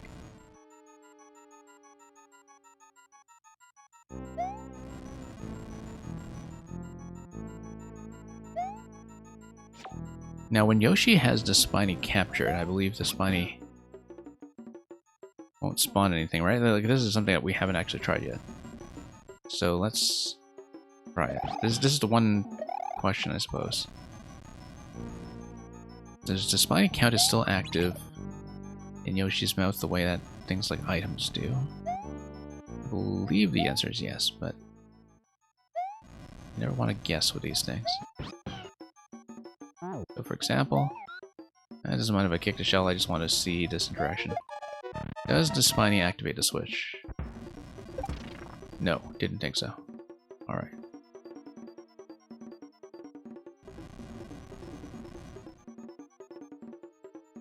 Okay, then we're kind of back to the same problem we had before.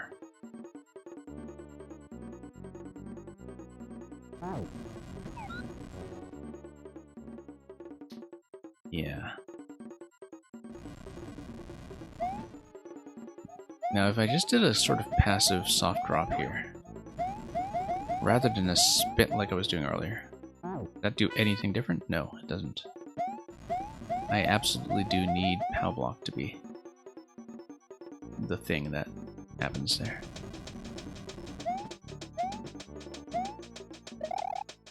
So I guess the only question at this point is what the Buzzy Helmet does for me that would make anything behave differently.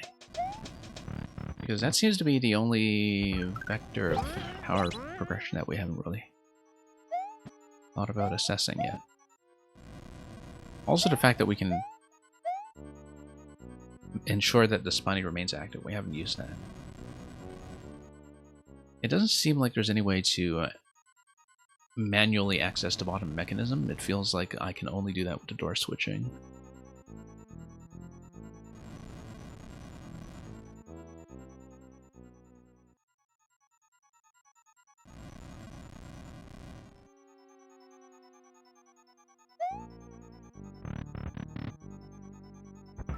But yeah, losing the bone shell in order to grab the POW is a huge issue here. I think, and I am enjoying this so far, but we want to save it for when I'm actually able to walk through the solution. Only 5 clears on it so far, out of a fairly substantial number of footprints. I feel like we can get this. I'm within a pretty reasonable range of doing it. I don't know what all that decoration up top is. I was kind of suspecting some kind of entity blockage, and that's quite possibly how some of it, or most of it, is done in lieu of one-way panels, since you are loading the entire vertical space there. And yeah, look at all that semi-solid stacking. I guess this is also kind of showing me what the bottom mechanism is, but I think we have the mechanism there pretty much systematically understood.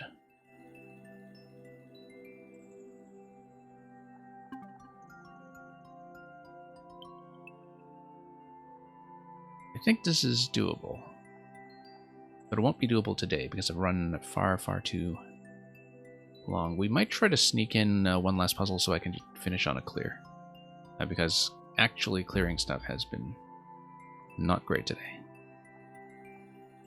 Only got one clear earlier, I think, so. Rather than retire on such a dire record, let's see if we can grab something quick. And I hope I pick something that actually will turn out to be quick. We've been finishing, as I said, with Grokowski puzzles fairly recently. Fairly often recently, I should say. And they tend to come together, you know, at a brisk pace, so. Central redistribution chamber. How does it work? Well, it's quite simple. It operates on the switch. Well, even Cyphus only squashed this down to about a minute of execution, but that doesn't necessarily tell me about puzzle complexity. And that's about a 20-second one. Yeah, let's take a look at Central Redistribution Chamber, then. And see how it goes.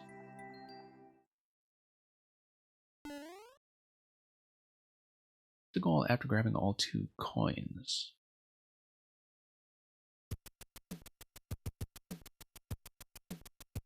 Okay.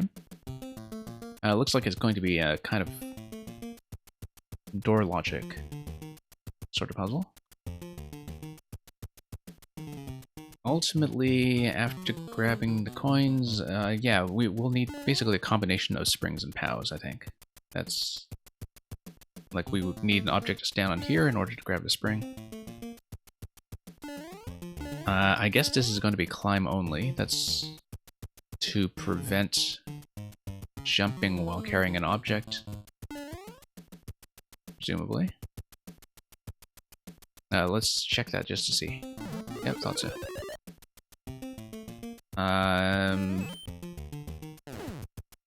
That's interesting. 1-ups, okay. I guess that's entirely just for positioning purposes then, that you can use the blaster to push objects. Yeah, because the idea is that you can drop the POW down here and then you can push it.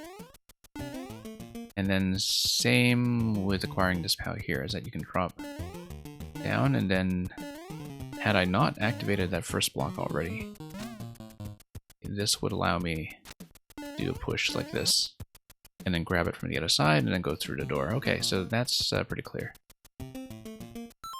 Yeah, a reset door can do the job just fine. No, wrong way. Okay, this one is pretty understandable. It's a very nice central mechanism, though. It's... Oops. Always something that's a treat with the Burkowski puzzles is that they're very strongly themed. In such a way that you kind of have a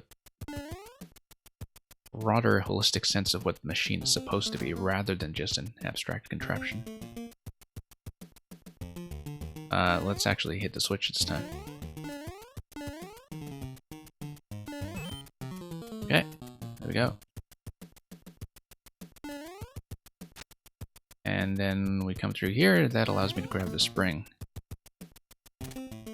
Grabbing the spring gets me decently far, in fact, because we can do the same interaction to do spring plus POW. Spring plus single POW should be able to do the trick. Then we need to figure out how to transport the spring to the other side, which should not be hard, actually. Assuming spring plus POW. No, wrong. Hang on. Let's do this so inaccurately. Okay, let's do this again.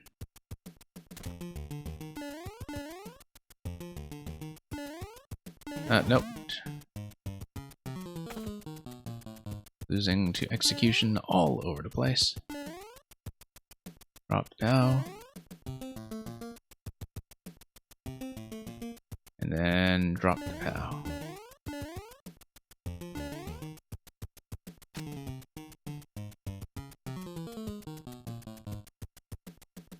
And then, yeah, no, I have an issue because I need to grab the spring from scratch. That's okay.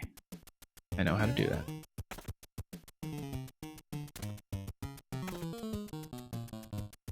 Okay, actually jumping through to semi-solid would have been fine.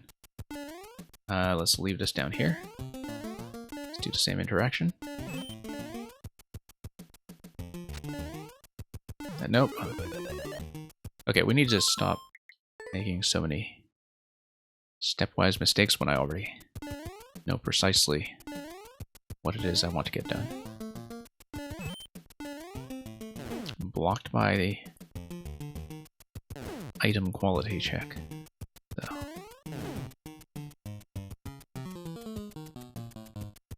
Yeah, very tempting to just jump everywhere, even when you are climbing vines.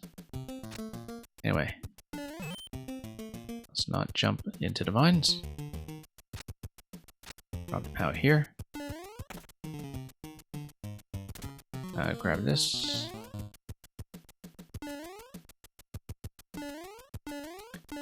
And here we are. Drop.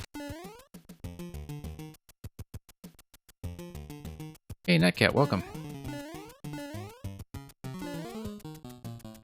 Netcat, we might actually clear something today. I had a long escape room earlier in the stream where I only got 2/3 of the way through, and that was not great. And then we had a quick escape room that went pretty easily. And then we just had a one-screen puzzle that I couldn't quite finish, although I think we got most of the way through. It's just that there were some adjustments that I still needed to make, which I didn't really expect to stay on stream long enough to be making today, so I'm really just going to be wrapping up fairly soon with one or two last puzzles. Alright, let's fix the positioning here.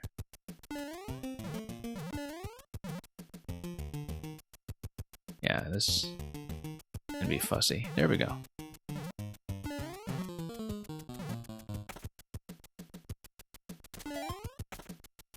And then same idea for the other coin. Fairly simple concept, actually. It's much more of an introductory puzzle than you would ordinarily expect. But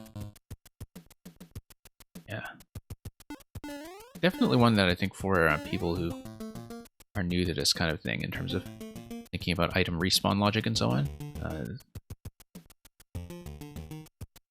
Definitely one that would be easy to recommend for that.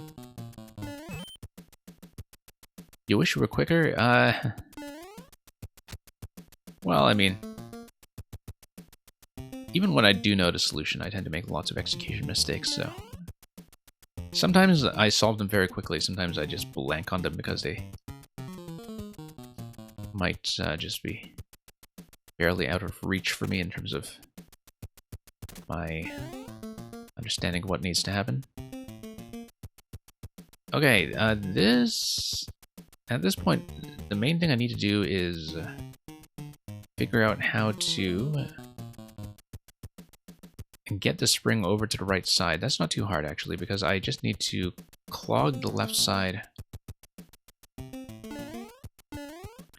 with 1 POW.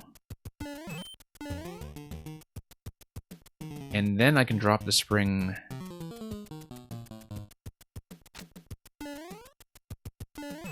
in the central column. I see execution mistake right there after all this time. That's okay. This is easy to reset. Sometimes I just don't pay enough attention to what I tell myself to do. Yeah, I just don't tend to search popular. I'm only able to find this stuff. Well, I mean, this is Gwirkowski's and he's everywhere, but I'm only able to find a lot of puzzle makers from making a note of them on other puzzle streams. Like, I'll make a note of the maker code, and I'll just play something else by them that I haven't been spoiled on yet. And that's how I tend to hunt for these. And sometimes I get a lot of recommendations sent my way. And the issue is that I've been taking on more and more challenging puzzles every week, and so we are finishing less and less. Okay, let's be careful here.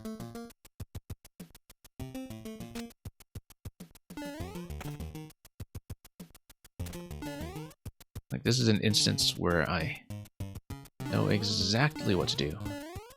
I just make so many mistakes in trying to do it. Okay, climb. Now we drop this.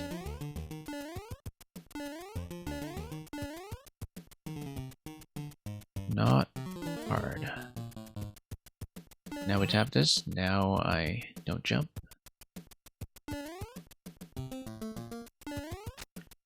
Then that's pretty simple. Really quick one, actually. Whoops. Might even finish on a second one.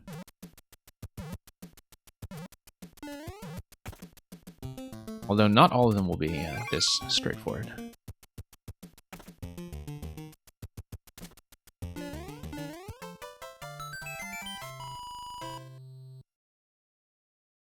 You look at the levels that your followed creators have liked. That's a good method too, actually. Because,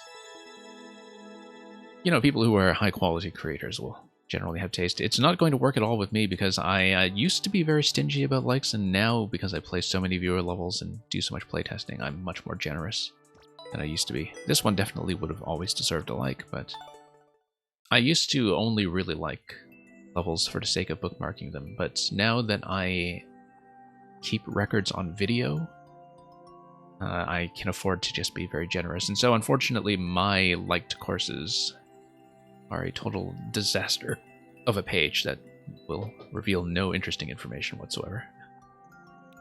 And yeah, I guess, well, I guess you did recently take up streaming yourself. Yes, that's right. And I keep forgetting to drop by while you're active. Let me just give you a quick shout out. I know that you've been kind of doing everything off mic, at least last time I checked, but you know, it is the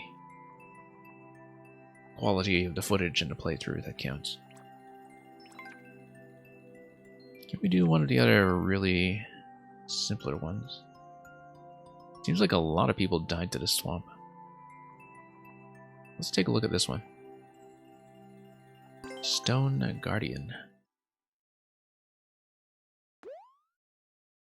Reach the goal while wearing a Goomba mask. We love the Goomba mask around here, so that's Definitely quite welcome. Okay. Reach the goal. Looks like we need a key. Looks like we need a hammer. Wearing the Goomba mask means that I will not have access to the hammer. I'm pretty sure. Wearing the Goomba mask, it does allow me to grab the key. However, it will hit the icicle. What I can do, however, is I may have to reset this one.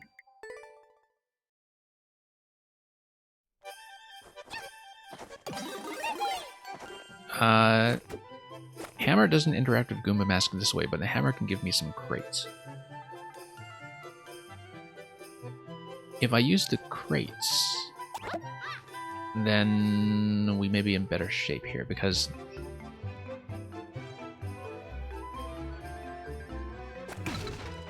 if I'm able to throw the crates, let's check my throwing distance. Not quite enough. Okay. Because I was hoping to block the thwomp in such a way that it would deflect against the crates first on its way back down. But I think I can still do that if I grab the Goomba mask first and then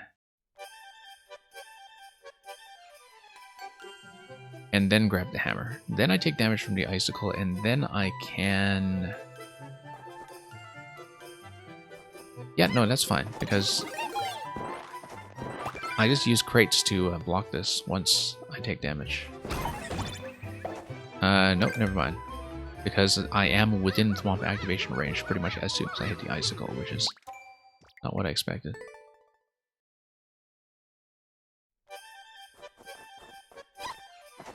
Yeah, I mean, partly it's just out of your own convenience. I can definitely see the case for just getting a lot of raw footage of a lot of levels for people without having audio commentary, since I know you're very active in the chat anyway. It's maybe less convenient for people who like to listen in, but it does give you just a very clean viewing experience in some ways.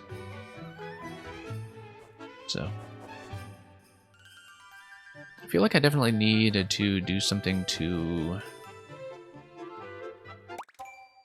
block this swamp. Possibly. If I do this, then I can make it over to Goomba Mask. Particularly if I squat like this. Nope. I need to block it completely, obviously, but if I squat like this, then I would be able to drop some crates on the other side. And then, if I drop several crates under the thwomp, then put on the Goomba Mask and then go over, then that might be survivable. The issue, though, is that I would need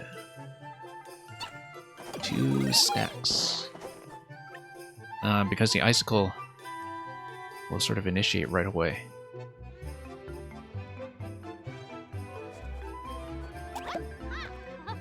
And, whoops. There we go. So the idea is I block the Goomba, then I block the Thwomp.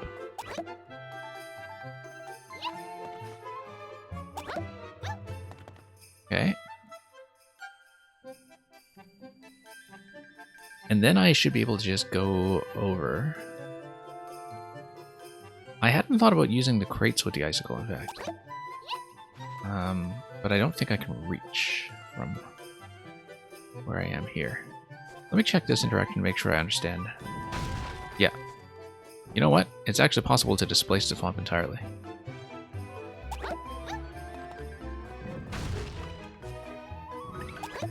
Notice how we bumped it a little bit to the left. Because if we do something like that...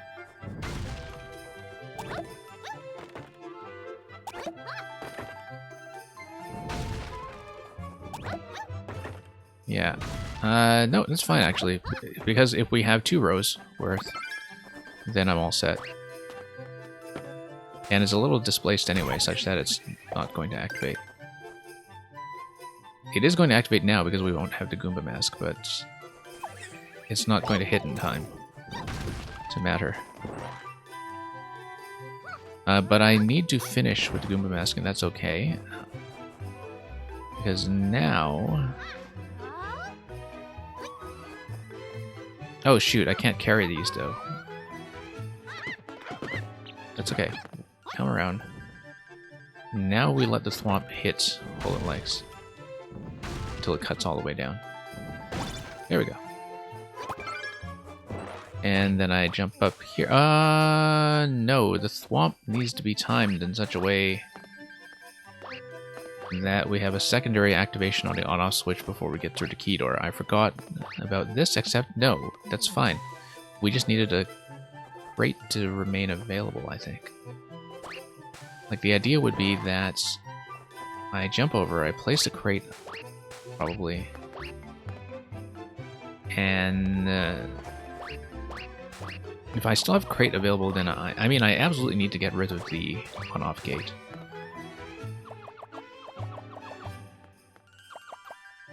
Yeah, Netcat, as far as recognizing your voice goes, I guess it depends on your audience and also your own privacy needs in terms of,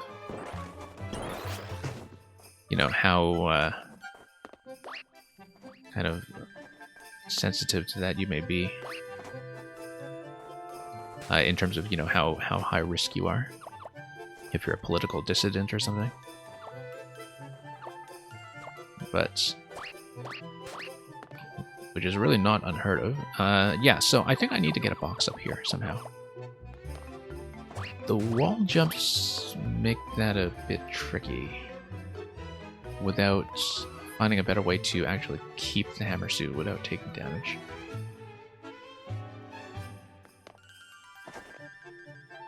But definitely I needed some way to deal with the on-off switch.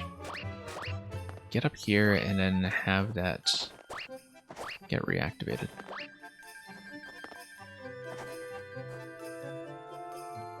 I will need to restart this one, but...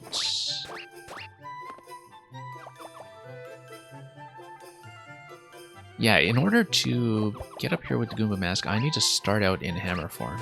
So or at least start out in a form that would allow me to bump or toss a crate up there.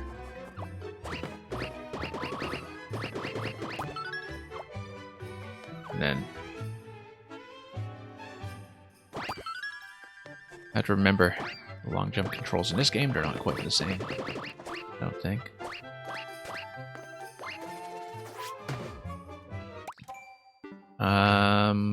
Yeah. This is just built in the half screen. I feel like it does need to be the Thwomp that ultimately activates the on-off switch. I can't just whack it with a hammer or something.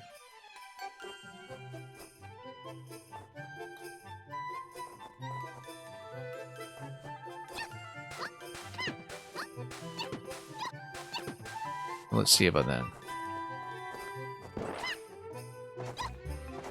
Yeah, I have had some people gradually discover the stream from real-life connections, especially once I started playing Scrabble here, given that a lot of the people in the competitive scene do already know each other in person.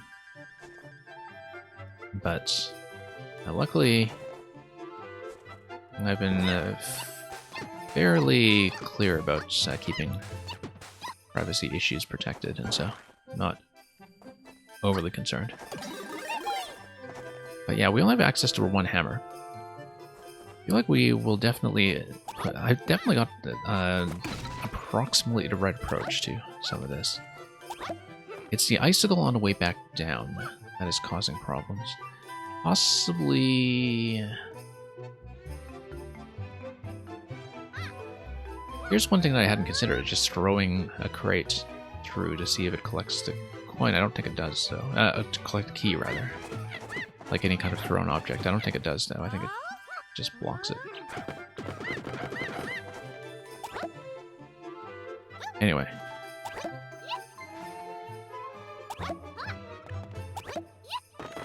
Okay.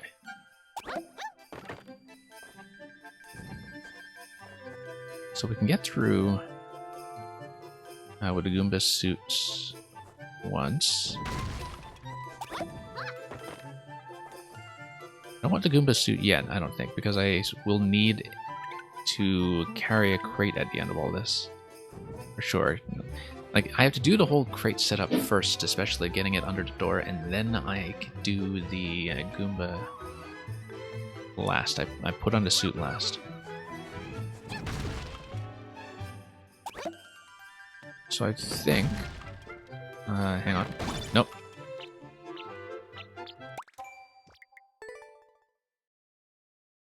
Yeah, I was hoping to throw something under.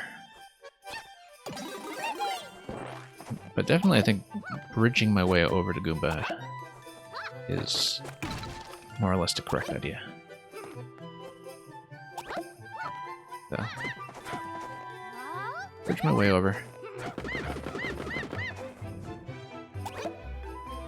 And then... yeah, didn't think so.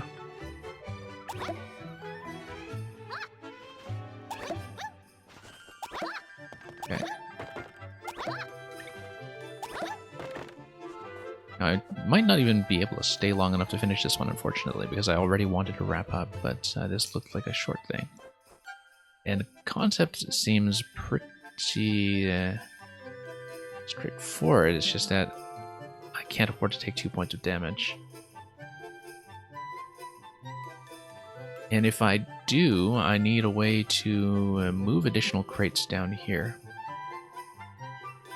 So, yeah. I need to replace one crate. Maybe 2 crates to be safe.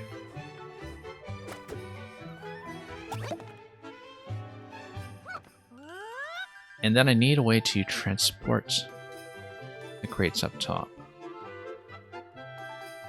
Which is going to be tricky, unless I just balance it on top of my head or something and roll my way up.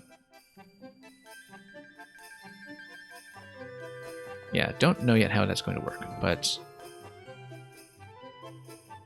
I will take 2 points of damage now to grab the key. I think that's the appropriate time to do it. Nope. Oh, this is going to go badly. This is going to go badly. Okay. I feel like I need a vertical stack of 3. And yeah, Kavik definitely plays Grokowski's levels. I play Grokowski's levels all the time. He was actually here in the stream much earlier today, and I kept him way up past his bedtime. Because he was watching me fail at the escape room by a different maker that I was doing. Okay. Yeah, because we had a very abstract escape room earlier today where the third clue out of 3 didn't seem terribly well designed, I guess, in some ways, in terms of giving you enough information to go on that would, you know, actually give you a sense of being on the right track. But I think it's a very important element of puzzle design that you need to feel like you are on the right track and that you are close to making the right adjustments. By the way, here... nope. Feeling closer, but definitely need to displace this somehow. Maybe find some way to move him up. I mean, I could always just whack him, but I don't think that'll be it, given that the on-off switch has to be activated and activated once. Oh, you know, one thing that can be done, if I can find some way to shift him safely. No, there's no way to get above, I don't think, before the final activation of the on-off switch. So one thing I kind of need to practice is figuring out how the final interaction is going to work. And I think that is, in fact, going to require a tiny bit of practice.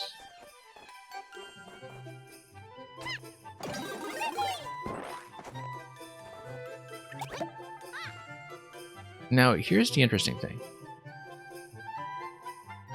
The Goomba Mask freezes the icicle. Is that a falling style icicle? I need to check that. Because this is the interaction that, as I found out with my own Goomba level, a lot of people don't know. That the Goomba Mask freezes icicles. If the icicle naturally drops, then we have a solution to the problem. In that, well, no, because I'm already not taking the Goomba Mask through, so.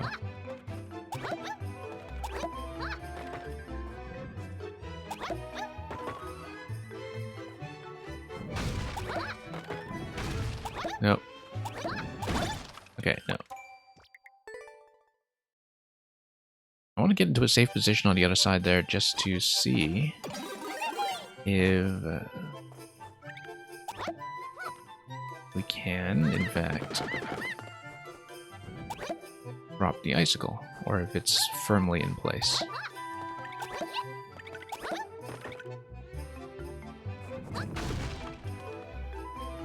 So, does the icicle drop? No, it is fixed. Okay. I thought so, but I needed to check just in case. You can tell by the artwork, but with only one icicle there and no comparison for the shade, you can't necessarily tell. So what happens if I... Yeah, I can bump it up.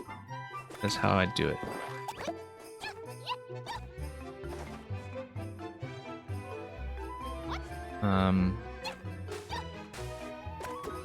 It's not likely to be an execution-based thing.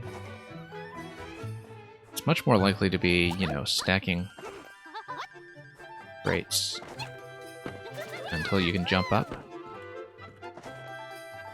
The question is whether I can actually survive this long with a hammer to come all the way out to the other side.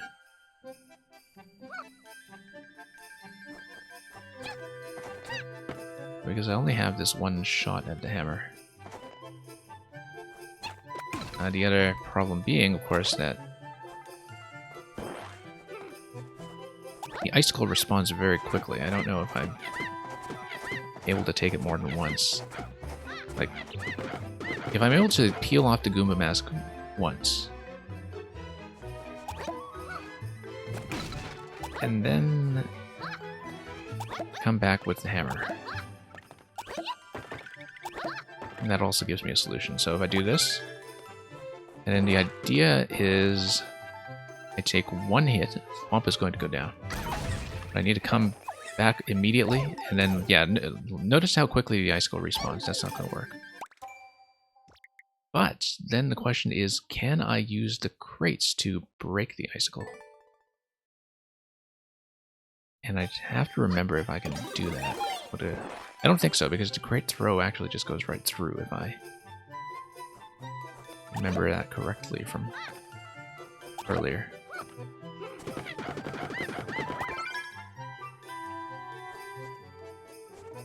But can the hammer itself break the icicle? Hang on.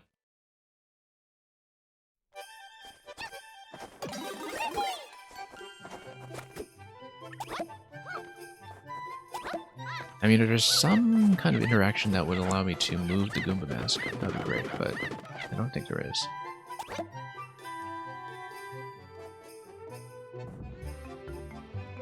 So, for example, yeah, you see nothing going.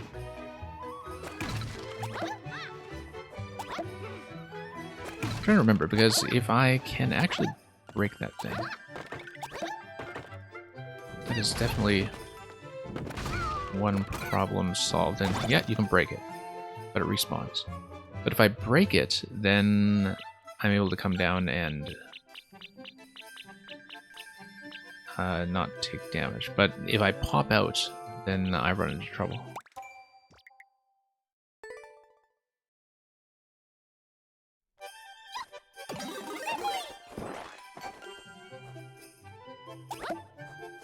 I think building a bridge here is absolutely right. It's possible I might have to conserve the boxes a lot more than I've been doing. But just tune around a precise number of boxes. But basically, I'm thinking that I have to keep the hammer suit all the way back here. Because the panel here is designed such that I have to be able to drop a crate after the on-off switch has been activated. And the on-off switch can only be triggered once. You don't get a second chance at that. Because of the way the Thwomp dies. Unless there's a better way to displace the Thwomp. And I doubt there is. So I feel like keeping the hammer all the way here is going to be part of our plan.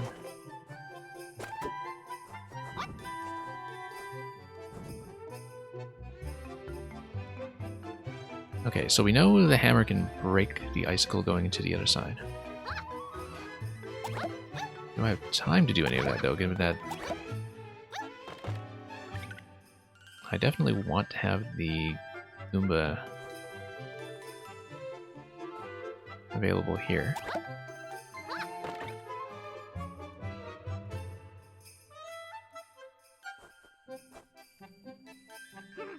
Yeah.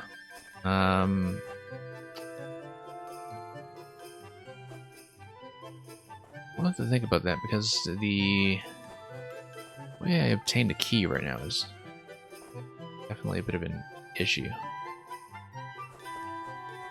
Because if I take the Goomba hat, then I can't actually use the hammer interaction. I'm pretty sure.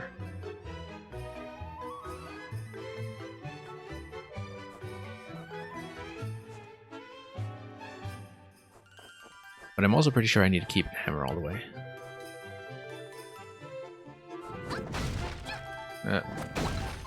Nope, that's not how to do it, but let me just test some things.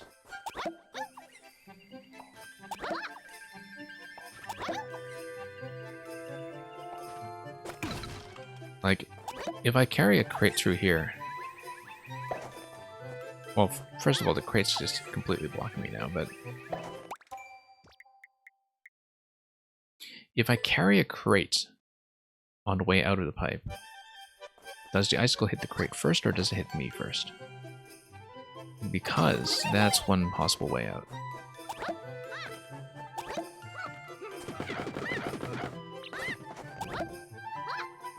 I don't know the hammer interactions well enough, unfortunately.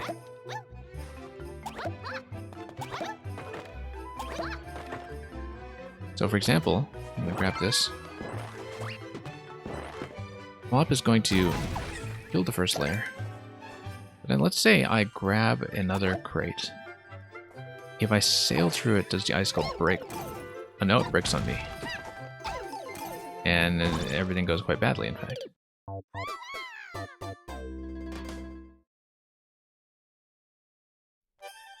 Okay.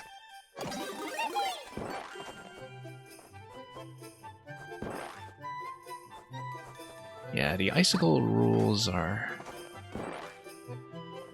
sometimes not immediately intuitive in terms of what they're going to collide with and what they won't.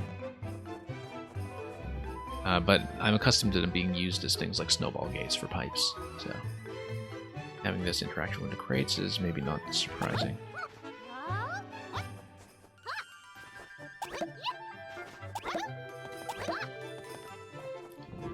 I mean, I could stack the Thwomp as high as I like, but it doesn't get around the icicle problem that I only have 2 points of damage available, and I don't think I can go fast enough to just grab the key and come back. I can try to go fast enough. I have to be very brisk about it, though. And yeah, the icicle responds so quickly though. I don't think it's going to be away. And yeah, you take damage right away. However, I did save one crate. So now we can see, perhaps, if I can actually do this.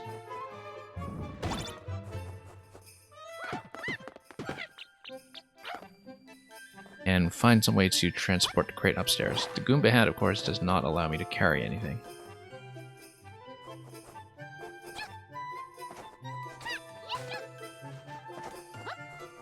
So that gets me into a bit of trouble here. That I no longer have a surface to stand on.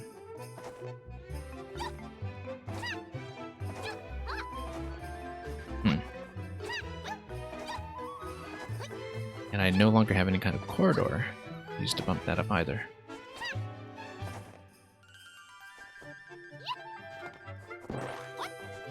Okay.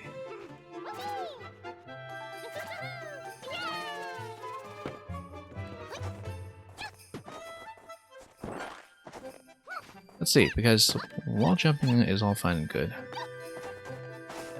But I'm pretty sure this is specifically designed such that you have to get up there with the hammer. And you have to get up there with the hammer, but no Goomba hat. Either that, or there is some way to do some kind of delayed interaction with the Thwomp. But I don't think so, because if you're above the Thwomp, it's not going to be affected vertically.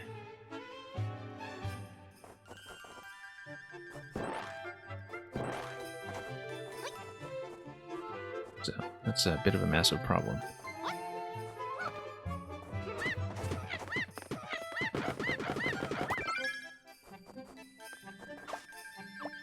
Yeah, I may have to drop this one and hold it off for next week, because I am already way past the intended end time today. But bit of a losing record on the puzzles today. That's been getting more challenging week to week. So. The question is, I wonder what I'm missing about things like... I wonder what I'm missing about the icicle specifically. I can hammer the icicle, but not while I'm wearing the Goomba suit. If I hammer the icicle, it's still going to come back too soon. I do wonder if there's a way I can displace this, if I can move the Goomba suit somehow, like by... But I know that it's not going to happen by placing crates on top of it, because it overlaps. And that's the difference between a lot of these 3D World hats that were patched in, is that they can actually overlap with things gracefully instead of just having collisions all over the place, the way that many 3D World items often do.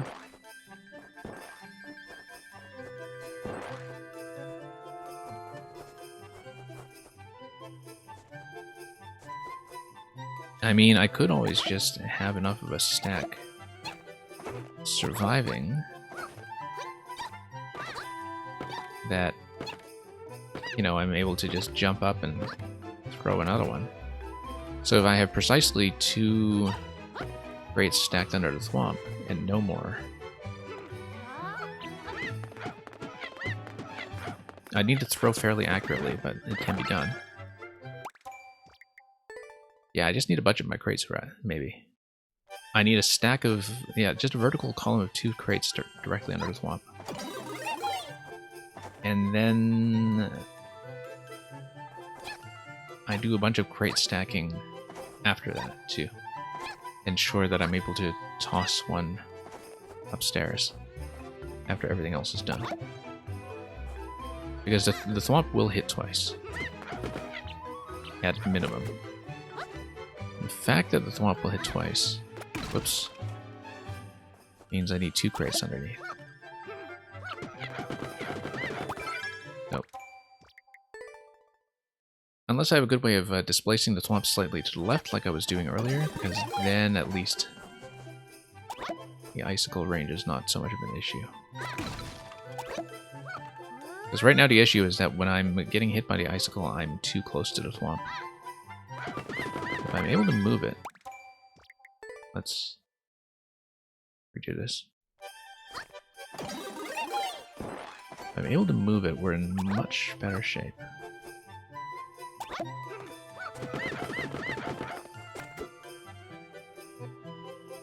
And yeah. Let's say we... not too far.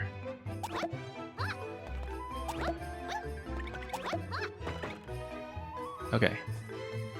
Now I drop some of this stuff again. Because we will need all of these crates later.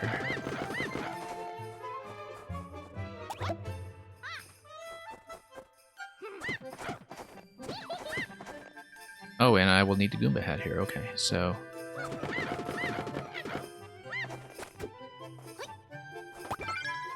Okay, that's fine. Now we go around. I take damage twice. Thwomp is going to hit twice, and that's fine. And then hopefully 3 crates on the left side are enough to get me up.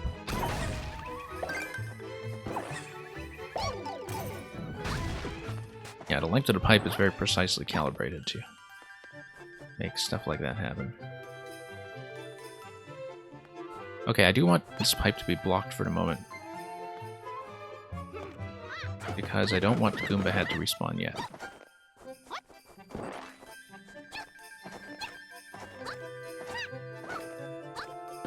Because I want to eventually jump up here and do a throw that would land the 3rd crate on top of the semi-solid, so I even place it like this. The idea is jump up, throw, and hope that it lands above.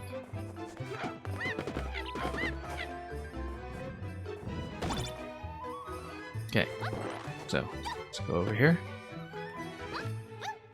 No, not even close. Feels like I'm 1 tile off, in fact. So if I can displace the Thwomp horizontally enough that I only need to strike the ground once, then I can do it. But, you know what? No. I can, if I'm 1 tile under, I can bump it. Or not.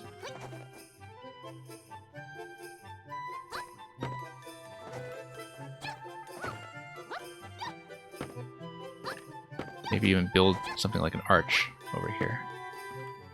But I think this is specifically placed to prevent you from doing that, so...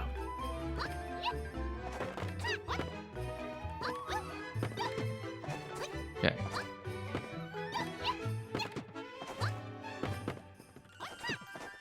Yeah, just a little too high for this.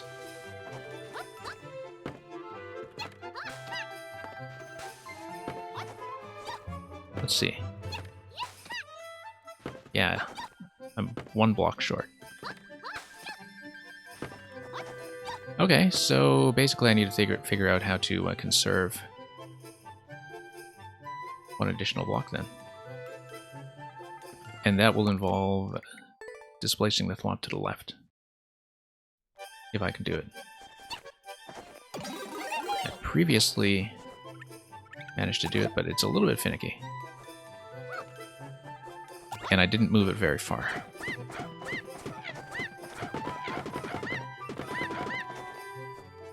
Because the way it happened was that you would move the Thwomp down. Oops. Move the Thwomp down. And then it would be obstructed on its way back up.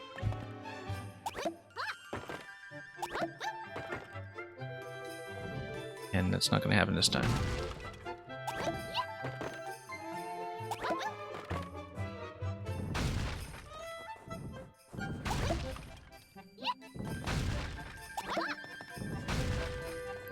Okay, we did move it slightly. Not by enough.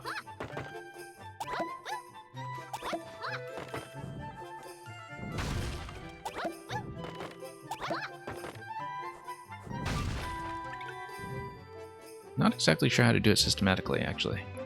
Because I need it to come down cleanly, but get pushed on the way back up.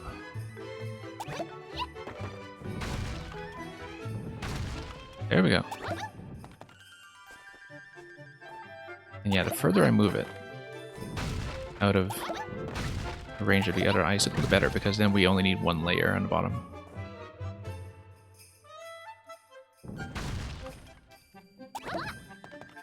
Okay. Yeah. Yeah, create a bottom layer like this. Oh, no. Almost. Yeah, if I just move it a full block away from the icicle, then I think I should be able to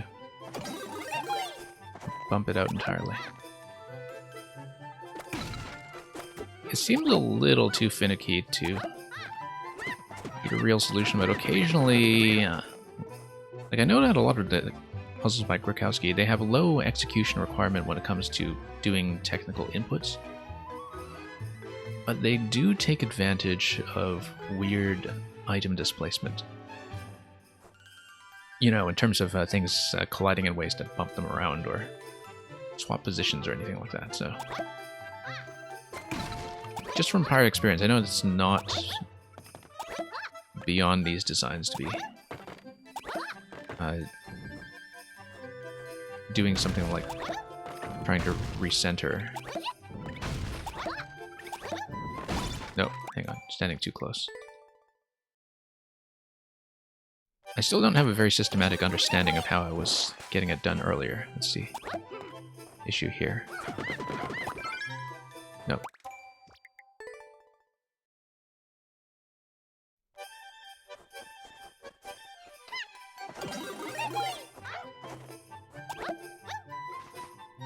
Okay.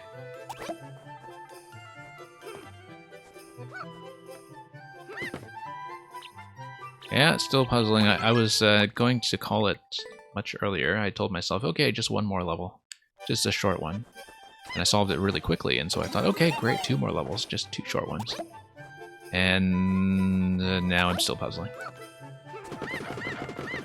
So yeah, Meng, we still have a terrible losing record on puzzles here today, though. It's been kind of dreadful. Not a good sign, you know, if I'm trying to make a stream where puzzles actually get solved. Also, I think running long puzzle streams is actually kind of a bad idea because they... I mean, the levels themselves are long, so I felt like I needed a lot of screen time for them, but the thing is, if you don't give yourself a bit of mental rest between puzzles, you actually do them a lot worse. Like, it can hurt your performance on the levels themselves quite a bit. So that was not something I didn't really account for. Okay, great.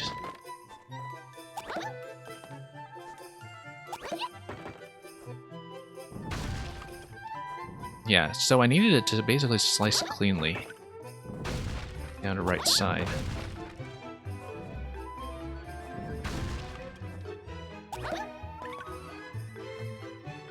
Let's just create some more blocks.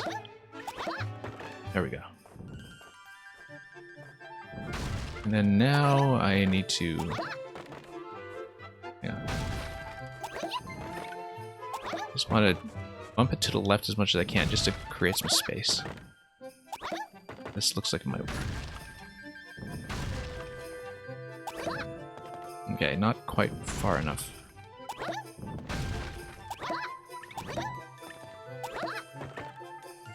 Okay. You couldn't figure it out. Yeah, I feel like I need to thwomp to get out of icicle range. Okay, I'm trying to bump it a full block over to the left. Because if I can bump it 1 full block over to the left and I get it out of icicle range, then I can put 4 blocks on the left side. 4 blocks on the left side would be enough to get me over top. I've tried it with 3 blocks on the left side, and it's not enough. Because right now I need 2 layers under the thwomp if I'm going to get hit by the icicle too close. If I don't get hit by the icicle too close, 1 layer under the thwomp is enough. So, Oh, now I'm in trouble.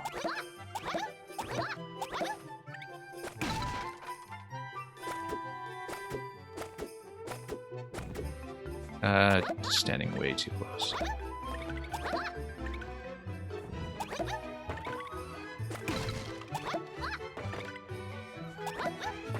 Okay.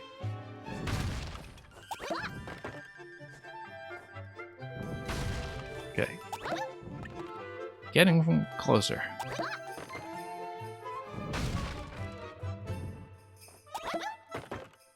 Let's get a lower layer here. I mean, it's a level that has a very short record time, though, so I feel like my approach is probably wrong. But anyway. We're going to have one layer under. And now I'm going to create 3 blocks here. And probably 1 block on top of the Goomba hat.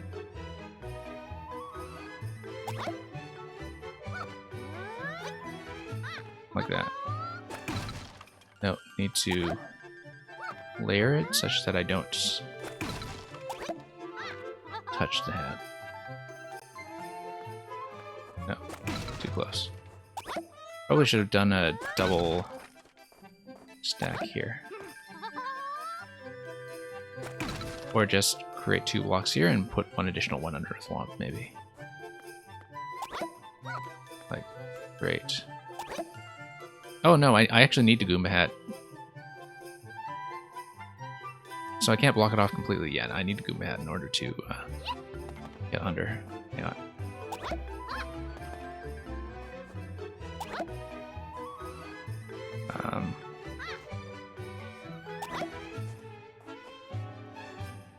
Yeah, no, as long as I block the pipe, I'm okay, in fact.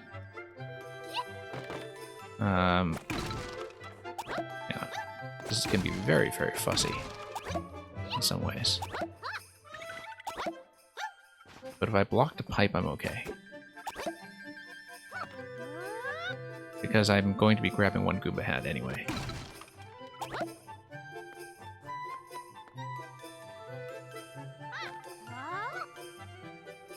Hopefully that's enough of a pipe block. Okay. Okay, hat's not spawning. Now, here's the moment of truth. If I touch the icicle, I'm hopefully out of Thwomp range.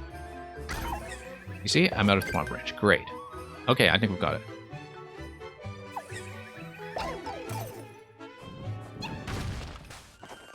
Okay. And yeah, we got it. We got it.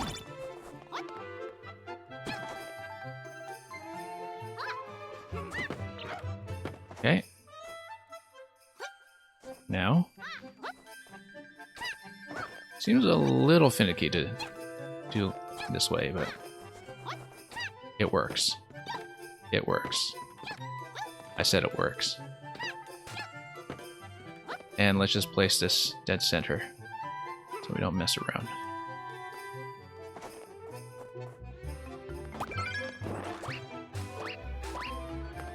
There we go.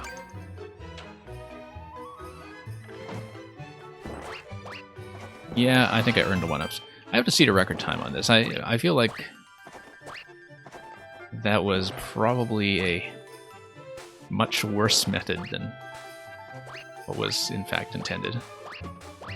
Look at this screen wall jump here. Isn't that fantastic? Unfortunately, it doesn't get me any closer to the 1-up, so... Okay, we managed to get it, which was a bit of an ordeal, but I'm very curious about the actual method for this. I mean, I guess it works, and it's something that does feel like a Grikowski-like solution, in that he does have some of the harder puzzles revolve around things like item swaps and pushing, and like weird pushing interactions, etc. But how would you get a 20-second world record on this if you're doing it that way?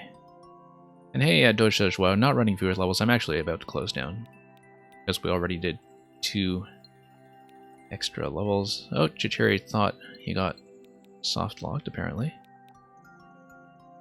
No wall jump box reclaims are needed. Nah, that's okay. I'm glad he had to clarify that because, like, that's why, you know, you kind of get a sense of what puzzle makers are like with experience, because I know, for instance, that Grukowski doesn't do Kaizo Tech.